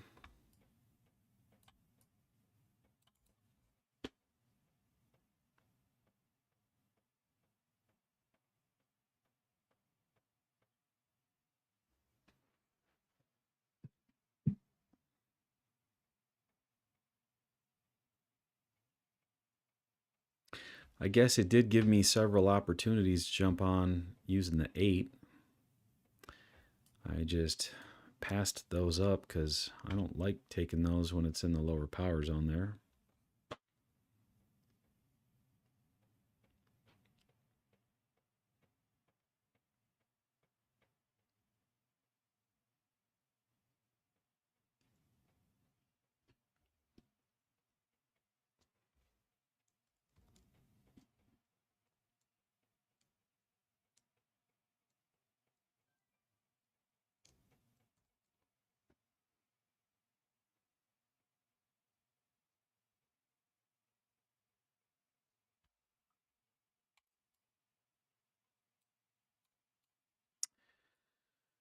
Ay, ay, ay.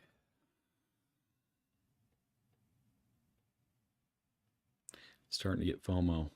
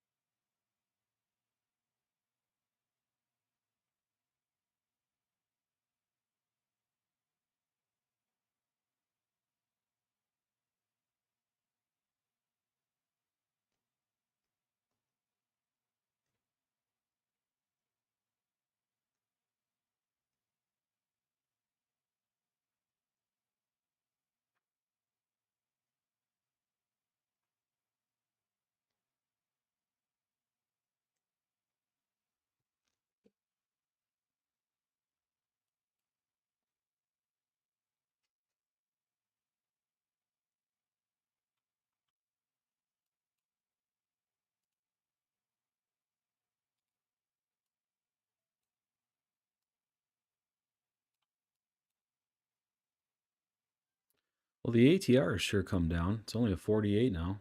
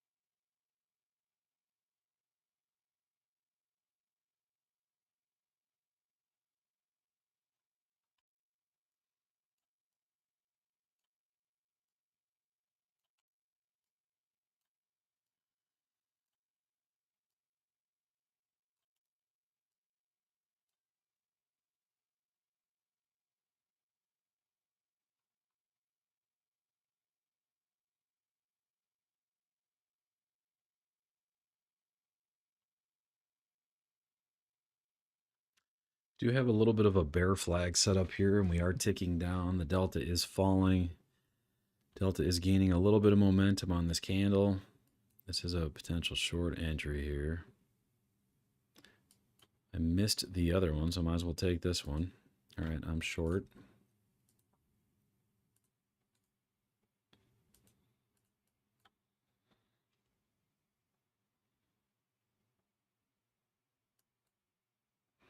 I prefer the delta squeeze setup to this one, but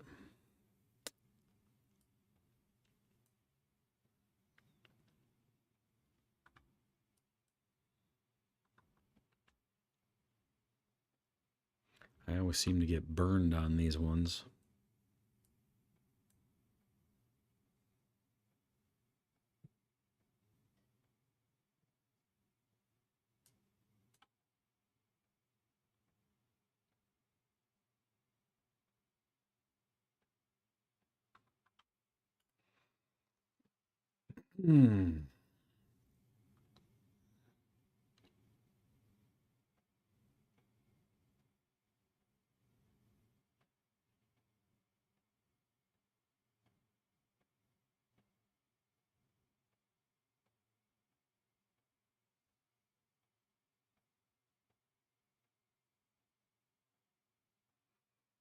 And of course, it has to hesitate right here.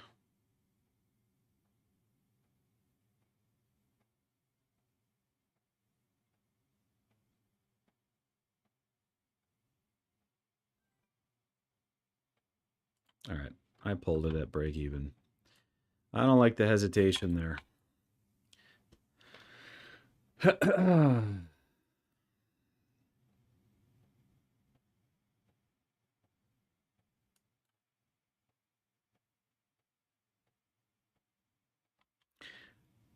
This setup, you know, taking those near the lower power zone, they're just a lot more, they're riskier. So if there's any hesitation, I just want to just get out.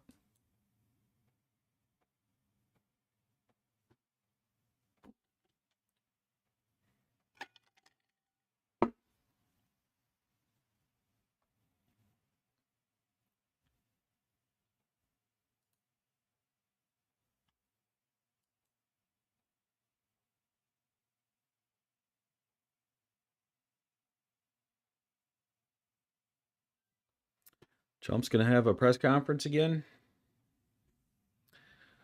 Today is just full of fireworks, huh?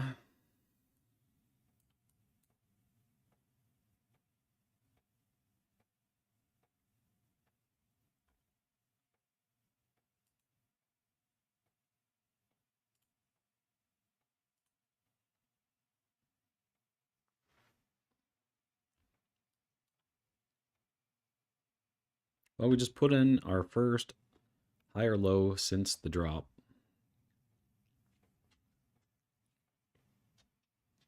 Might be a good long. There is bullish divergence right there.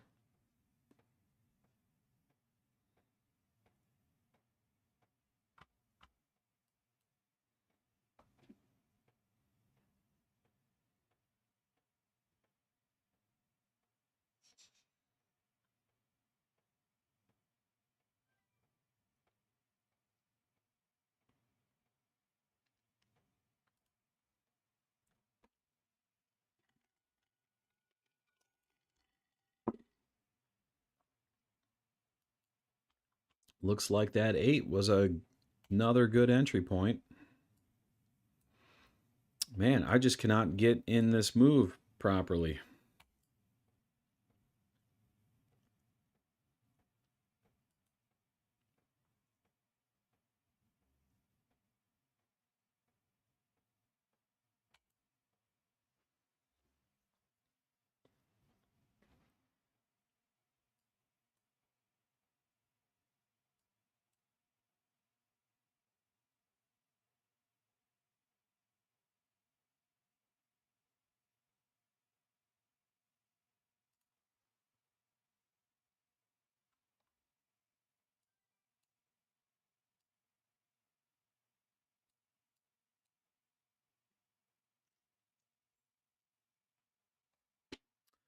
Schroden, I'm finally trying to take, or I'm finally, I finally am trying the partials position strat on a sim prop challenge account.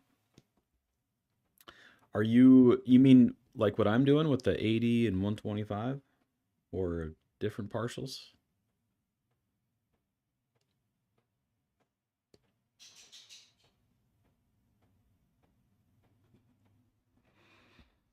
Looks like I got fleeced on that last entry.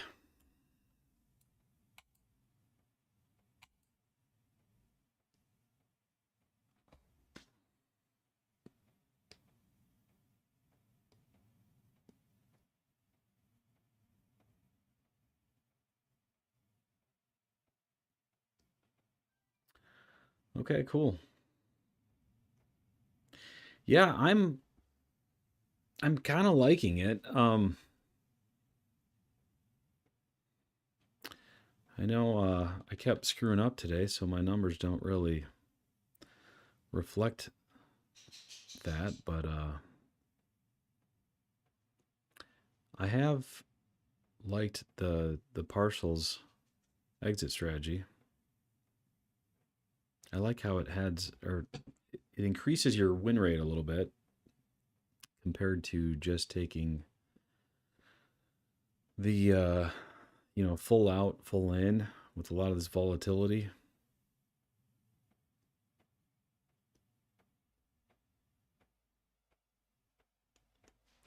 Well, I think it's safe to say I missed the move down now. It's probably too late for me to try to jump in at this point.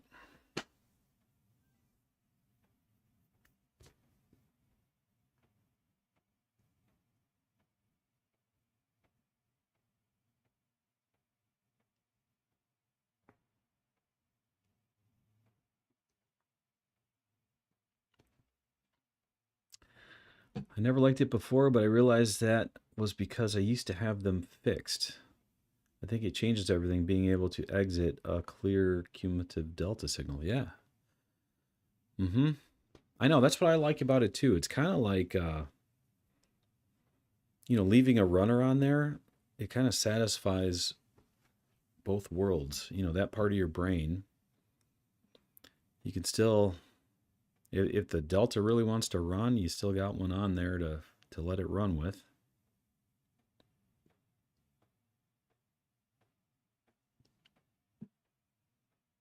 I still wonder if my 80 and 125 are good numbers to have, or if I should change those up a little bit.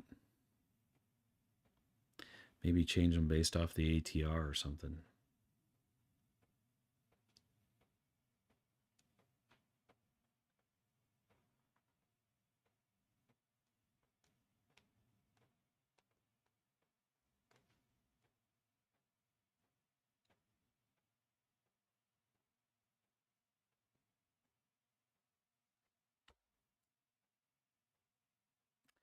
Well, here we are right back down to the trend line.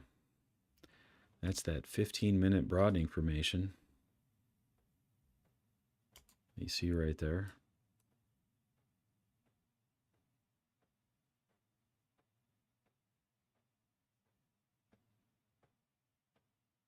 So we could get a bounce in this area.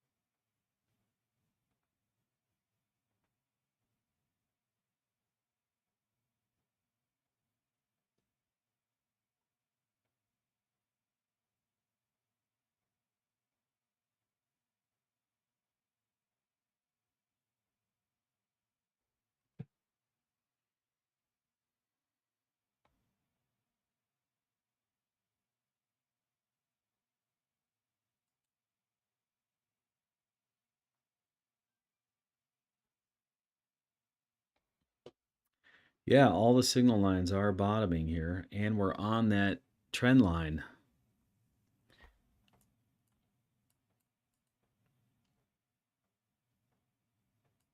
And you know, if we stop at the trend line and get a tick up, that's usually a profitable trade. So here we touched, we got a tick up right above it, right there from the power zone at 113. We'll simulate it. We'll see if that's a winner.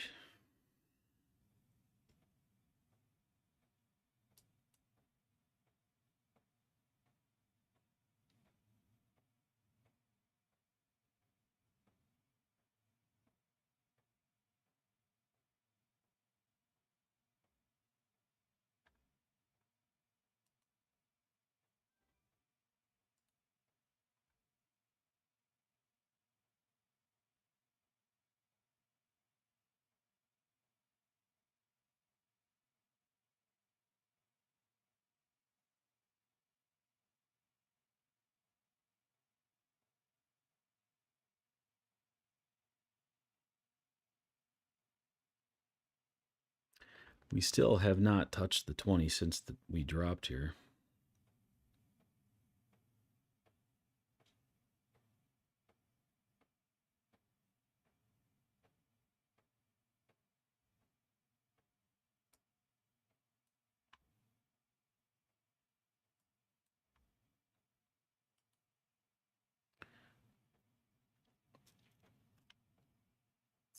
We're going to take out the low, 21,584.75 or 584.50.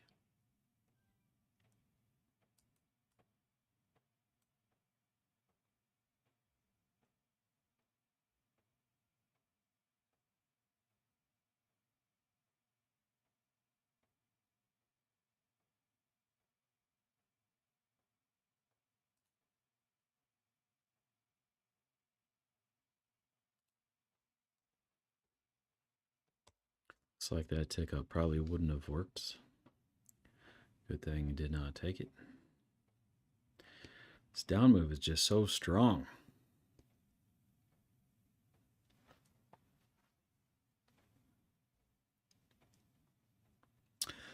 Schroden, I might change it to 60, nothing specific, but I found NQ often makes 15-point moves, but a lot of the times not quite 20 points. Obviously varies greatly depending on the volatility of the day. Yep, I agree.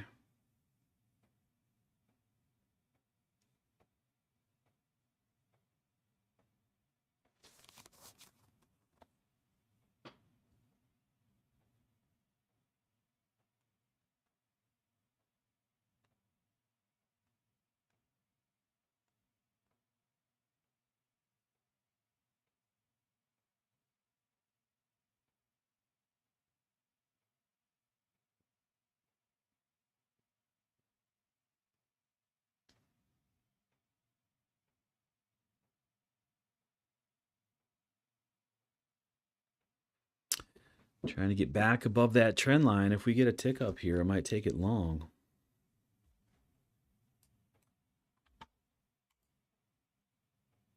That would also be a little bit of bullish divergence on there.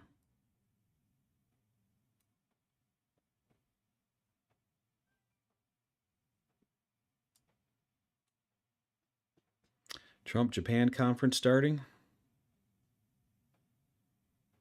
Do you have a link? Should we throw it on?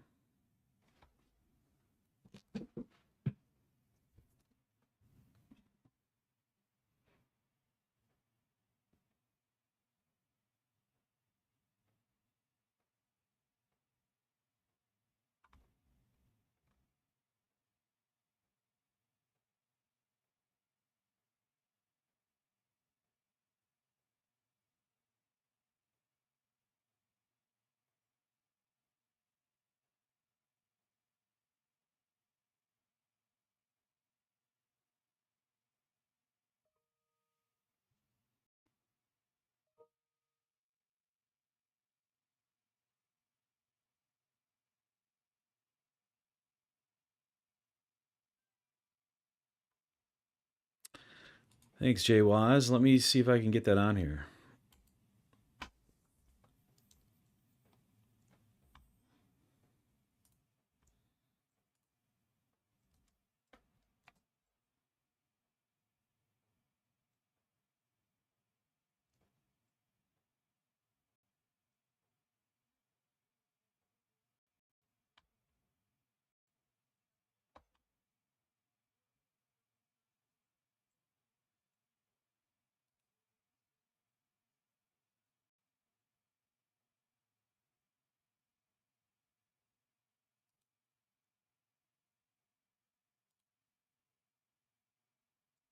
Oops.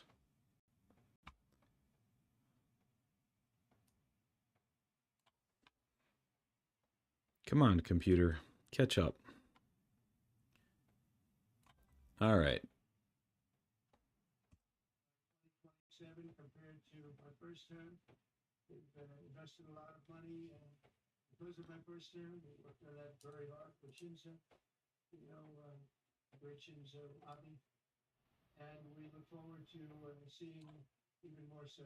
Shinzo and I worked very, very long and hard, and those numbers are very reflective after. Can you guys hear that? And now they're going up very substantially based on our conversations today. In addition to being vital for our shared security, Japan is one of the top purchasers of U.S. military exports and equipment. What'd I do? And I'm pleased to say that this week my administration approved nearly $1 billion in foreign military sales to Tokyo. The United States is totally committed to the security of Japan. We will extend the full strength of American deterrence capabilities in defense of our friend and ally, 100%. In the years to come, the Prime Minister and I will be working closely together to maintain peace and security, and I also say peace through strength, and all over the Indo-Pacific. And to that end, we also remain committed to the effort I began in my first term to ensure safety and stability on the Korean Peninsula. Prime Minister Ishiba and I spoke long and hard about a vital economic relationship between our two countries and the continuance of that relationship. The United States and Japan trade over $300 billion in goods and services each year. Japan has invested nearly $800 billion, and that's going to go up very, very substantially in the coming months, more than any other country. And they're going to have some competition. We have a lot of people coming in and investing in the United States. I think the feeling throughout the world has never been stronger about this country. As a result of our victory in 2024, the presidential election, the Japanese investment and technology giant SoftBank announced plans to invest between $100 and $200 billion. And we have many other companies investing that number, higher than that number, some a little bit less, but we have trillions of dollars of investment pouring into our country now that you didn't have just a short while ago.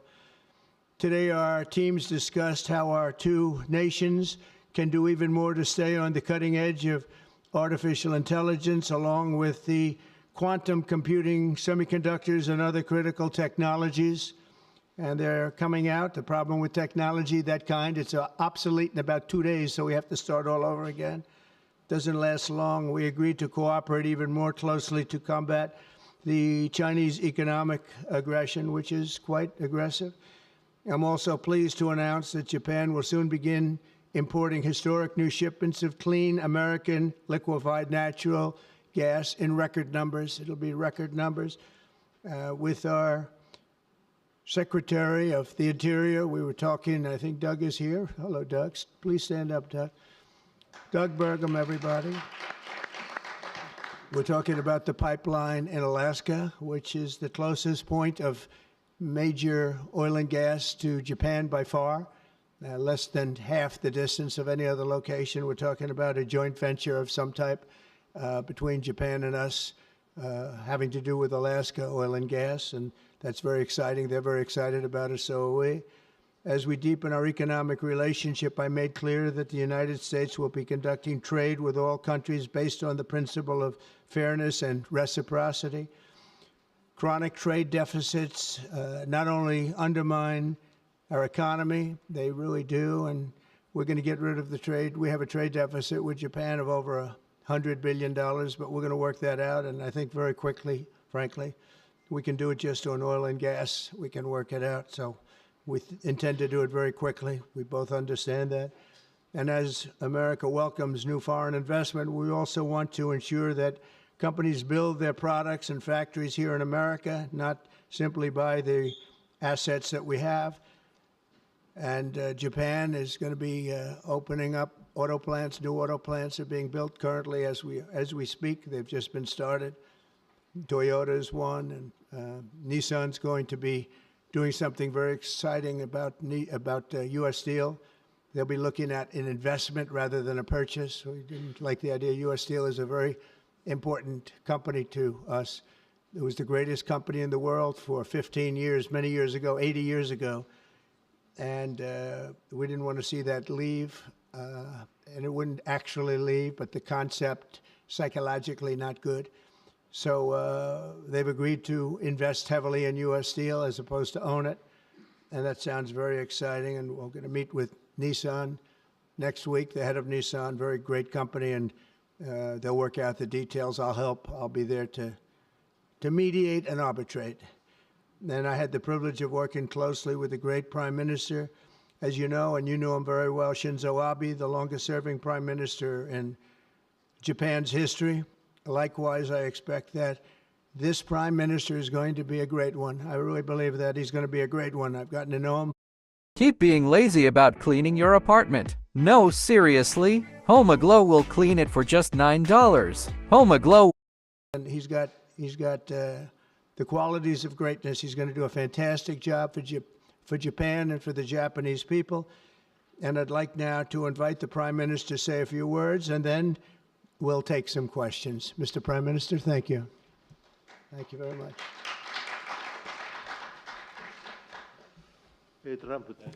Mr. President Trump, I would like to sincerely thank you for inviting me to the White House today, immediately following your inauguration. I also thank you for your very warm 日 hospitality. 本の安全外交にとりまして最も大切なアメリカ合衆国の開 a 始という face-to-face meeting and deepening our mutual understanding at this early date with President Trump, who is now leading the United States, the most important country for Japan's diplomacy and security, and aligning our perspectives and visions that Japan and the United States should pursue. What should we do to advance the national interests of both of our countries in synergy and to realize peace and prosperity in the Indo-Pacific? I am convinced that the answer lies in further strengthening the strong and unwavering Japan-U.S. alliance to achieve a free and open Indo-Pacific. President and I concurred to strengthen the deterrence and response capabilities of the alliance and to work closely in addressing strategic challenges that both countries are facing in this region. I conveyed to the President that Japan, as an ally of the United States, is ready to share responsibilities and to play its own role. I also reiterated Japan's unwavering commitment to fundamentally reinforcing its defense capabilities, and we confirmed the unwavering commitment by the United States to the defense of Japan.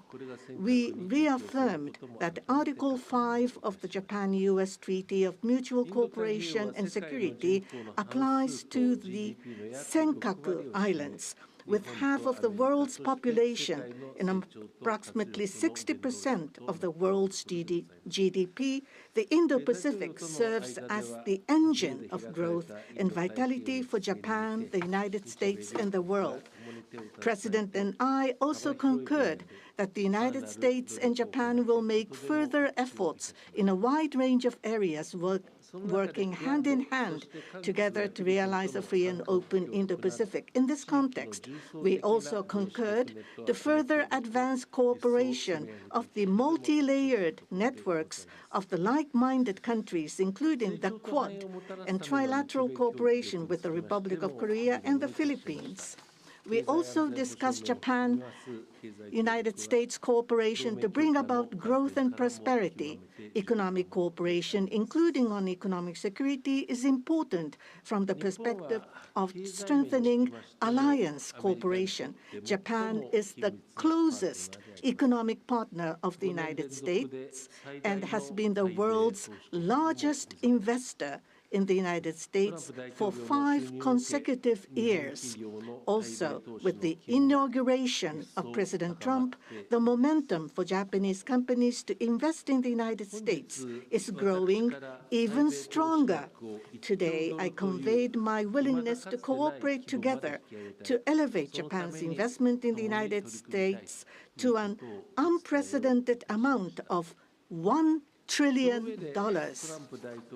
President Trump and myself also concurred to elevate the Japan-U.S. partnership to an even higher level through improving business environment and increasing bilateral investment and employment, strengthening each other's industries, leading the world in developing advanced technologies such as AI and leading-edge semiconductors, and strongly promoting efforts to harness the energy of the growing market in the Indo-Pacific region. We also confirm that we will cooperate to strengthen energy security between the two countries, including increasing exports of United States liquefied natural gas to Japan in a mutually beneficial manner. Regarding foreign exchange, as in the first Trump administration, close discussions will continue between Japanese and the U.S. finance ministers who are experts in this field. We also held candid discussions on challenges the Indo-Pacific region is facing. We confirmed that we are resolved not to allow unilateral attempts to change the status quo by force or coercion, and to oppose such attempts in the East and South China Seas in order to fully defend a free and open Indo-Pacific.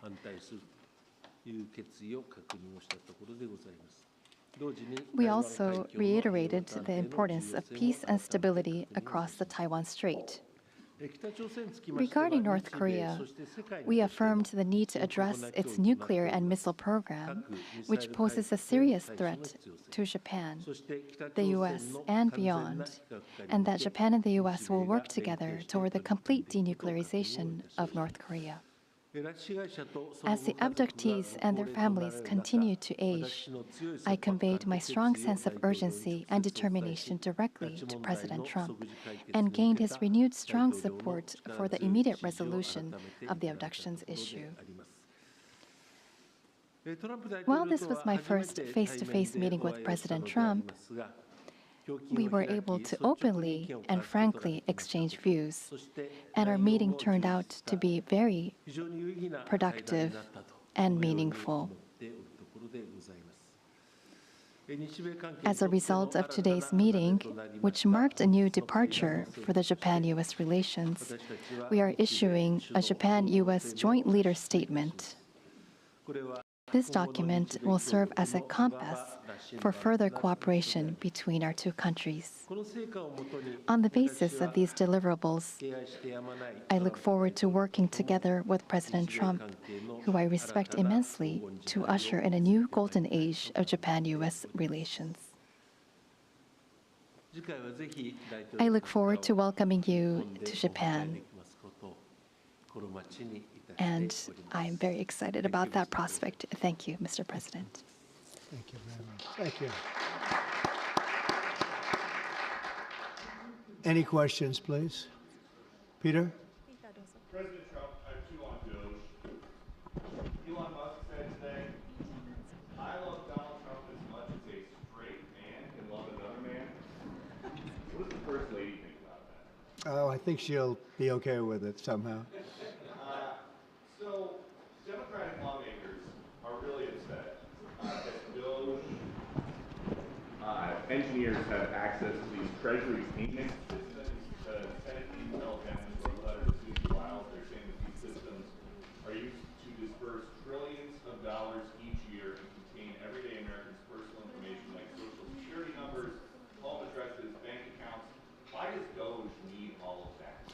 Well, it doesn't, but they get it very easily. I mean, we don't have very good security in our country, and they get it very easily. And what we're doing, if you look at what has just taken place with respect to some of the investments that have been made on another agency that people have been talking about for years, but nobody did anything about it, it's absolutely obscene, dangerous, bad. very costly. I mean, virtually every investment made is a con job. There's nothing of value to anybody unless there's a kickback scheme going on, which is possible. And we're going to be doing more and more of that. We're going to be looking at Department of Education. We're going to be looking at even our military. We're going to be looking at tremendous amounts of money, Peter, being spent on things that bear no relationship to anything and have no value. We're talking about trillions of dollars. It will be, in the end, trillions of dollars being absolutely wasted, and perhaps illegally. I would say certainly in many cases illegally, but perhaps illegally overall. And I'm very proud of the job that this group of young people, generally young people, but very smart people, they're doing. They're doing it at my insistence. It would be a lot easier not to do it, but we have to take some of these things apart to find the corruption. And we found tremendous corruption. You mentioned the Department of Education. What did you think when you saw Democratic lawmakers trying to get into the Department of Education earlier today? Oh, I see the same ones. I see Maxine Waters, a lowlife. I see, you know, all these people. They don't love our country. They don't love our country. We want great education. So they rank 40 countries in education. We're ranked dead last. Dead last. But the good news is we're number one in one category. You know what that is? Cost per pupil. We spend more per pupil than any other country in the world. You look at Norway, Denmark, Sweden, various countries all up and down, Finland. China does very well in education. And then you look at us. We spend much more money than they do per pupil, or any other way. But we spend much more money than they do, and yet we're ranked this year, Biden's last year, congratulations, Joe, we're ranked dead last. So what I want to see is education. Number one, I like choice. We all like choice. But beyond choice, long beyond choice, I want to see it go back to the states where great states that do so well have no debt. They're operated brilliantly. They'll be as good as Norway or Denmark or Sweden or any of the other highly ranked countries. They'll be, you probably have 30, I figure 35 to 38 states will be right at the top. And the rest will come along. They'll have to come along competitively. And by the way, we'll be spending a lot less money. And we'll have great education. As part of this DOGE cost-cutting effort, one of the DOGE engineers was fired for some inappropriate posts. The vice president says, bring him back. What do you say? Well, I don't know about the particular thing, but if the vice president said that, did you say that? I'm with the vice president. Thank you, Peter. Yeah, go ahead, please. Yes, red dress.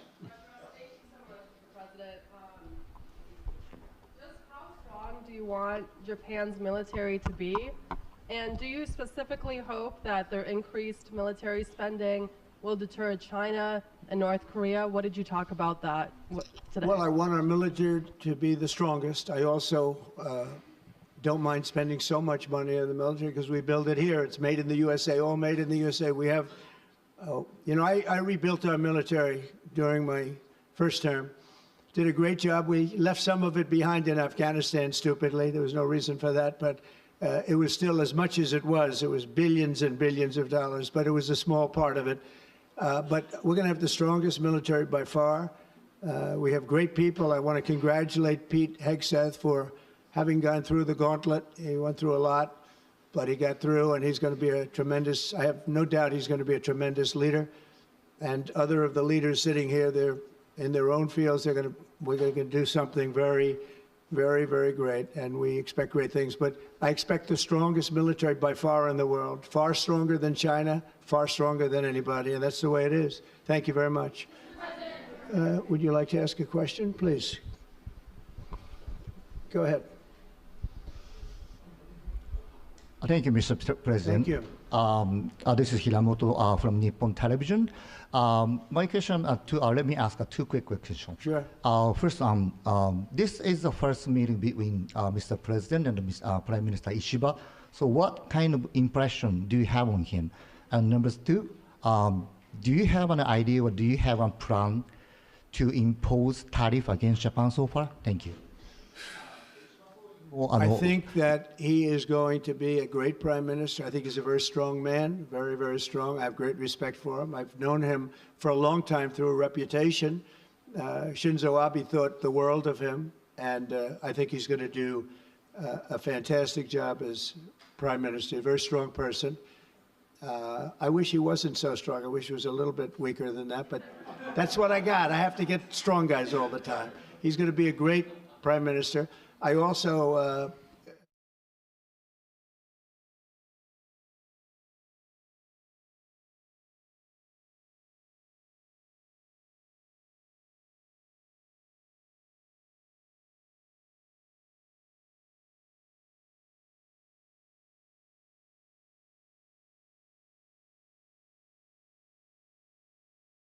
fair way to do it. That way, nobody's hurt. They charge us, we charge them. It's the same thing. And I seem to be going in that line as opposed to a flat fee tariff. Okay? Yes, go, please. Please, go ahead. Why don't you go ahead?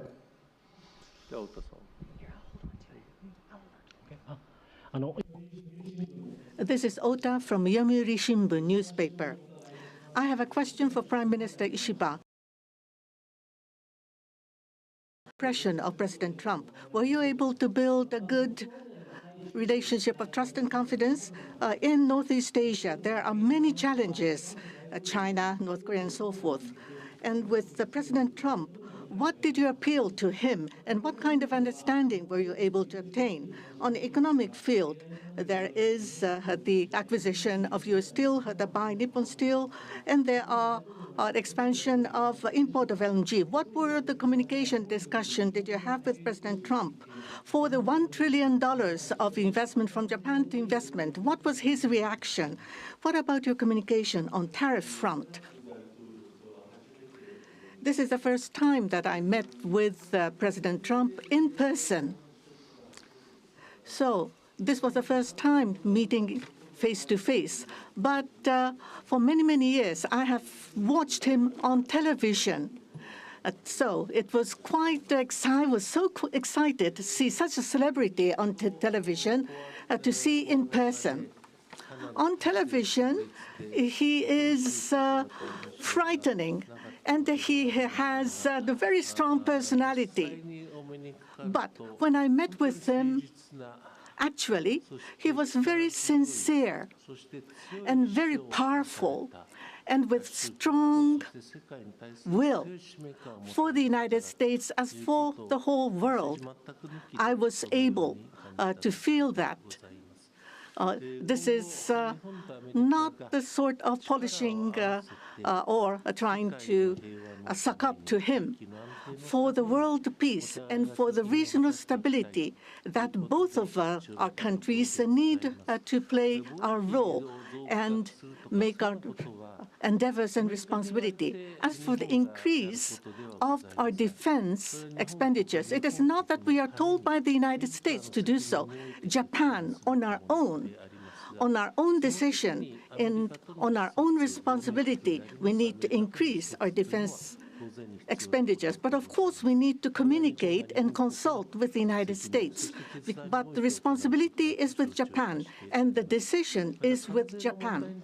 Now, on the tariffs, that if it is mutually beneficial, tariffs need to be set. And as for Japan, as Mr. President has introduced to us, an unprecedented investment will be made from Japan to the United States, and so many jobs will be created. So $1 trillion is the target. And this will be to the benefit of the United States, but also to the benefit of Japan as well. Investment is mutually beneficial. So be it with U.S. Steel, as Mr. President says, it is not acquisition, it is investment. So the Japanese technology will be provided, and the better quality products will be manufactured in the United States, and the U.S. Steel will make products which will contribute not only to the United States and Japan, but also to the whole world. It is not one-sided. It will be reciprocal. It will be mutually beneficial. And I believe we were able to share on this, and that is the biggest result that I have seen today. Thank you very much. Go ahead, please. Yeah. Thank you, Mr. President. Edward Lawrence from Fox Business. I wanted to ask you about that U.S. Steel deal. So you're saying that is this a restructuring of the deal that's happening, and then will you approve? They're doing it as an investment, no longer a purchase. Okay. I didn't want it purchased, but investment I love. And they're going to do a big investment, subject to getting the deal done. And that's they'll be something doing you a would big. approve, where the US, I'm okay with that, sure. And for the Prime Minister, what was your argument to the President related to U.S. Steel? And one more on tariffs, Mr. President, if I could. You said on tariffs that you'd like them to be reciprocal, back and forth. What was the reception from the Japanese Prime Minister when you said that, or when you talked about it? Well, we didn't discuss tariffs too much. We really discussed many other things, including the pipeline in Alaska, which I think is going to be maybe the most exciting thing with Doug and Chris. We discussed that at length, the pipeline. I mean, it seemed to be of great interest to them. It's, we have potentially more oil and gas than in Saudi Arabia, just in Alaska. We have the most of any country in the world. It's a big asset for the United States, but we haven't used it. We go to Venezuela, we go to other places to take oil and gas, and we have more than anybody. It's an amazing phenomenon that took place over the last 4 years. Nobody understands it, including the people that were in charge of it. They had no clue what they were doing. So it was a big problem. They were surprised actually too. They were saying why didn't they wouldn't sell them LNG. They wouldn't sell it. Japan wanted to buy LNG, and Biden wouldn't sell it. And I'm trying to figure that one out. Maybe it was the environment. You might answer that question. He's curious about that himself, I think. Thank you very much. If you want to answer that, you may, about LNG, that the United States wouldn't sell you LNG.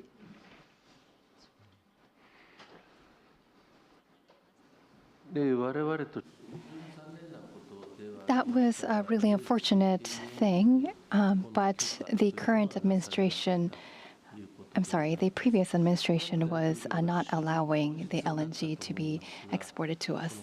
I believe that President Trump, on the day of his inauguration, allowed us to resume this importing. I think this is something that is really wonderful for us. And as the country of Japan, we are interested in importing not just LNG, but also bioethanol, ammonia, and other resources at a stable price, a reasonable price from the United States. And we also want to improve the trade deficit that the U.S. has towards Japan. So if we are able to buy those at a stable and reasonable price, I think it would be a wonderful situation. And for that, I am very appreciative to President Trump. And we also look forward to LNG and hope that it's a success. I want to just say that on the ethanol, Iowa is going to be very happy. All of the Nebraska, all of our farm states are going to be very happy. They want ethanol, and we'll be able to provide it. So our farmers, who I like and they like me, I think they're going to be very, very happy. We've opened the sale of LNG immediately. Actually, we did it a few days ago. And China, right now, not only China, everybody wants to buy it. We have more than anybody, and they're all buying it. But Japan in particular, we're very happy that they're going to start immediately. And we can supply it to the world, but we're supplying it to Japan, and they can always be right up in the front of the line. Yeah, go ahead, please. Go ahead. Thank you so much. And Mr. Prime Minister, I have a question for you as well, but Mr. President, I'll start with you. Well, quickly to follow up on what Peter was asking, have you directed Elon Musk to review Pentagon spending, given it's the biggest discretionary spending Yes, in I the have federal Pentagon, budget? education, just about everything. We're going to go through everything, just as it was so bad with what we just went through with this horrible situation we just went through, and I guess 97% of the people have been dismissed. It was very, very unfortunate. You're not going to find anything like that, but you're going to find a lot. And I've instructed him to go check out education, to check out the Pentagon, which is the military. And, sadly, you'll find some things that are pretty bad. But I don't think proportionally you're going to see anything like we just saw. In your FBI has turned over a list to the Justice Department of the FBI agents who worked on the January 6 rioters cases. Are you planning to fire the FBI agents who worked on those investigations? No, but I'll fire some of them because some of them were corrupt. I have no doubt about that. I got to know a lot about that business, that world. I got to know a lot about that world, and we had some corrupt agents, and those people are gone, or they will be gone, and it'll be done quickly and very surgically. Did you have a question for the Prime Minister? Talk up. Without the ones like you working tirelessly to keep things running, everything would suddenly stop. No matter your industry, Grainger's here for you with professional-grade supplies. Call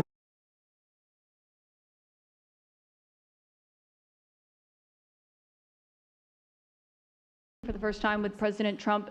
The last administration famously did not have hardly any, if at all, contact with North Korea.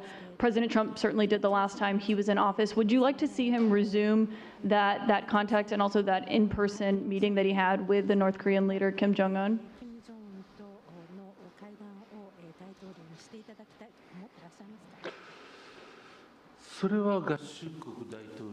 That is something that the United States needs to determine on its own, and it's not something that we should request. Having said that, but for example, in Vietnam or Singapore, the President of the United States, President Trump was able to meet with Kim Jong-un. I think that's a very positive development. So now that President Trump is in power again, if we are able to move towards resolving issues with the North Korea, I think it would be great. And of course, for us, that includes not only denuclearization, but also resolving the abductee issue. And so not only the victims of the abductees, but also their families too are aging. And so our time is limited. So if the President of the United States, if President Trump is able to resolve this issue, we do understand that it's a Japan issue first and foremost. Having said that, we would love to continue to cooperate with them. It's actually a good question, and we will have relations with North Korea and with Kim Jong-un. I got along with him very well, as you know. I think I stopped the war. I think if I wouldn't have won that particular election, you would have ended up in a very bad situation. But I did, and we had a good relationship, and I think it's a very big asset for everybody that I do get along with him. I get along with him, he gets along with me, and that's a good thing, not a bad thing. And I can tell you that Japan likes the idea because their relationship is not very good with him. And if I can have a relationship with not only him, but other people throughout the world where there seem to be difficulties, I think that's a tremendous asset for the world, not just the United States. Go ahead. I have a question for you and for the Prime Minister as well. Mr. President, I wonder what you make of the criticism from Democrats that these staff reductions, the cuts that Elon Musk and Doge are doing are an unlawful power grab. And is there anything you've told Elon Musk he cannot touch? Well, we haven't discussed that much. I'll tell him to go here, go there. He does it. He's got a very capable group of people.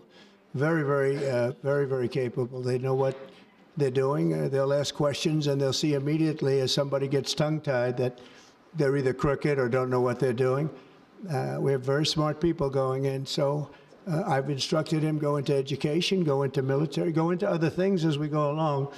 And they're finding massive amounts of fraud, abuse, waste, all of these things. So, but I will pick out a target, and I say go in. There could be areas that we won't, but I think everything's fertile. You know, we're a government. We have to be open.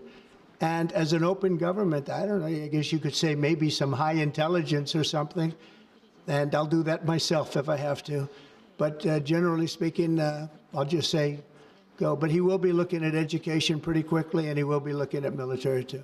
As you You know, the bulk of federal spending is Social Security, Medicare, programs like that. Would you like to see him look at those programs as well? Well, they don't really have to be looked at by him. They can be looked at by us. Social Security will not be touched. It'll only be strengthened. We have illegal immigrants on Social Security, and we're going to find out who they are and take them out. We have illegal immigrants in other Medicare.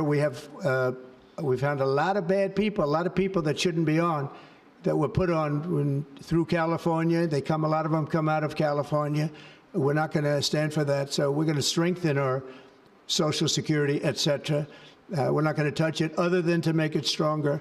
But we have people that shouldn't be on, and those people we have to weed out. Most of them, or many of them so far, have been illegal immigrants. They shouldn't even be in the country. Do you have a question for the Prime Minister? I do.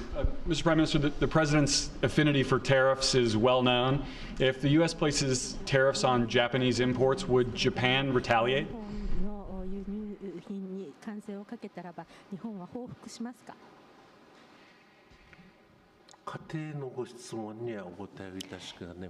I am unable to respond to a theoretical question. That's the official answer that we have. That's a very good answer. Very good answer. Wow.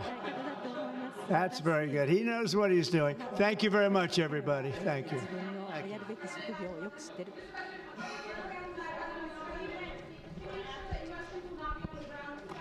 Thank you, everybody.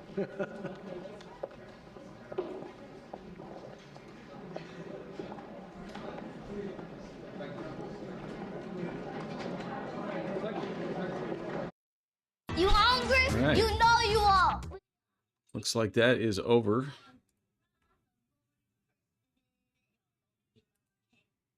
I'll turn that off. How's everybody doing out there?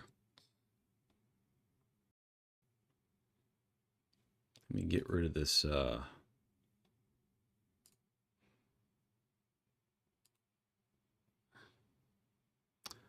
we go. All right.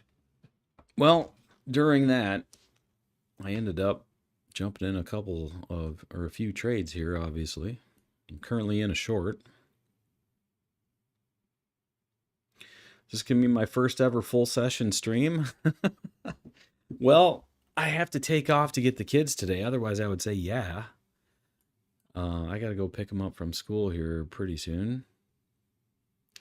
So we'll take this, I don't know, maybe to 2:20, 2:30-ish Central Time. It's going to be 2 o'clock now.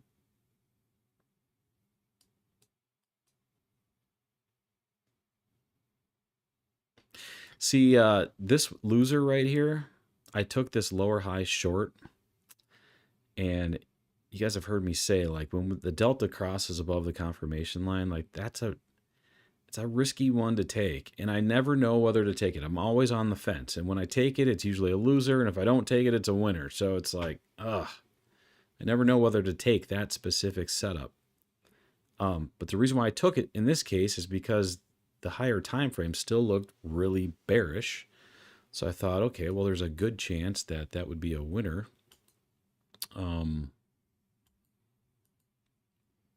Anyway, I just took 2 contracts off right here. We'll see if we can hit 125.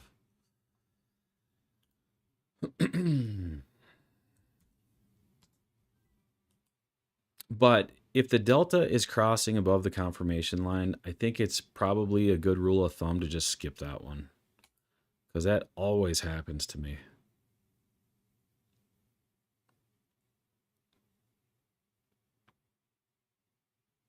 Thanks, Jason.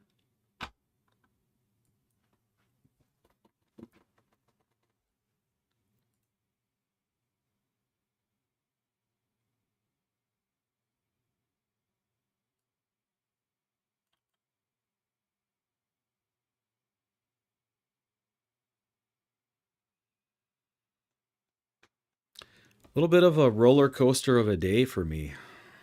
I was down big, and then I was up, and then I was down, and now I'm kind of up. Well, there's another contract, so got my 125 on there. Now I just got a runner.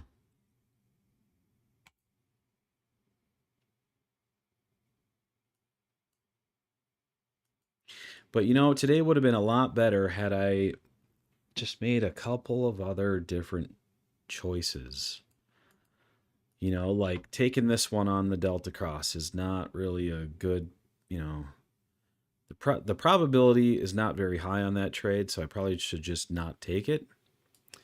And then like up here, I should have just jumped into that instead of trying to take the 8 on that one, and then I would have caught that whole down move. That would have really changed my day.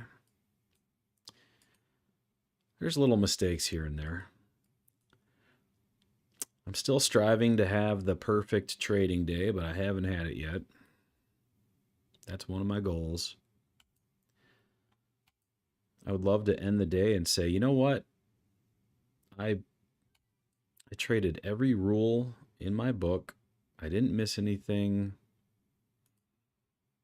I didn't break any rules. And that to me will be a perfect trading day, even if it's a losing day.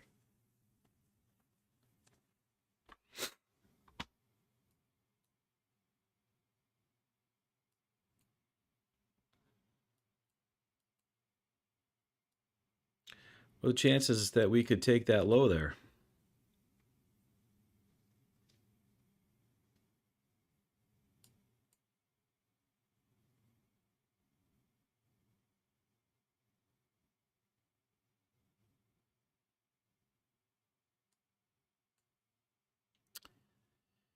Hey, our average daily range is down here at 554.25. I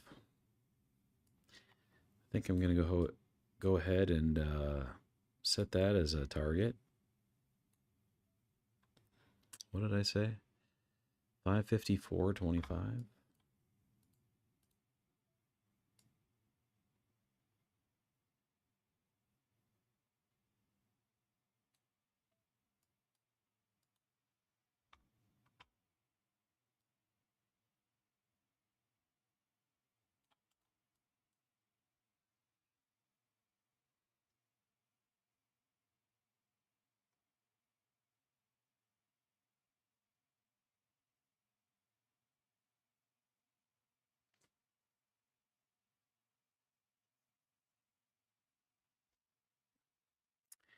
Can we get there?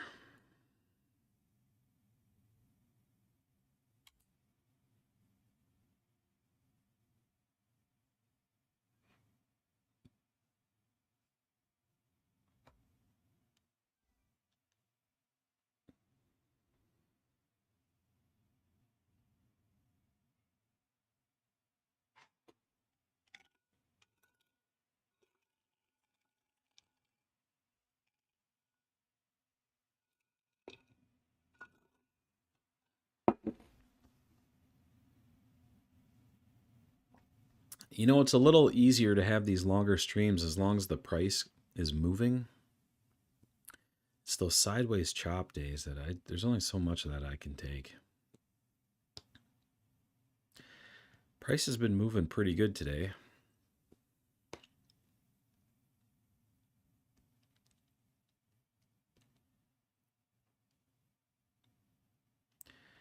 All right, we are flashing a tick up from the power zone. So I have a couple options here. I could just pull it if we tick up, or I can trail it with my stop.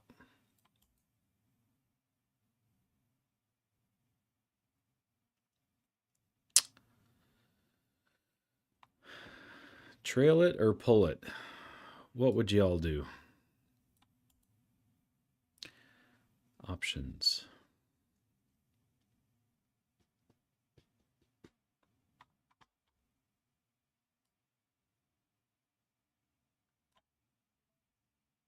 I pulled it.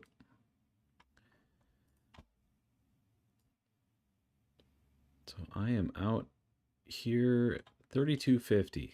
That's what I got on that one.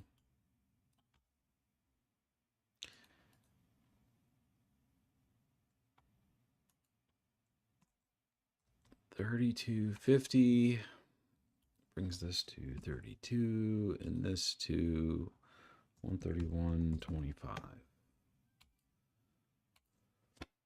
All right.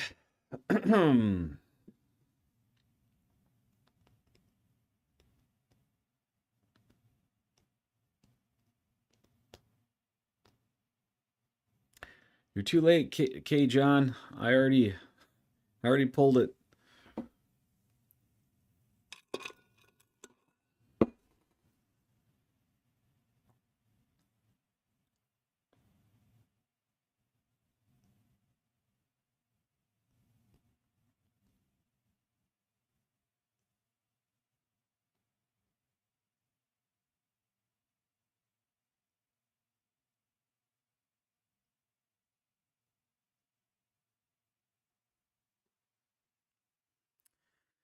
So yeah, what is the last hour going to hold?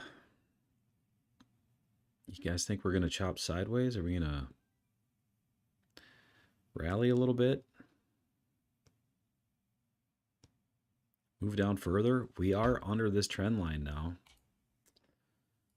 So we could potentially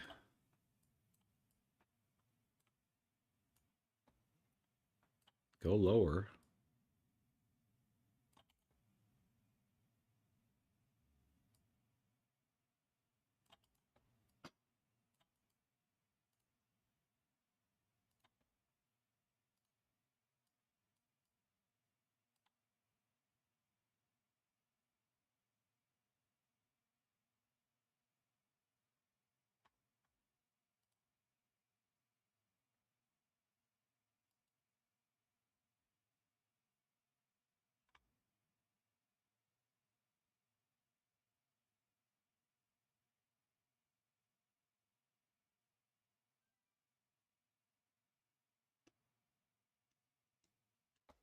You're still in. Well, if I was trading the 5, I would still be in. I'd still be in on the 3. So if we get another short setup here, I might jump back in.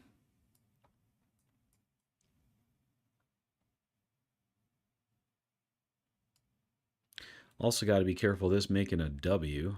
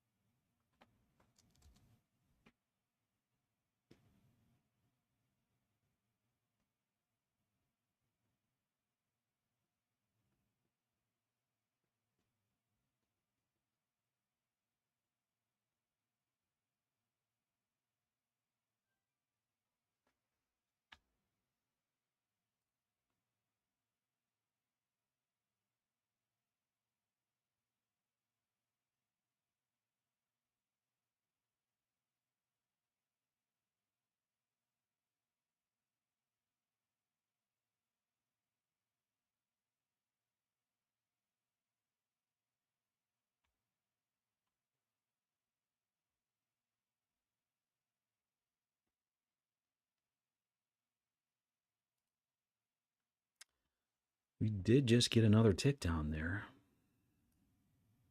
Oops.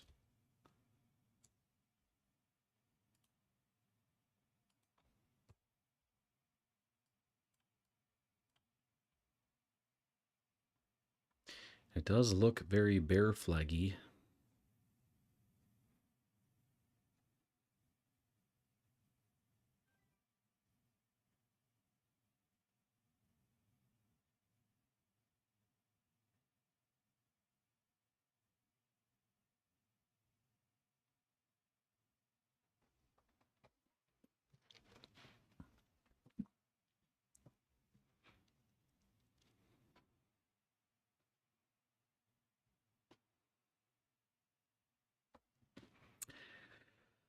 From a cumulative delta perspective, that's not really a good entry point, though.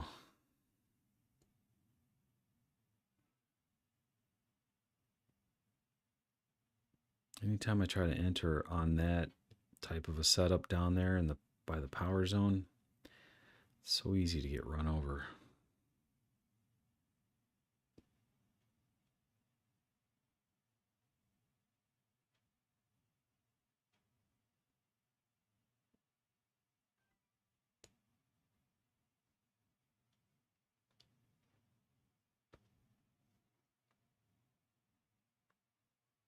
Well, it might work, though.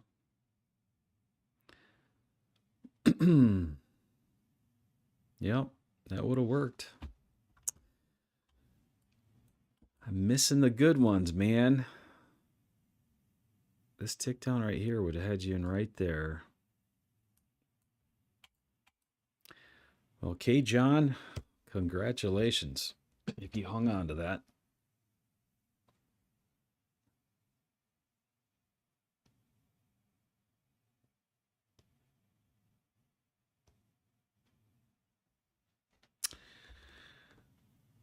Jason, I'm going to run while green. Thank you, Tommy, for the positive, informative, and no crap and Lambo talking stream. Yeah, you won't hear me talking about Lambos ever. God bless. Everyone have a great weekend. You too, Jason. Thanks for stopping. We'll see you next week.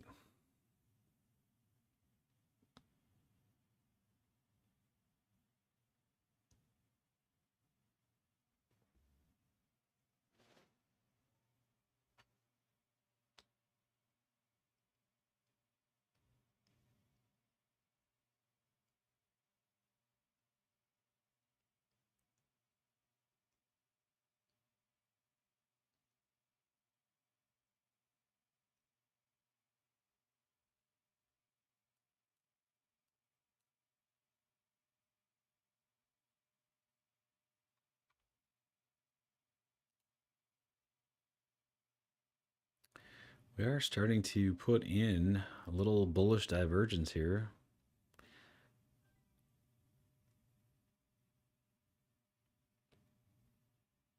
And it's our first higher low since that drop.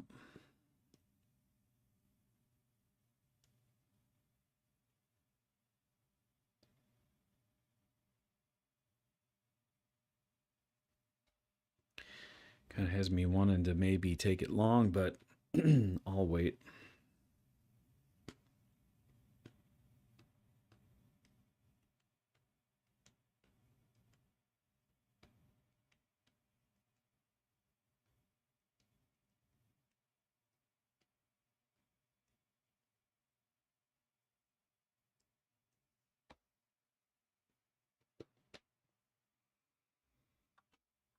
Let's see what would happen if I would have taken that long.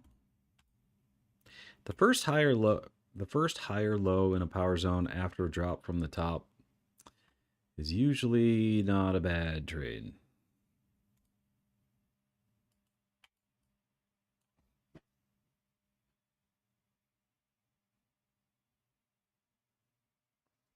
And we also swept liquidity along the way.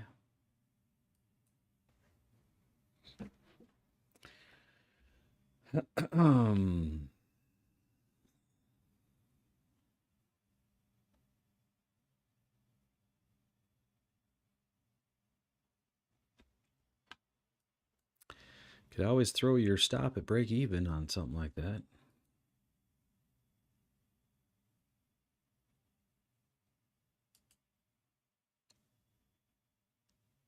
Delta's not really turning up though, so it could have more downside here. Not turning up yet anyway.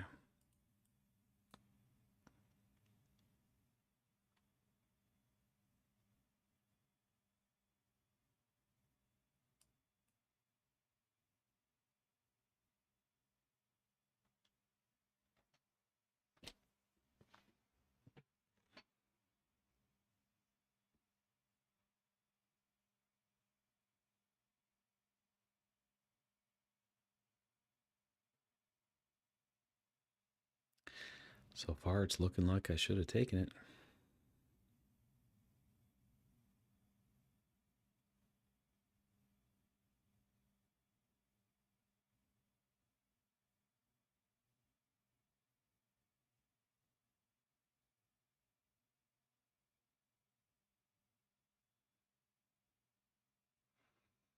And that might have been a break even on that one.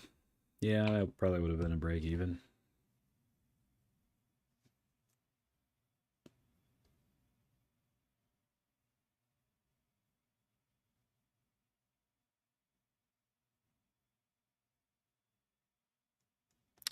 Delta's still pointed down, so Delta's not quite ready.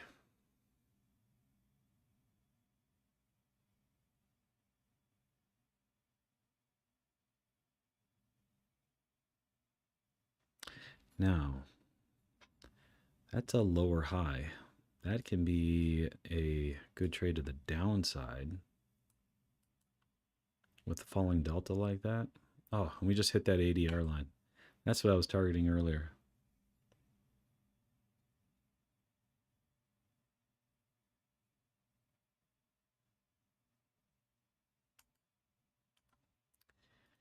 So this lower high right there. Yeah, it didn't hit 80. I thought maybe it would have hit 80 on that one.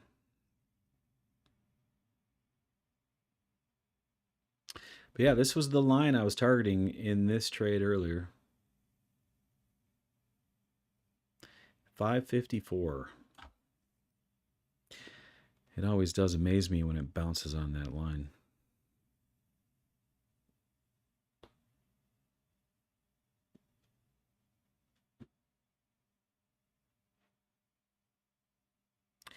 So the fact that we touched the average daily range, and we are seeing some bullishness after the touch. If we get a tick up here, I might take this long.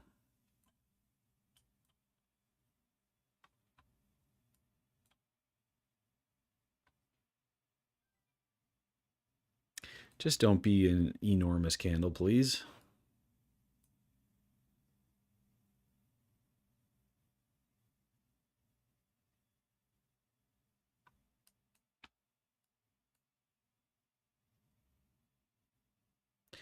Delta's showing some exhaustion too. It's starting to turn white.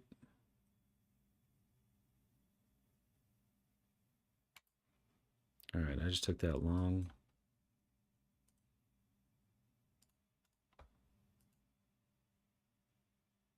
$579.75.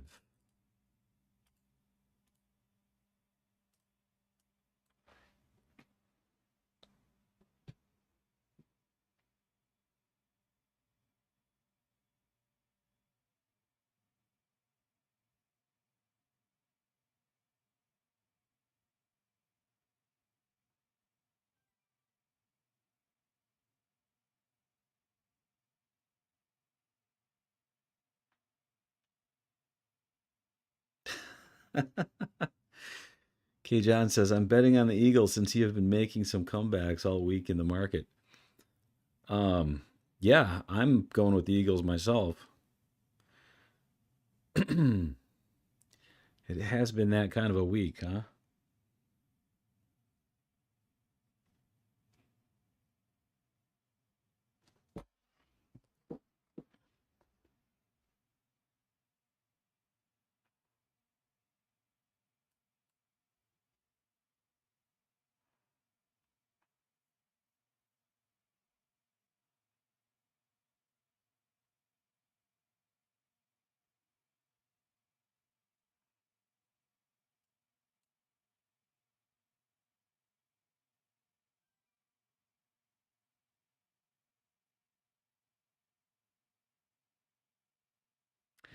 So is the Super Bowl already this weekend? Is it Sunday? Man, time is just flying by.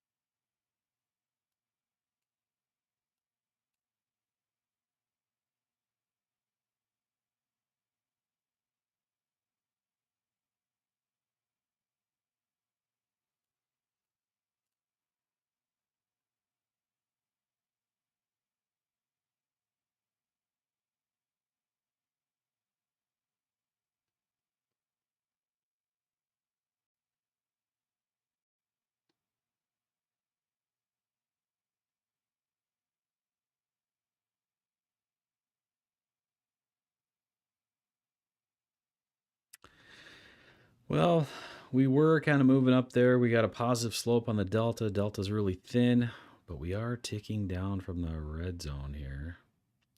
It's kind of a borderline spot to be in.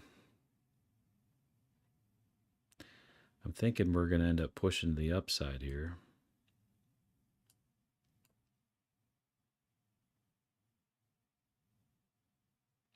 There we go. Get back above the 20.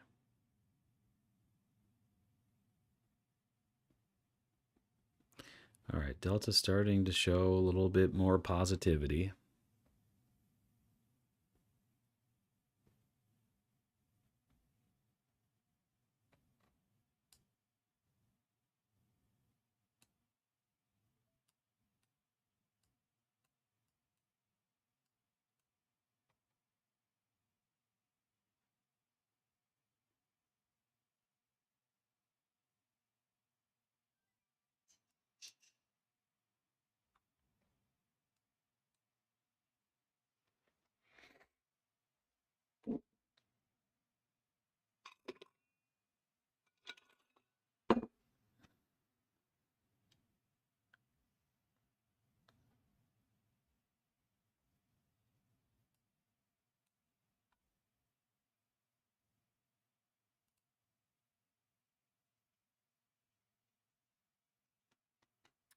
All right, Kay John, have a good weekend.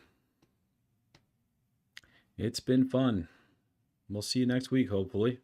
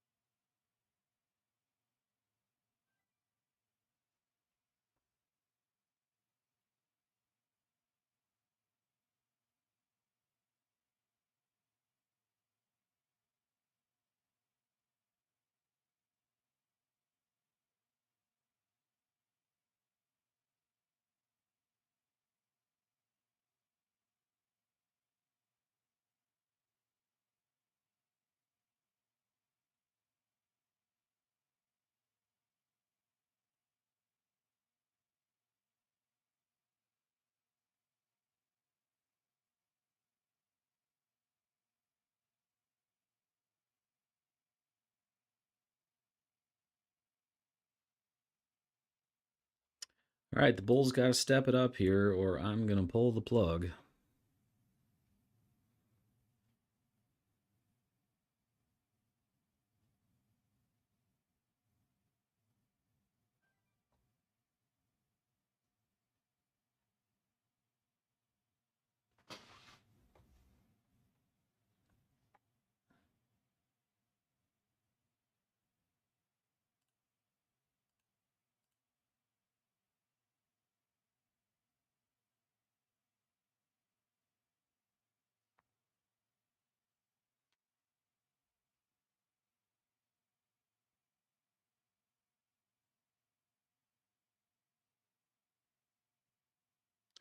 Come on, Bulls, you can do it.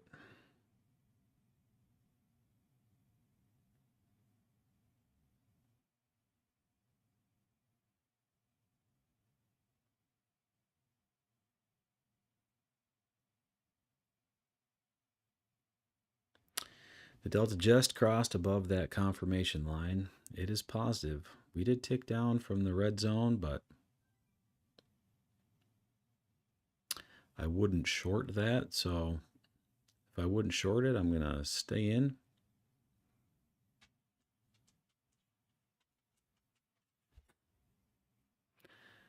All right, here we go. Now we're getting a little bit more momentum back in the delta.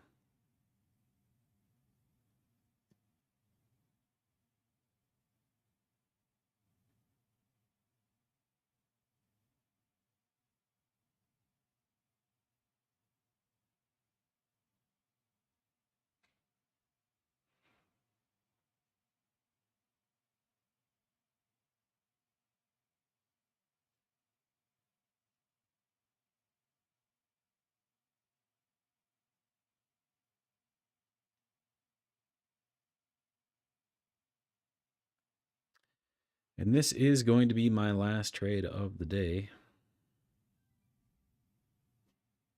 Got to go get the kids here pretty soon.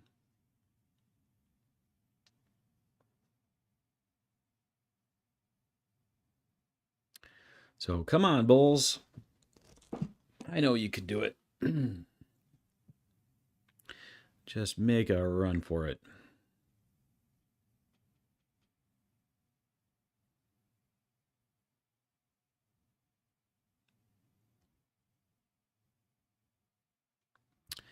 We got the Delta still heading up. The signal's heading up. A lot of hesitation here, though. We just can't get above that 50.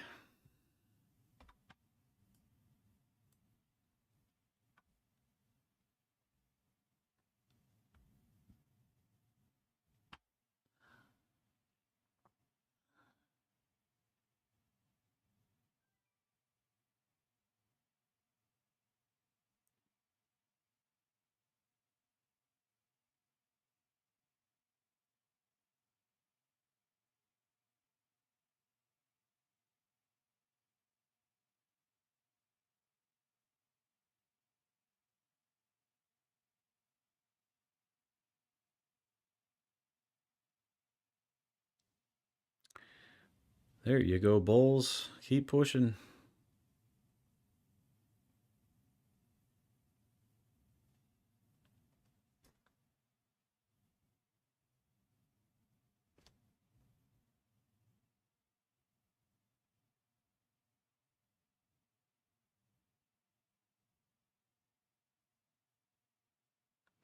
That pivot line is sitting there too, acting as resistance. Got the 230 candle coming here in 28 seconds. We'll see if the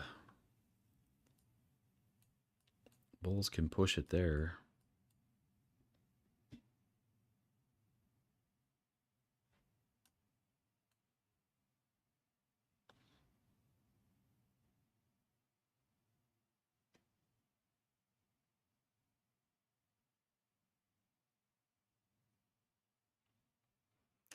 There we go. We're starting to push. There's the 230 candle.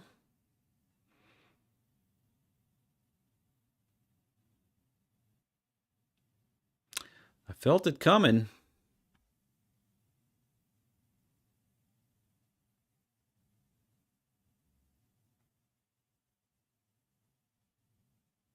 I don't want to speak too soon. Haven't hit my take profit yet.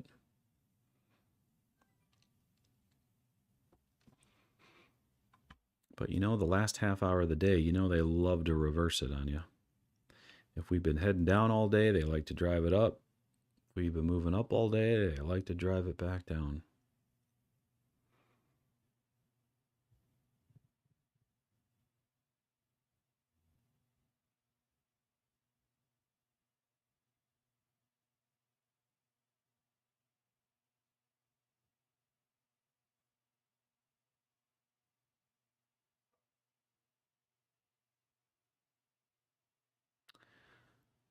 Trying to sell off a little bit more again right there. Just can't get it above the 50. We get it above the 50. I think we're going to fly and take out this swing high over here.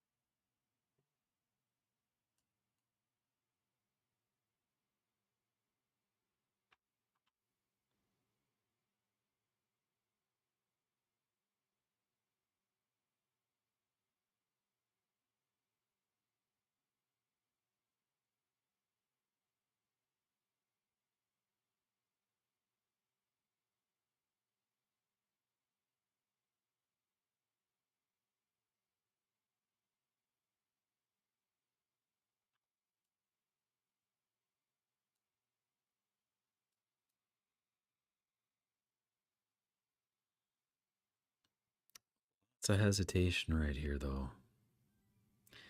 All right, we start moving back up to the 50. I'm going to move to break even. I think I've had about enough of the hesitation.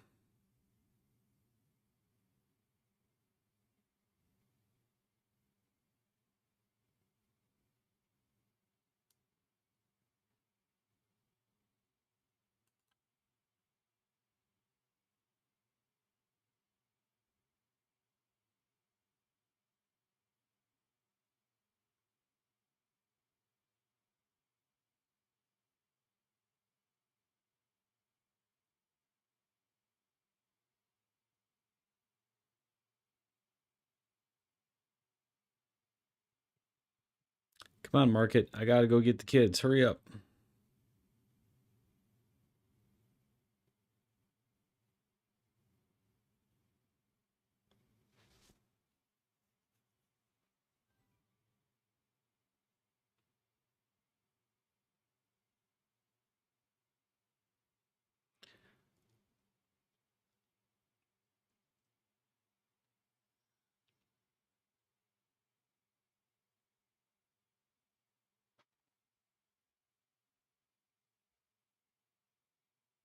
All right, we're back to the 50. Moving to break even. Now let her rip. Go, go, go.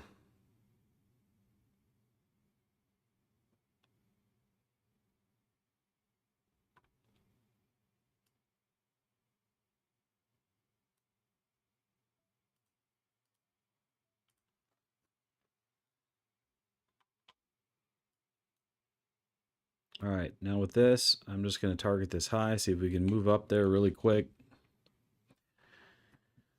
At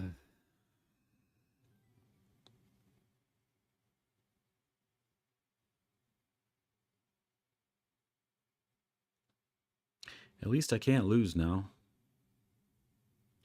Patience pays.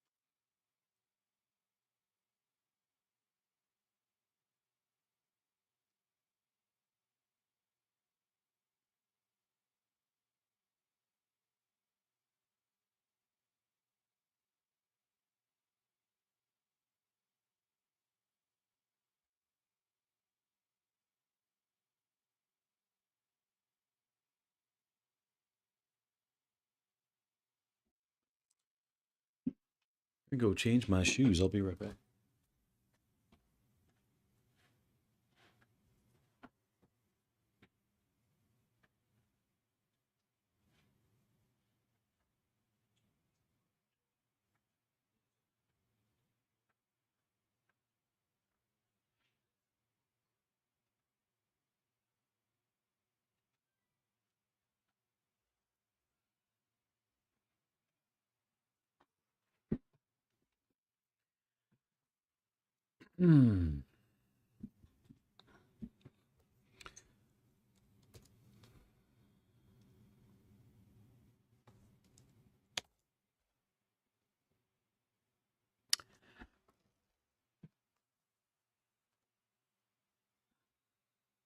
Hey, since we're sitting here waiting, if you guys could do me a favor and hit the like button, I would appreciate that. It's been a long stream today. Be nice to get some likes out of it.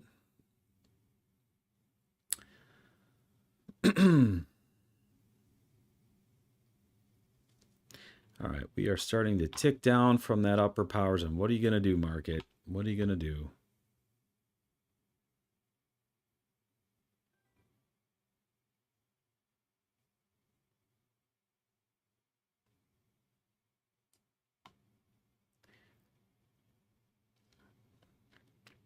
If we tick down here, I'm just going to move my stop under the wick and box it in. And all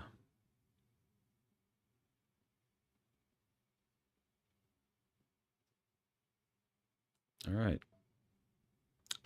Well, I just got taken out. So that was 3 3/4 points profit on that one. It's too bad we couldn't have run all the way back up to the top there. So that's what, 4 contracts at, what did I say? 3.75. 3.75. So that makes this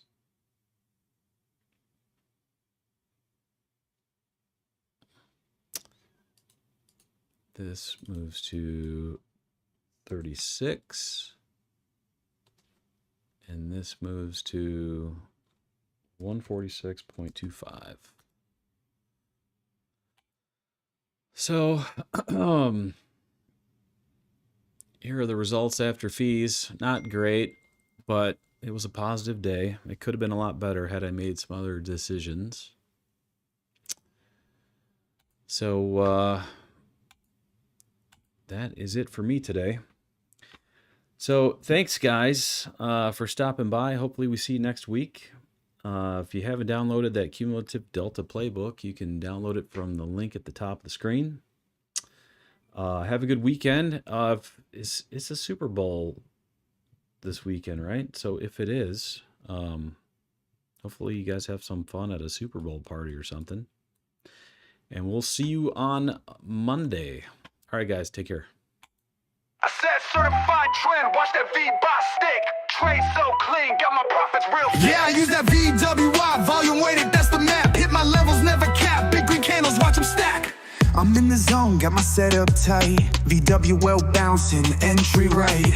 Big lot size, no scalper life. Trend is strong, I hold all night. Market open, watch the tape, liquidity gon' set my fate. If it holds, I let it ride. If it breaks, I cut with pride. Midday chop, I step aside. Wait for trend and I decide. Be broke by magnet, price aligns. Catch that dip, now watch it climb. Yeah, I use that view get volume weighted, that's the map. Trend confirm, I let it clap. Catch that move, no looking back. The mode is shift, I see it clean. Delta rising, bulls and steam. Volume high, trend is mean. New day high, that's routine. Markets wild, stay composed. Bounce, I double dose. Risk is tight, reward is vast. Let it run, no exit fast. Free market plan already set. If it's weak, then short's the bet. Buy is strong, but I'll adapt. Trade what's real, don't get trapped. No emotions, risk defined.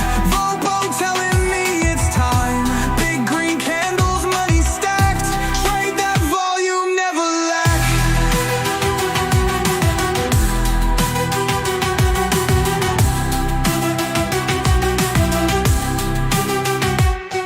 Market open, watch the tape. Liquidity gon' set my fate. If it holds, it gon' set my fate. If it holds, I'll let it ride. If it breaks, I cut with pride. Midday chop, I step aside. Wait for trend, then I decide. Market open, watch the tape. Liquidity gon' set my fate. If it holds, I'll let it ride. If it breaks, I cut with pride. Midday chop, I step aside. Wait for trend, then I decide. Why day chop, I step with pride. Midday chop with pride. Midday chop, I step aside. Wait for trend, then I decide. Vop on magnet, price aligns. Catch that dip, now watch it climb. No emotions, risk defined. Vobo telling me it's time. Big green candles, money stacked. Trade that volume, never lack.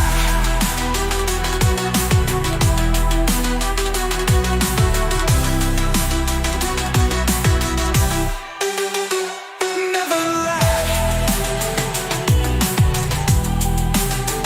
Whoa, whoa, whoa, whoa. Yeah, yeah. Look, tack. Momentum shift.